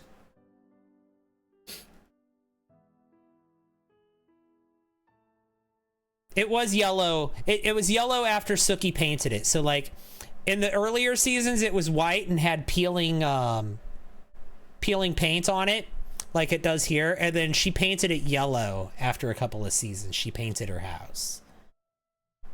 But I even have Suki's yellow car. See, yellow car. And then around to the side here,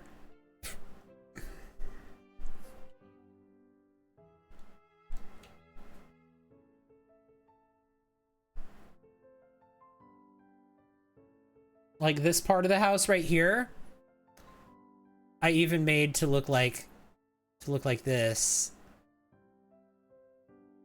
But not exactly. This is where it deviates because Suki's house is only a 2-bedroom house and this is a 4-bedroom house. So it deviates once you turn away from the back of the building because like Suki's house ends right here. And I have more house there. But from the front, like it's pretty much identical.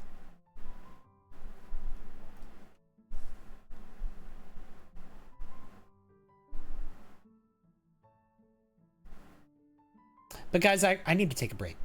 I have to go pee. I've been streaming for 4 hours and 20 minutes. Haha, funny number. Maybe that's a sign of what I should do on my break.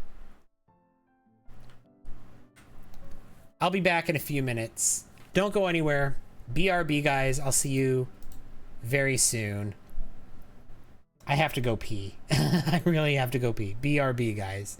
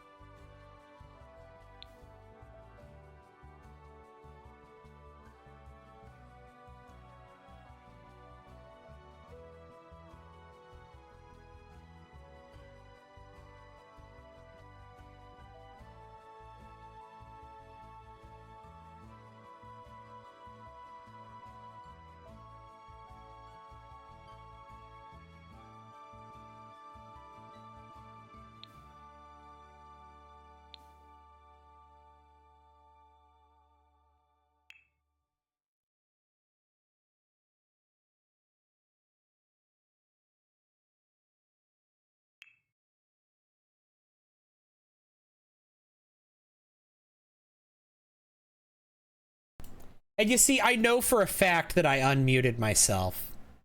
I know for a fact that I unmuted myself. But somehow I'm muted.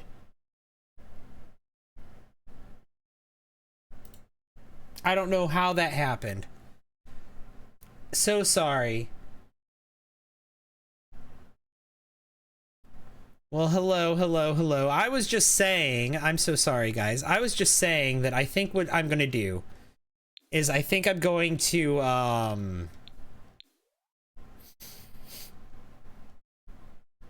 yeah, thank you for letting me know. I think I'm going to, finish the first floor in this stream, and probably, hopefully, my goal is to also do the basement in this stream. And then we'll do the upstairs in the next stream.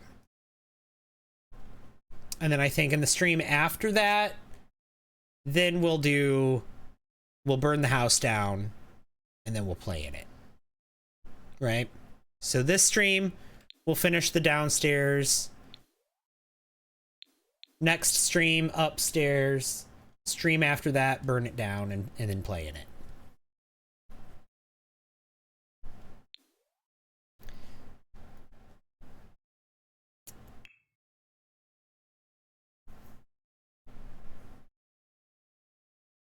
So let's see here.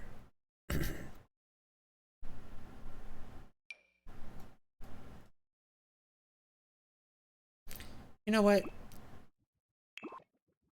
I think I want this, but not necessarily this. Let's get rid of that.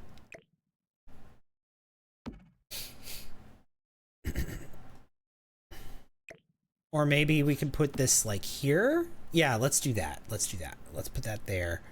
And then we'll put like a little love seat here of some sort. Little bench. I like that. We could put a bench there.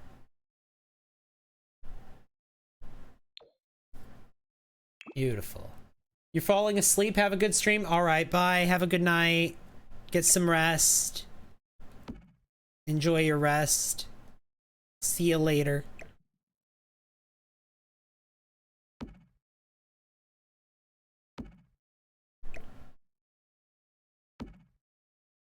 There we go. I like that. And then we can put a rug right in here. And also, I want to have a rug here. So let's see.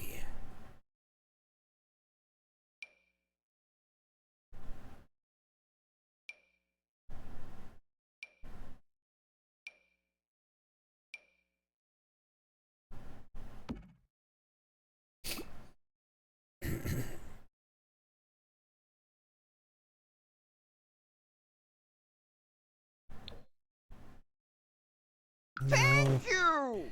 No, not that. Lisa, oh my god, thank you for the I'm new here. Appreciate that. Yeah, we do have a gift goal. Anyone can send these. Y'all thought it was funny. I think it's funny. The I'm new here gift. Good morning. How are you, Lisa?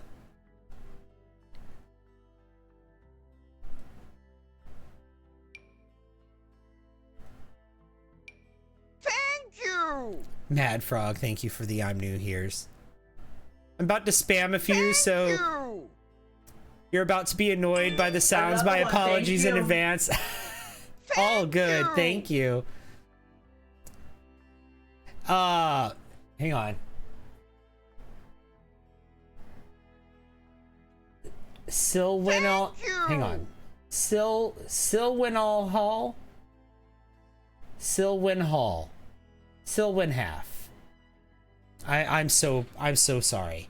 I'm so sorry. I'm trying here. Lisa, thank you for the you. I'm new here's. Jaded in Alaska, thank you for the I'm new here's. Lisa, thank you for the heart me. Thank you!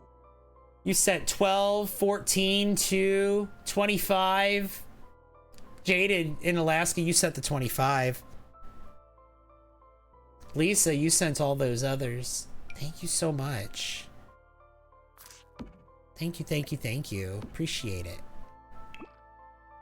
Yeah, don't you ever apologize for sending me gifts. What? You're like, I apologize for the alerts. Are you kidding? You're sending me gifts. Don't apologize. Why are you apologizing and sending me a gift?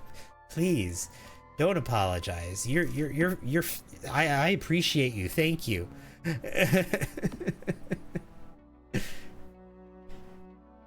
That's so kind of you. Thank you, thank you, thank you. Oh, this rug is perfect for this house. Yes. What do you think, chat? I think that. Yeah. And then let's get like a runner or something here.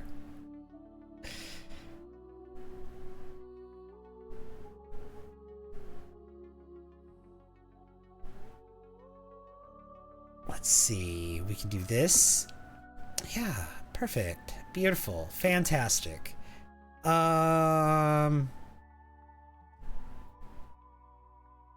the white. Do we have like a cream? Not really. No.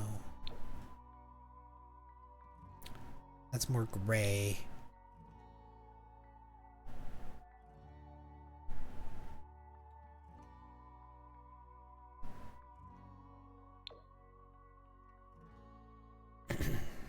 Okay, well, do we have a lamp? Can we get a damn Daniel? What's my username again? Hey.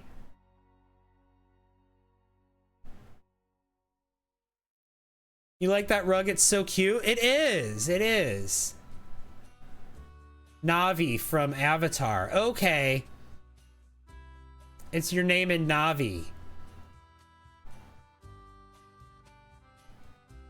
Got it.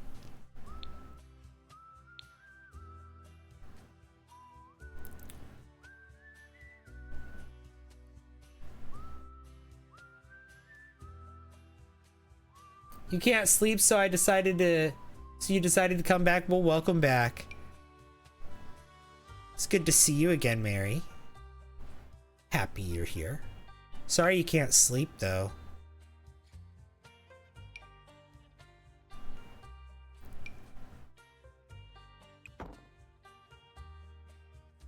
You know, a lot of people say that they fall asleep with my streams on.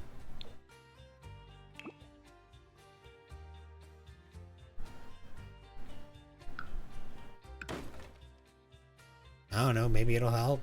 I don't know. You have... My streams are your morning show. It's okay, you're used to it. Hey Bree, welcome in. What did you miss? We're almost done with the first floor. We're gonna do the basement in this stream and then probably call it for the night. After we finish, we gotta do the kitchen too. So we gotta finish this floor and then we're gonna do the basement and then I'm gonna be done for the night. The basement, I'm probably gonna make the basement smaller than it is.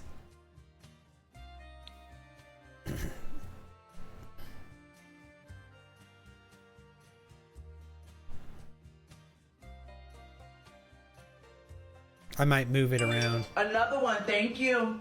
Hey, thank you so much for the follow.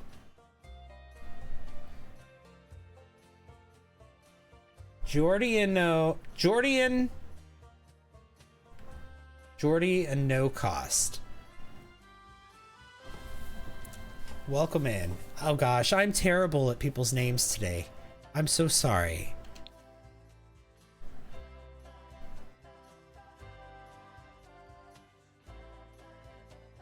Jordan O'Cost. Call you Jordan? Will do. Or Giordano. Giordano. Okay. I could also do that. Giordano. Okay. Jordan or Giordano. Honey Beretta, hi. Kiwi Simmers, hi. Oh my gosh. Whole bunch of people coming in. I was gonna say, you can make the basement the vampire secret hideout. Maybe. Welcome in, everyone. How's the building going? Going really good. How am I on the second floor? Well, not how, but why am I on the second floor? Let's go down here. Ooh. Yeah. Let's use this.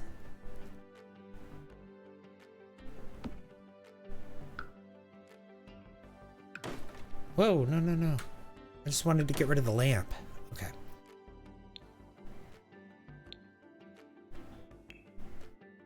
It's going really good, though. I'm almost done with the first floor. We're going to do this, and then we're going to do the basement.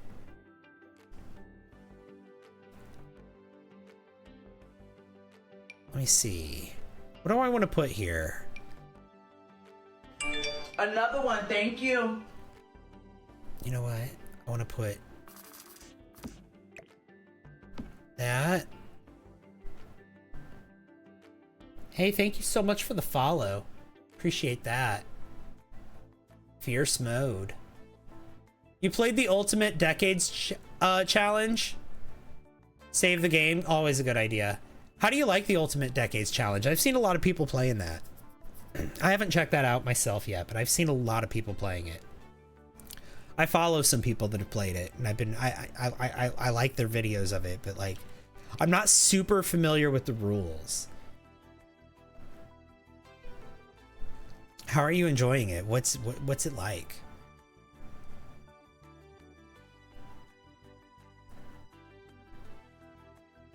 And also, Honey Beretta, I want to make sure you get a proper hello. Thanks for all the likes. Oh my god. And there's the light goal, 175,000.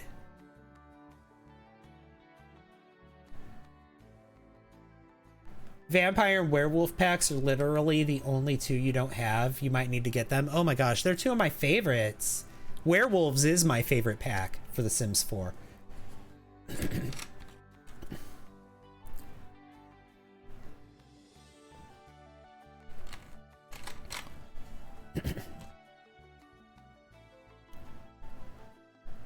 Promised I wouldn't buy any more, but I will need to break that. Werewolves is my favorite pack, and having the vampires pack and the werewolves pack both, that is a really fun experience, especially if you also have the spellcasters. If you have all three, they all play really well together.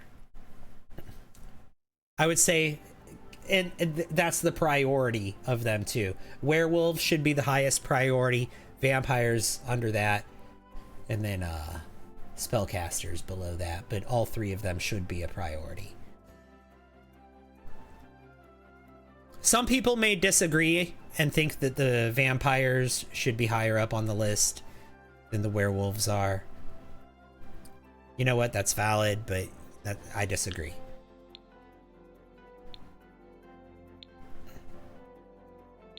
Yep.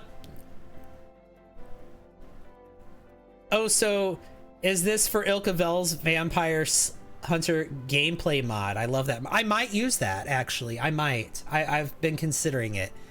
I've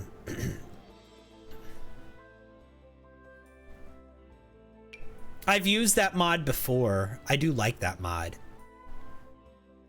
I did videos using the Vampire Slayer mod where I had a Vampire Slayer named Abby Brewster. And then eventually there was a second Slayer after Abby died. And the other Slayer, her name was Maggie. Maggie Newman. She was my second generation Slayer. You had a ton of fun with it? Yeah, me too. Me too. You have to run. Bye, Carla's mom. See you later, Angie. Bye. We could do that here. We could do this here. I want some sort of... Oh, the telephone. Yeah, there... No. Yeah. We can have the kitchen phone too, but we'll have this telephone right here. This is the telephone in question that the guy asked to use. It'll be a yellow telephone. We're gonna yellowfy the kitchen also. The kitchen is gonna be like 1950s yellow. It's gonna be fantastic. You love the spellcaster one, Lisa? Yeah, me too. It's a tough challenge, but I changed it. For example, in the original, when a bad dice happens for the Sims during the birthday, the Sim dies immediately. I invented extra years to give the Sim a chance, and also to avoid dying at the same age is unrealistic.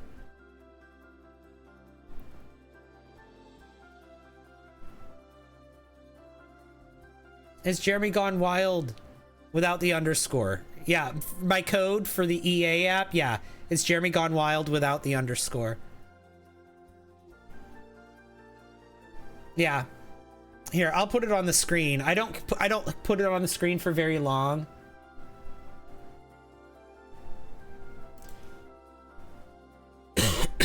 But yeah, you can take a screenshot of that and use that code on the EA app, and I get money when you do that. So if you buy the werewolves pack or the vampires pack because I told you to, EA says I should get money for that. And so they gave me that code.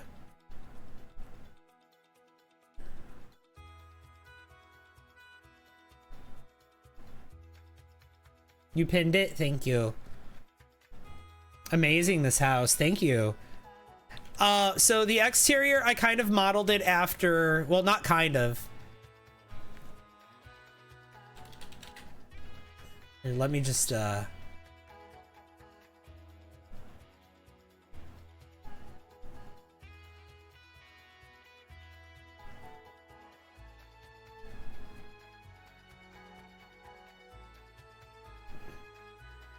You recognize this house?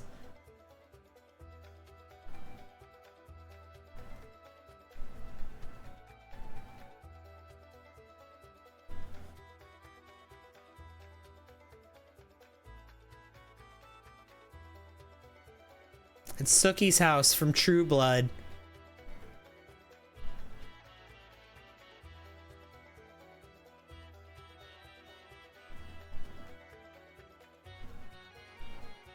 Texas Massacre? Does it look like the Texas Chainsaw Massacre house? Let me look that up.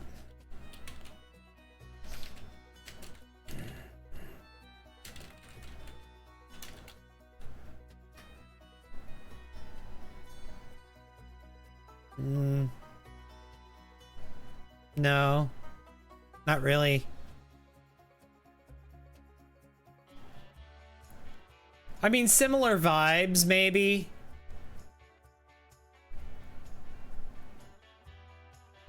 I can see it with it's the porch. It's the way the porch wraps around one side. Except over here, instead of having the room that pops out, instead of having the room that pops out here, thank you. It divots in. Okay, so I see it. I see it. I see it. Yeah. Hey, thank you for the follow, Haley and Jordan. Appreciate that. Is one of the horror films you were watching?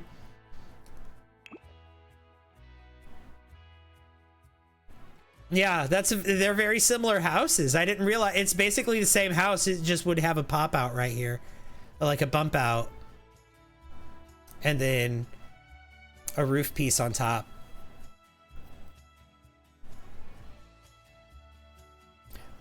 Sorry, Matilda Del Val and her twin brother Desiderio were born on 17th March 1285. Their father was 16 years old and their mother was 14. Married the farmer. Oh my gosh. They had 8 children. Only 5 children survive now. She died in childbirth on the 10th of January, 1315 in Naples, Italy, age 29. Oh my gosh. It happened because the number one wasn't supposed to come out during childbirth. Oh my god. Yeah, those challenges where you have to like roll the dice on who lives and dies. Those are wild. I have not attempted any of those, and I don't know.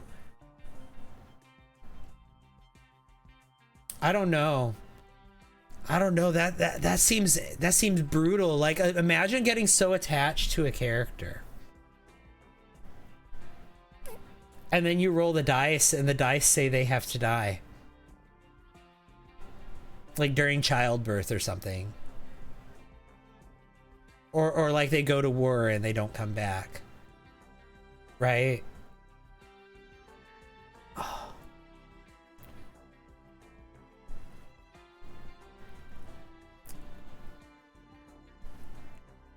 It's giving Ethel Kane, but not problematic, and I'm living.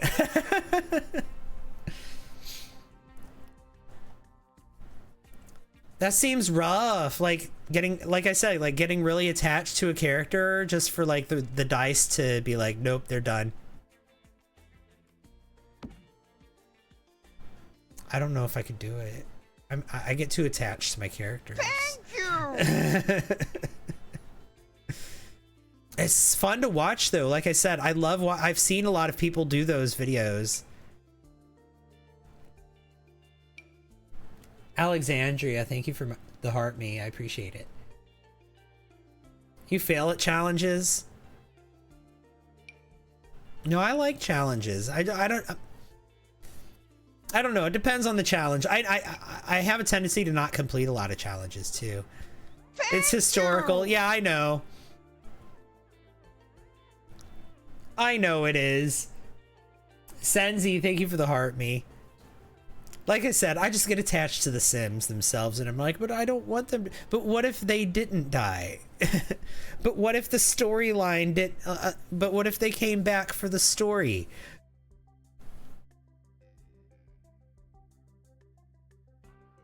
But what if they survived?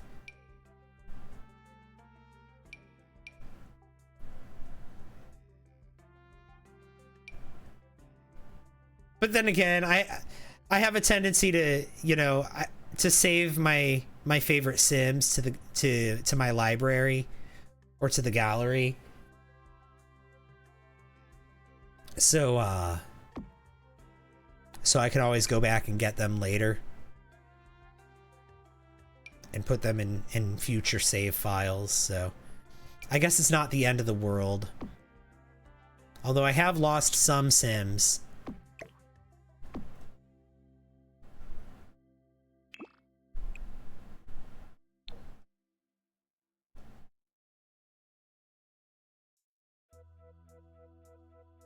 You feel so attached to your Sim right now. Been with her since birth, and her elderly years were are so close. Oh my gosh. What lifespan do I play on? You know, I play on all sorts of different lifespans.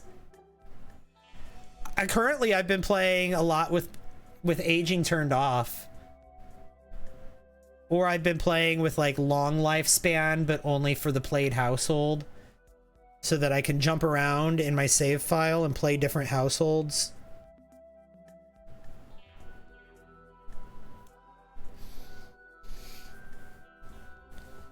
Save your favorite Sims and then play them again. It's like a parallel universe. Yeah. Oh, okay, guys, I have a theory about the Sims lore that I'm working on. I want to bounce this theory off y'all real quick, but so you guys might be having early access to this theory in its primitive form.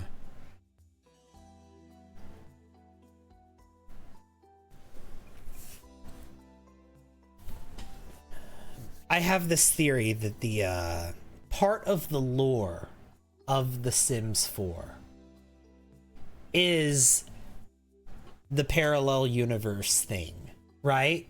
They've said that it is. They said that The Sims 4 takes place in an alternate reality. What if part of that lore is the fact that it's a simulation? That every single person that plays The Sims plays a different save file, and different things happen in their save file. Literally every single time that someone's playing The Sims, they're creating their own little alternate universe of The Sims lore, of The Sims world, right?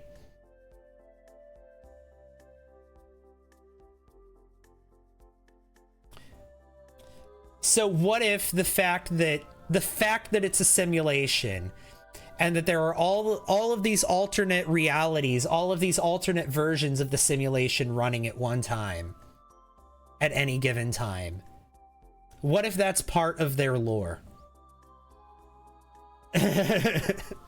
Like like that explains why we have all of these Sims from different timelines and different realities and different places. Yeah, each save file is an alternate universe in this simulated world. Yes. It's very meta, right?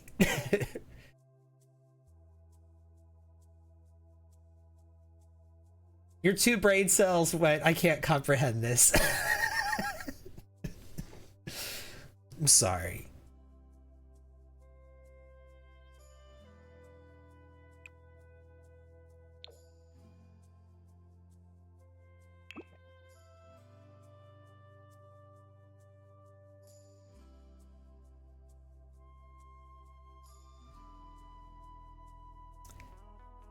I know that's a wild concept to wrap your head around. It's like a multiverse, but the actual multiverse is just like all the different Sims players' games. Explains so much why when someone is on Gen 10, the save file starts lagging. Yeah. Certain Sims forget about what happened to them, like Bella's story and others. Yeah. Yeah, and you see, and it's because they've been copied, pasted from one game into another, or from one iteration into another. They've been replaced and copied and made over and modified. Their memory's been wiped. Their skills have been altered. Their memories have been modified.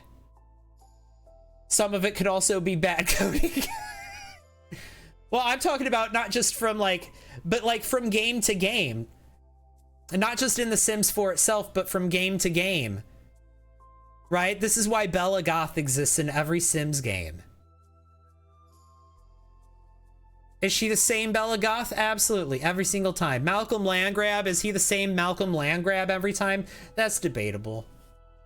That's debatable. Some say yes. I've said no before. I might be changing my mind to team yes. We'll see.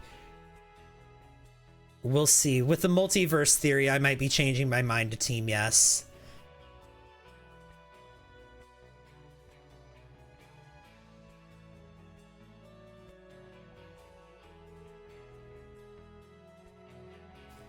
There's 2 Bella Goths in The Sims 2 itself, only in the game files, not in lore. You know how sometimes they write something in lore, but in the game itself, they have to execute it a different way. Officially, there's only 1 Bella Goth. It's the Sims team has come out and said that they recognize canonically that both of those characters are in fact the same, the one and only same. The same Bella Goth, the same character, and that the only reason that there's 2 of her in the game is for mechanical reasons. But it matches the theory, yeah. So you know what? In The Sims 2, it does match the theory though. So there's two Bella Goths. So yeah, you're right. It does. She can be the same Bella Goth, and she can be literally 2 different Bella Goths. And it explains how her memory was wiped. She was the first iteration of a Sim being moved from one save file to another, because in The Sims 2, the different neighborhood, or the different worlds or whatever, the different neighborhoods, they were different like save files effectively. You couldn't move from one world to another. They were effectively like different realities. So like you couldn't move from like Strange Town to Pleasant View. And Bella was like the Bella Goth that's wandering around with no memory. She's in Strange Town, but the one who disappeared, she disappeared from Pleasant View, right? And mechanically, the Pleasant View one is still there. If you play as Alexander Goth and you go to college and Mortimer has passed away, then Pleasant View Bella is the one in the cutscene seeing him off to university. When he goes to university.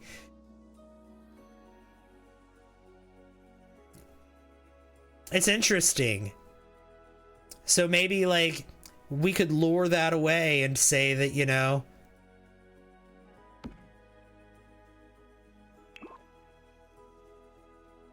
she was that was one of the early examples of a sim being moved to it from one place to another. Maybe she was a copy of the sim that was in Pleasant View. Maybe all that stuff happened in Pleasant View, and then they copied her and put her in Strange Town.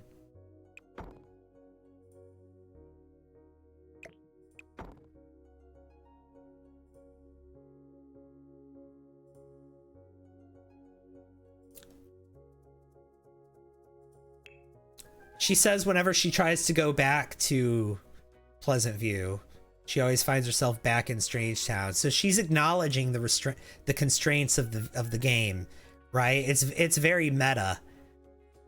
The canon lore is very meta. So I don't know. I wouldn't put it past them to say that, you know, that's part of their lore. That would be fun.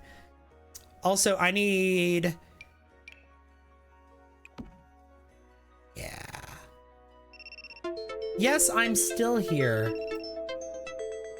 TikTok's like, are you still alive? Yes. I'm still here, TikTok.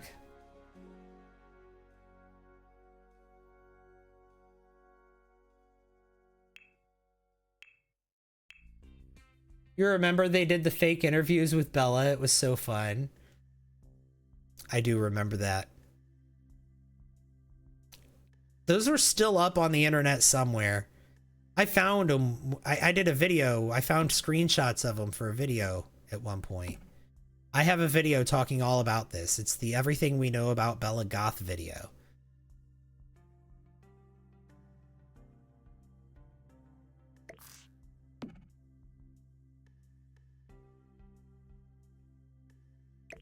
Maybe a different scene.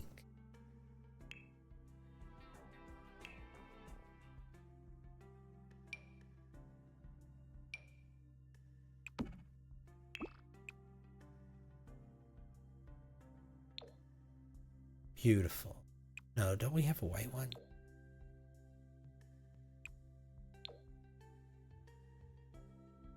Let's do that. Let's get a trash bin.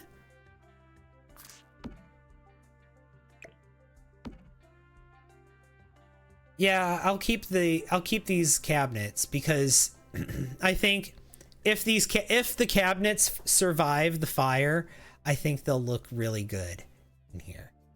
With the fire damage.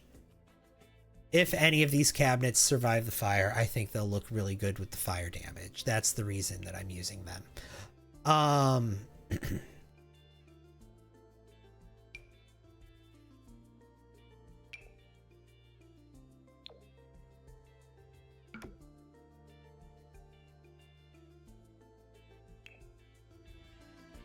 You're gonna do your heart me in 3 minutes and then head to bed? Okay. Guys, I don't think I have the energy to do the basement in this stream. I think I'm probably going to end after we're done with the kitchen today. But we did the entire first floor, right? I was wanting to do the basement in this stream. I don't think I have that in me. I think that's actually going to have to be the next stream. I know I said I was going to. I said multiple times I was going to. I don't think I can. I'm so sorry, guys. I've been going for 5 hours, so can you blame me?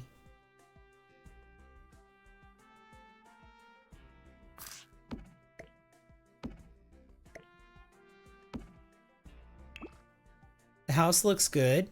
Looks great. Thank you. Appreciate that.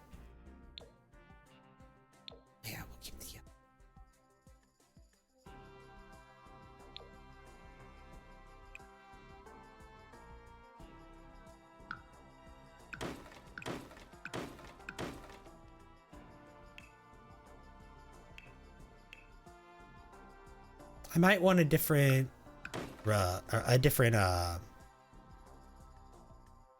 table. Yeah. Here we go.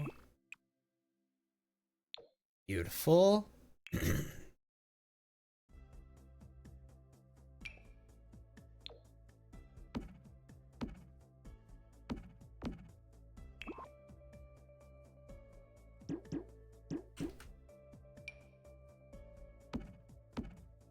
Thank you! Here we go. I like that. There we go. Jaded in Alaska, thank you for the heart me. Appreciate that. Thank you, thank you, thank you.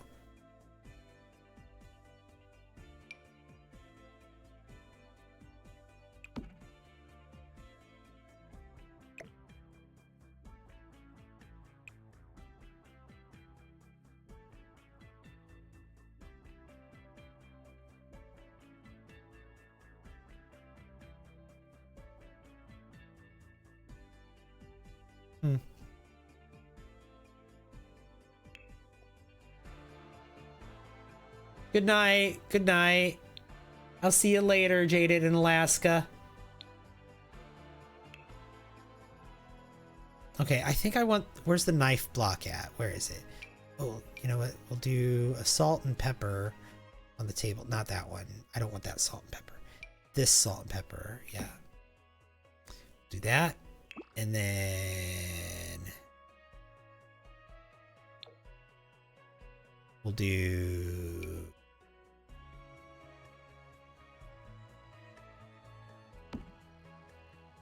that's fine. That's fine.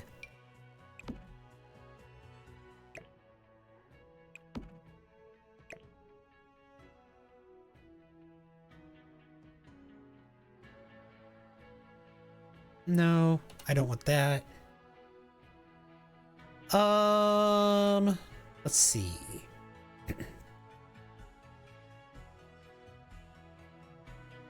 Ooh.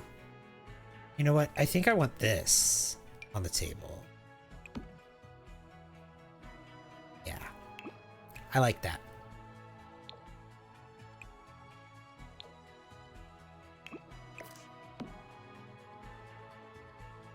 Beautiful. And then we need some light in the kitchen. Let's go here. Let's go here. And let's see.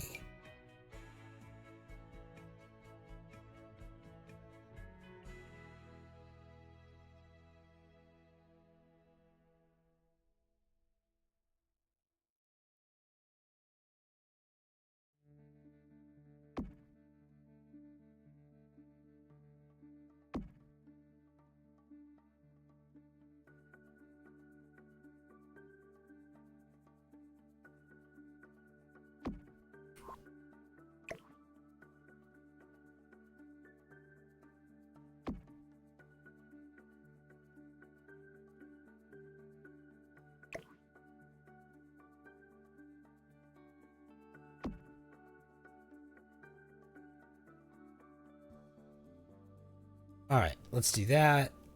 Let's get some curtains. No.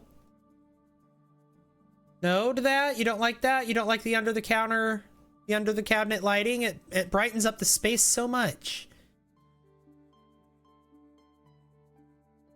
And plus I'm gonna put some curtains up here. Some curtains to catch fire.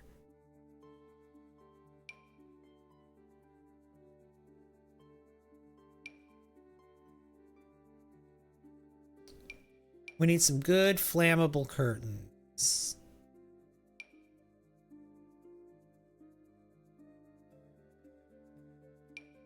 Something that says fashion over function.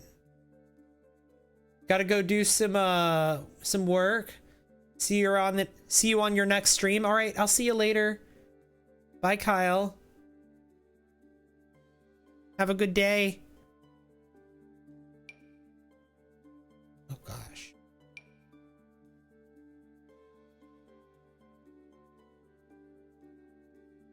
No.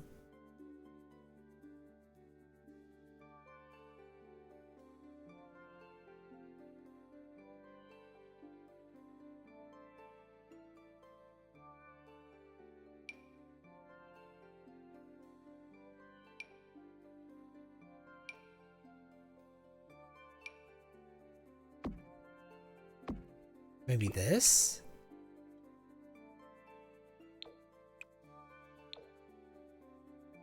No. Another one, thank you. No, not that. Oh, maybe this. Now this.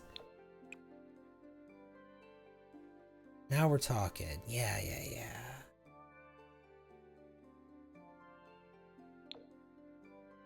And also, thank you for the follow. Appreciate that.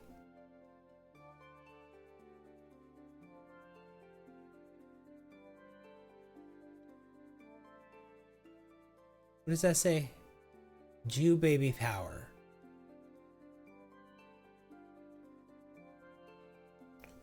Welcome in.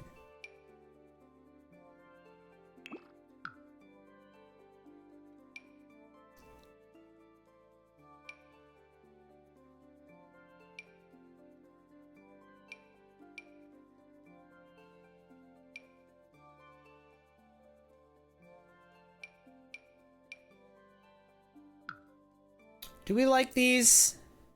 Do those look good and flammable? You know, I think I don't like how they're clipping with this cabinet.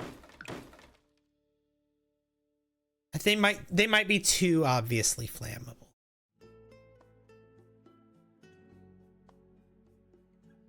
What about these? Ooh.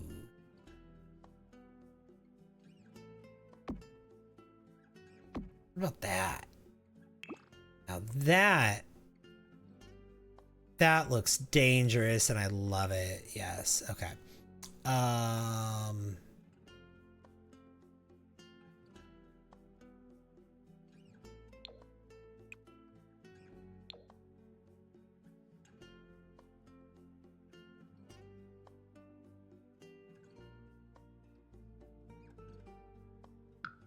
Nah, let's not do that. I don't know. I want to put something over this window, but I don't know what.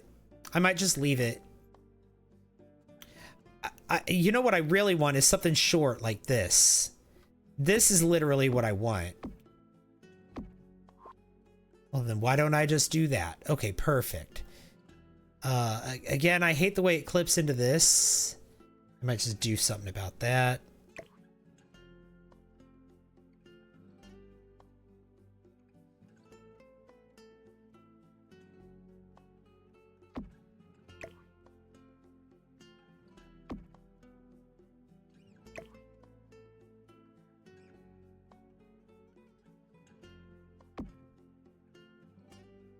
There we go. Oops.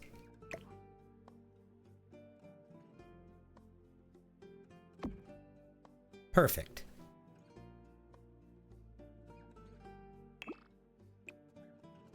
Do I like this color? I think I do, actually. Already like this color. Yeah, that's better. Okay, so I think this kitchen's like done-ish? No, not quite. Not quite.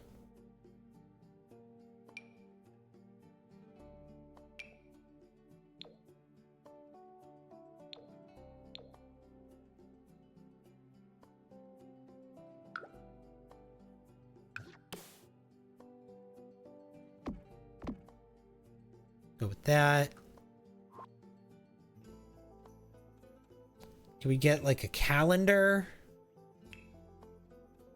We have a couple of calendars. We've got the cats and dogs one, and we've got the men in uniforms one. I think let's go for the cats and dogs one for this house. This is the family house. It's a Christian Minecraft server.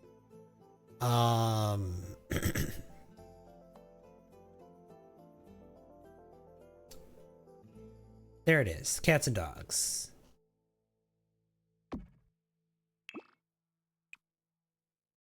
We'll go with the yellow. Or no, let's go with the dog because they end up with the dog later. Let's go with that dog. And then, you know what? Whoa. Whoa. Put this over here, actually. Perfect. right by the phone. And then I think we should have like one of those cabinets.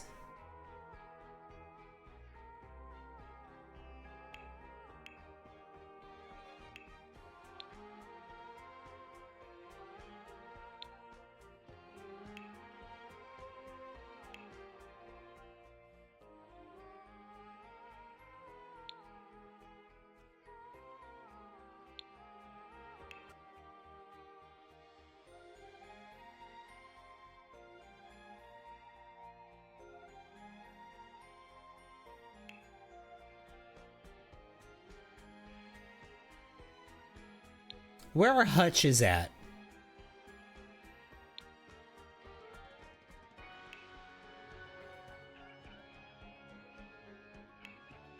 Are they under displays? They're probably under displays. Yeah. Curio cases, hutches, things like that are in here. Okay. Answered my own question.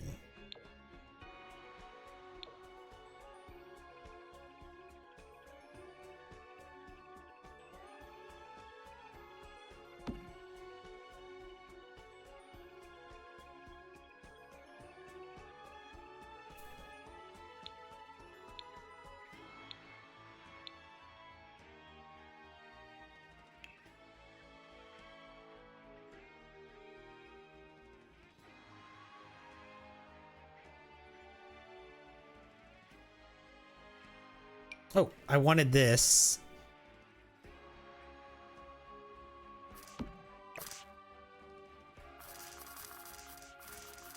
This is the dad.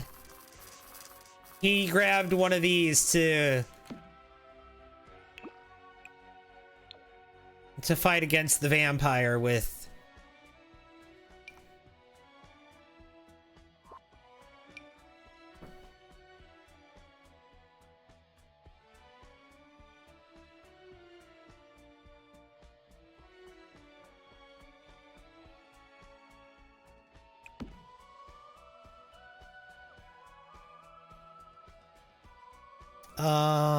Let's see.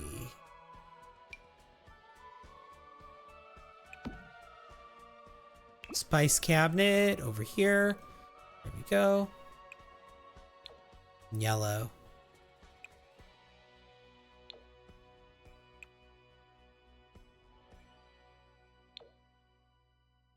Beautiful.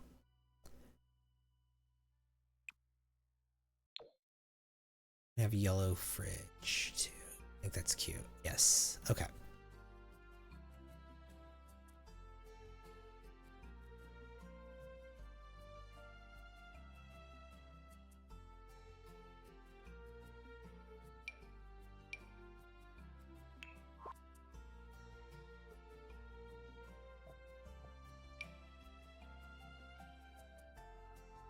Garbage disposal switch.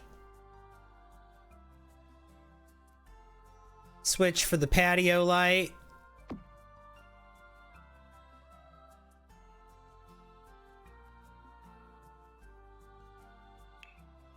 Rug.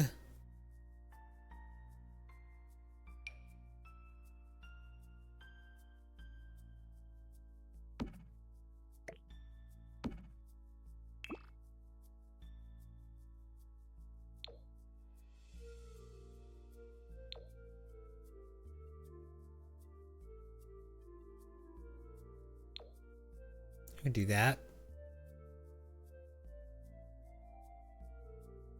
And then out here.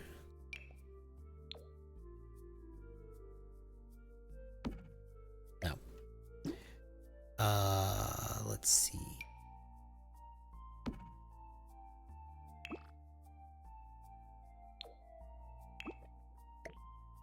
You know what? Let's put this in here. Let's put this out. Let's do that.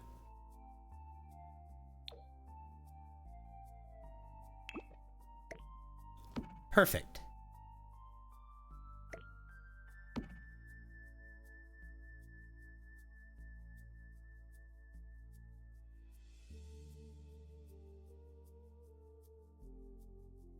And I think we need to change some of the wall in here. Not every wall should be wallpaper in the kitchen, although that does look good and flammable. That does look good and flammable. Maybe we should.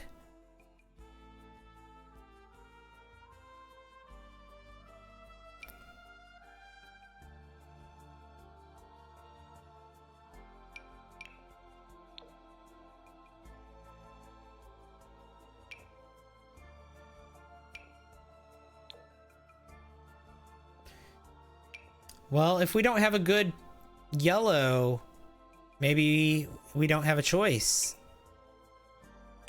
Another one, thank you. Yeah, we don't have a good yellow. I guess we keep it. Also, it's Susie. Thank you for the follow. Appreciate that.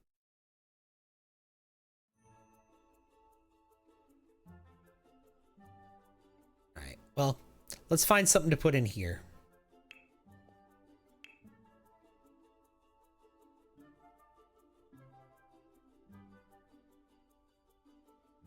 Kitchen storage jar, sure.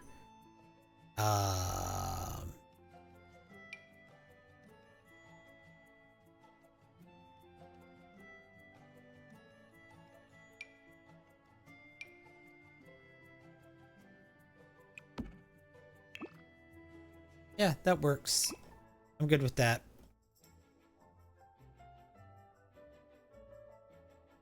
We need something right here. Where's the little chicken picture at? Little base game chicken picture. There it is. Perfect. I'd even size it down. Fantastic.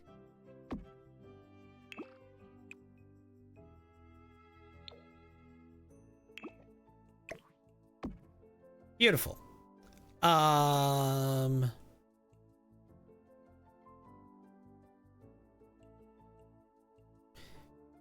Is there anything I can put here on the wall that would make sense for like a kitchen? Ooh, you know what? I want this out here.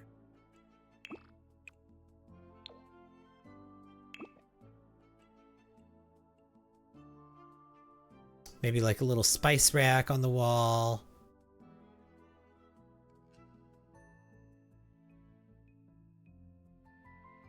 Let's see.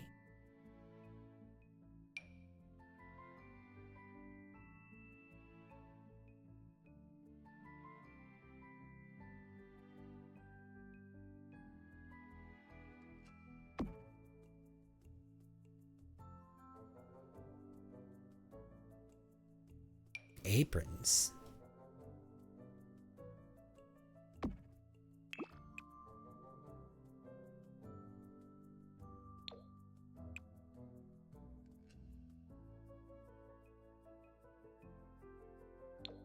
With that. I keep finding more things I want.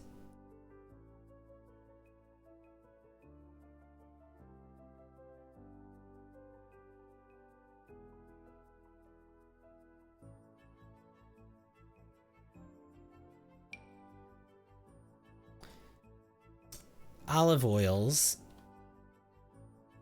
No. But I'm not finding anything I want for this spot. Oh, you know what? Maybe some plants? No. That's not the vibe. This could be fun here if it wasn't. No, never mind. It can't be. Ah, perfect. Perfect kind of thing to hang here.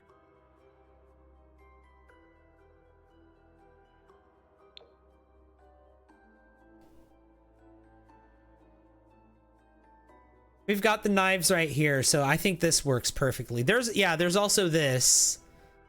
But I think that this makes more sense. Because we got the knives right here already. Yeah, that makes sense. That's perfect. Yeah, the spoon one, like you said it, Susie.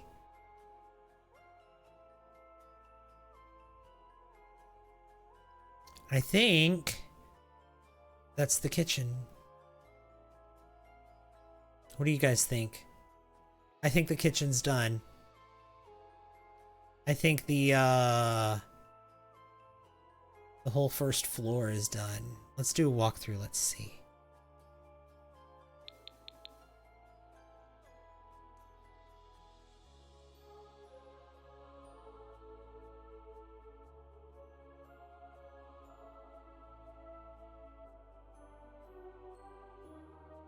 So we've got our 360-degree exterior aerial view here.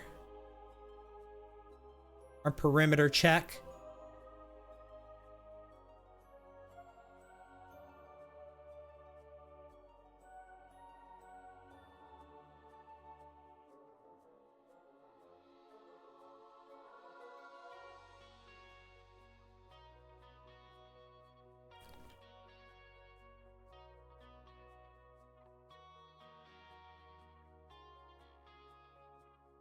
This is the first time I've gone into first person mode really in here, so the ceilings might not be great. I haven't seen the ceilings yet. Apparently I did the ceilings on the porch though, on the patio. The views on here are really nice.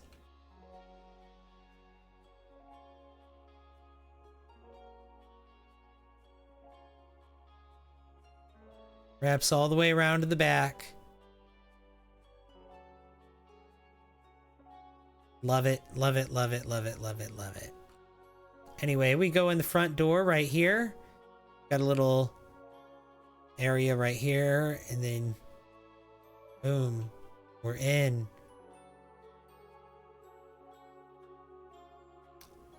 To the left, we've got the kitchen that we just made.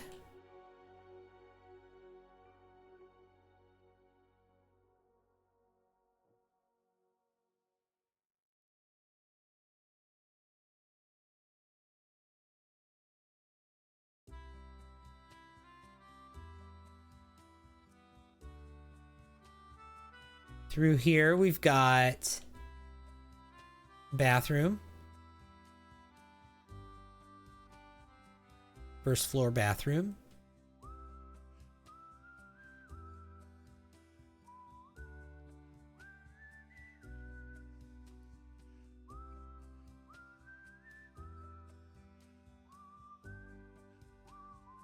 We don't go upstairs yet because the upstairs isn't done, but well, we will go upstairs just for the tour, but living space right here.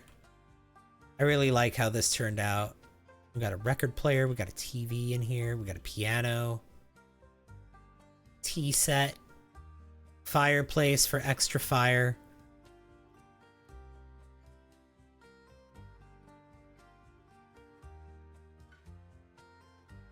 Office.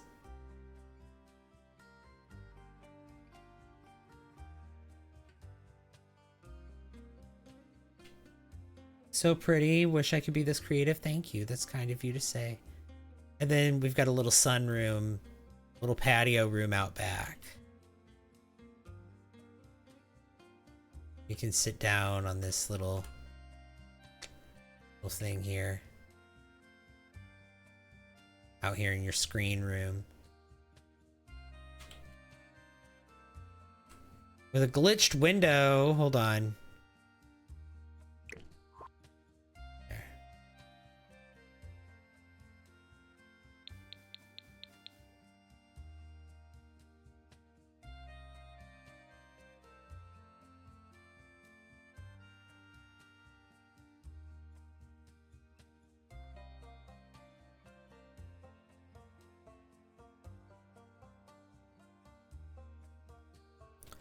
So we've not done the upstairs yet, but let's go upstairs. Upstairs, we've got this wraparound hallway here. Right here, we've got the master suite, the master bedroom, not master suite, but master bedroom. And then over here, we've got a big bathroom. Again, we haven't done this yet. This is work in progress. This room is going to be like a nursery that's in the process of being built. Like, I'm going to have like the wallpaper just kind of partially up. Like, the room's going to be unfinished. I'm going to have like maybe carpet just like in like a corner of the room. And just like part of the wallpaper done.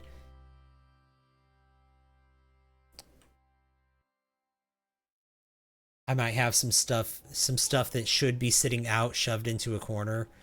Like a crib and a chair. And a changing table. And then here we've got a, this is going to be a toddler room.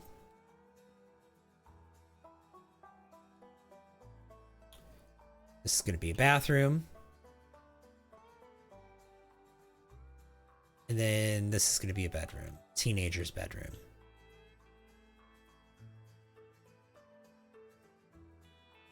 Oh gosh. What's going on with the ceiling? Like I said, there might be some issues with the ceiling because this is my first time looking at it.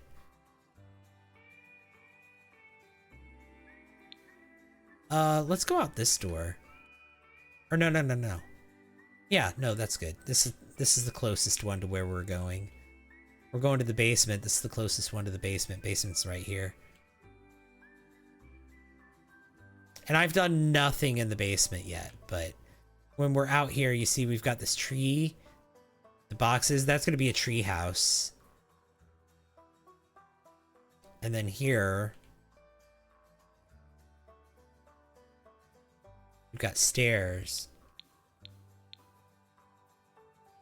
Go down into what's going to be the basement. And I'm not sure exactly how the basement's going to be yet, but like I said, that's future me's problem.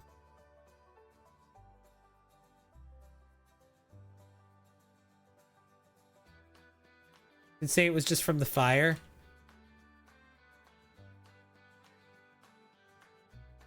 Oh, the roof being like that? I could fix it. I need to fix it. I'll fix it. It'll be fine. Do do do do do.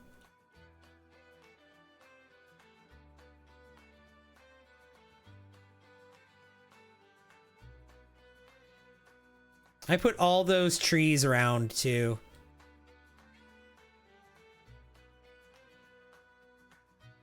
This is very rural Americana. It's very much inspired by, well, I mean, not just inspired by here. Let's see if I can,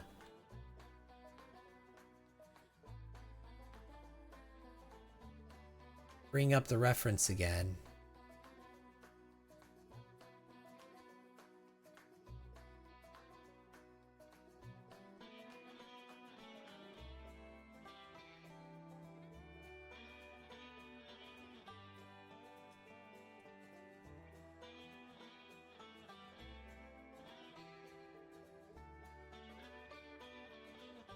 This is literally the reference I used, was Sookie's house on True Blood.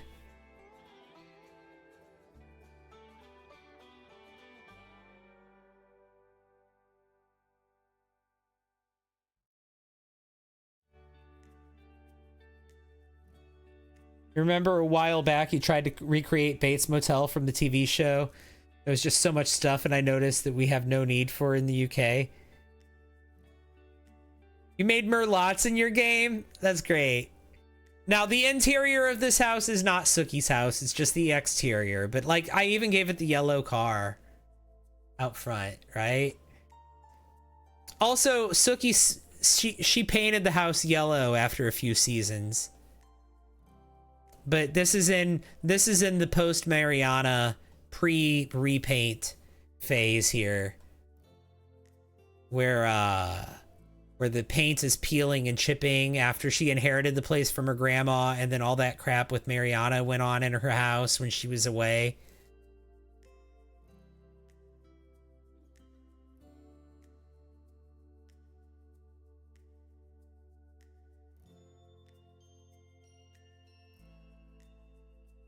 Are those mosquito doors I see? Stuff we wouldn't have in the UK. Yeah. Okay, so what I wanted to do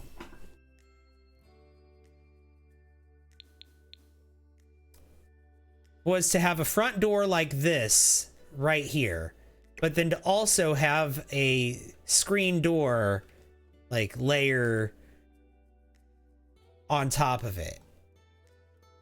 You know what I mean? Like have a screen door over the front door, but you can't really do that and have it be playable. And so I did this. And it's functional. It's like a little screen room, right? And then I did another one of these on the back too. This one's like a little sunroom. They have a little couch back here and some plants. You can sit back here and... Oh my god, Buffy, what are you doing? You okay?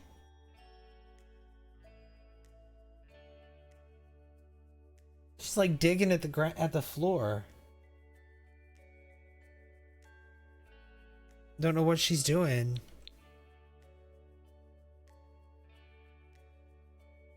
You can't have tall walls.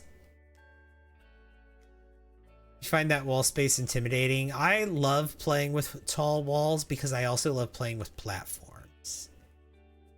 I'm not using any platforms on this. This is, I think these are medium wall height that I'm working with here. I like making spaces where like there's platforms and then stairs that come down and it's like, and then another space. And can justify medium, yes. Yeah. And that's what I'm working with here. These are just medium wall height with a foundation. I'm not doing anything with platforms here on this build. I could though. That would take it to the next level. Nah. Bates Motel though, that's a fun build. A couple of people have said that they've tried building Bates Motel. Mrs. Pixelgum said it. And Plum Bobs by Kale. You're lovely. I'm enjoying your vibe. Thank you. Thank Appreciate you. that. Thank you for the follow. That's so kind of you.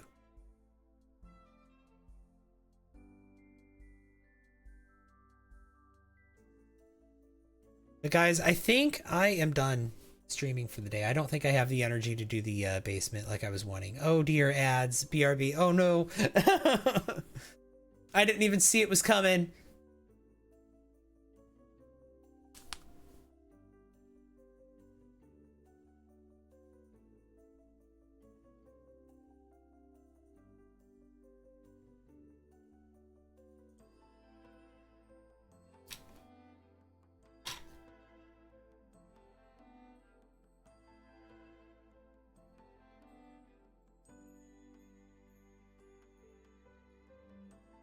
You're back? Okay.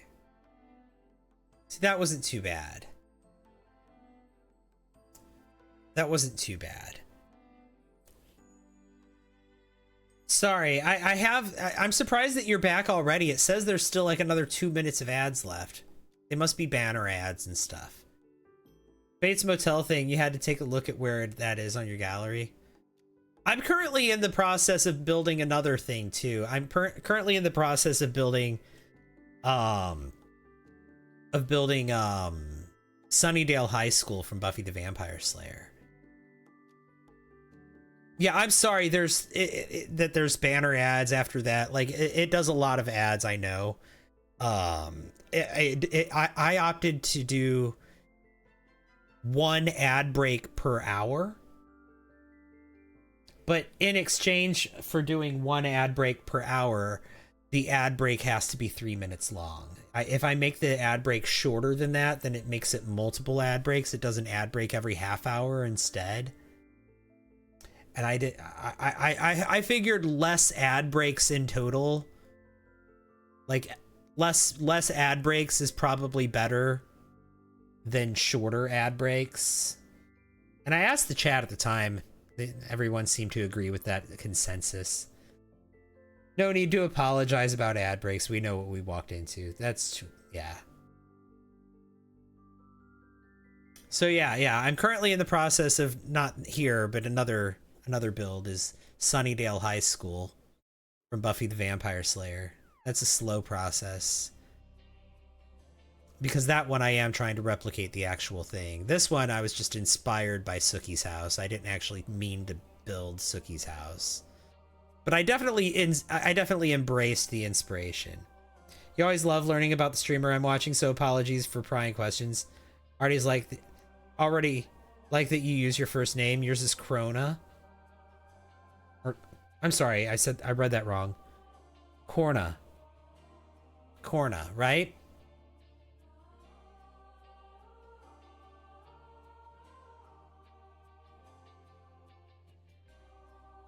What kind of house are you making? I'm making a house for a vampire slayer. Well, not vampire slayer, vampire hunter. I use the word vampire slayer too loosely there because I do believe I follow the Buffy verse, the Buffy the Vampire Slayer lore.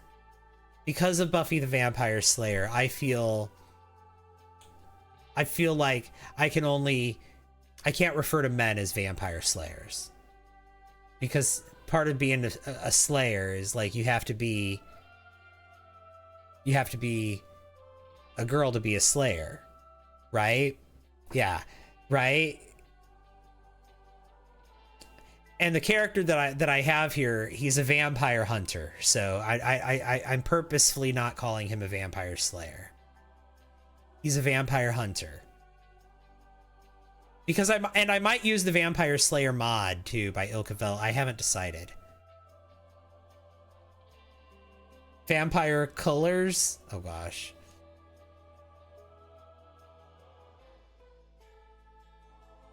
So anyway, what I'm gonna do, he's got a like a proper vampire hunter should. Like if you've ever watched the Vampire Diaries or True Blood or Twilight,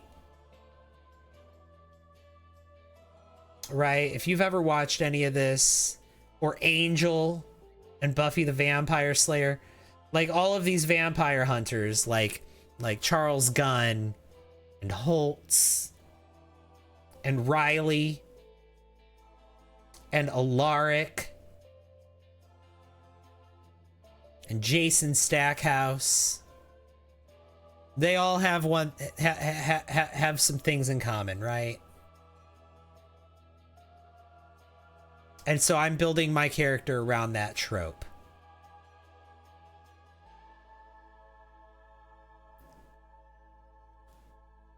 I already made him, but I made the sim around that trope. And one of the things about that character's trope is a tragic past, dead family, right? Maybe a little sister that he's taking care of or watching over.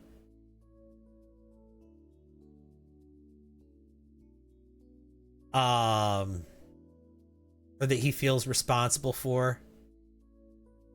You'll be leaving the stream in the background while you tend to your kid. Have a fun stream. Thanks, Mrs. Pixel Gum TV. I appreciate you hanging out. So yeah, all these different vampire stories, they all have a character like that is like a vampire hunter, if maybe not all the time, but at some point in time. Maybe also has beef with other supernaturals like werewolves. Right? Is protective of the main girl in some way. Is older than her. Older than the main girl.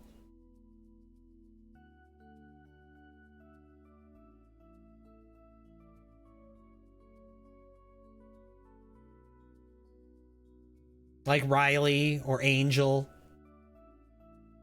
Yeah. Or like I said, Alaric.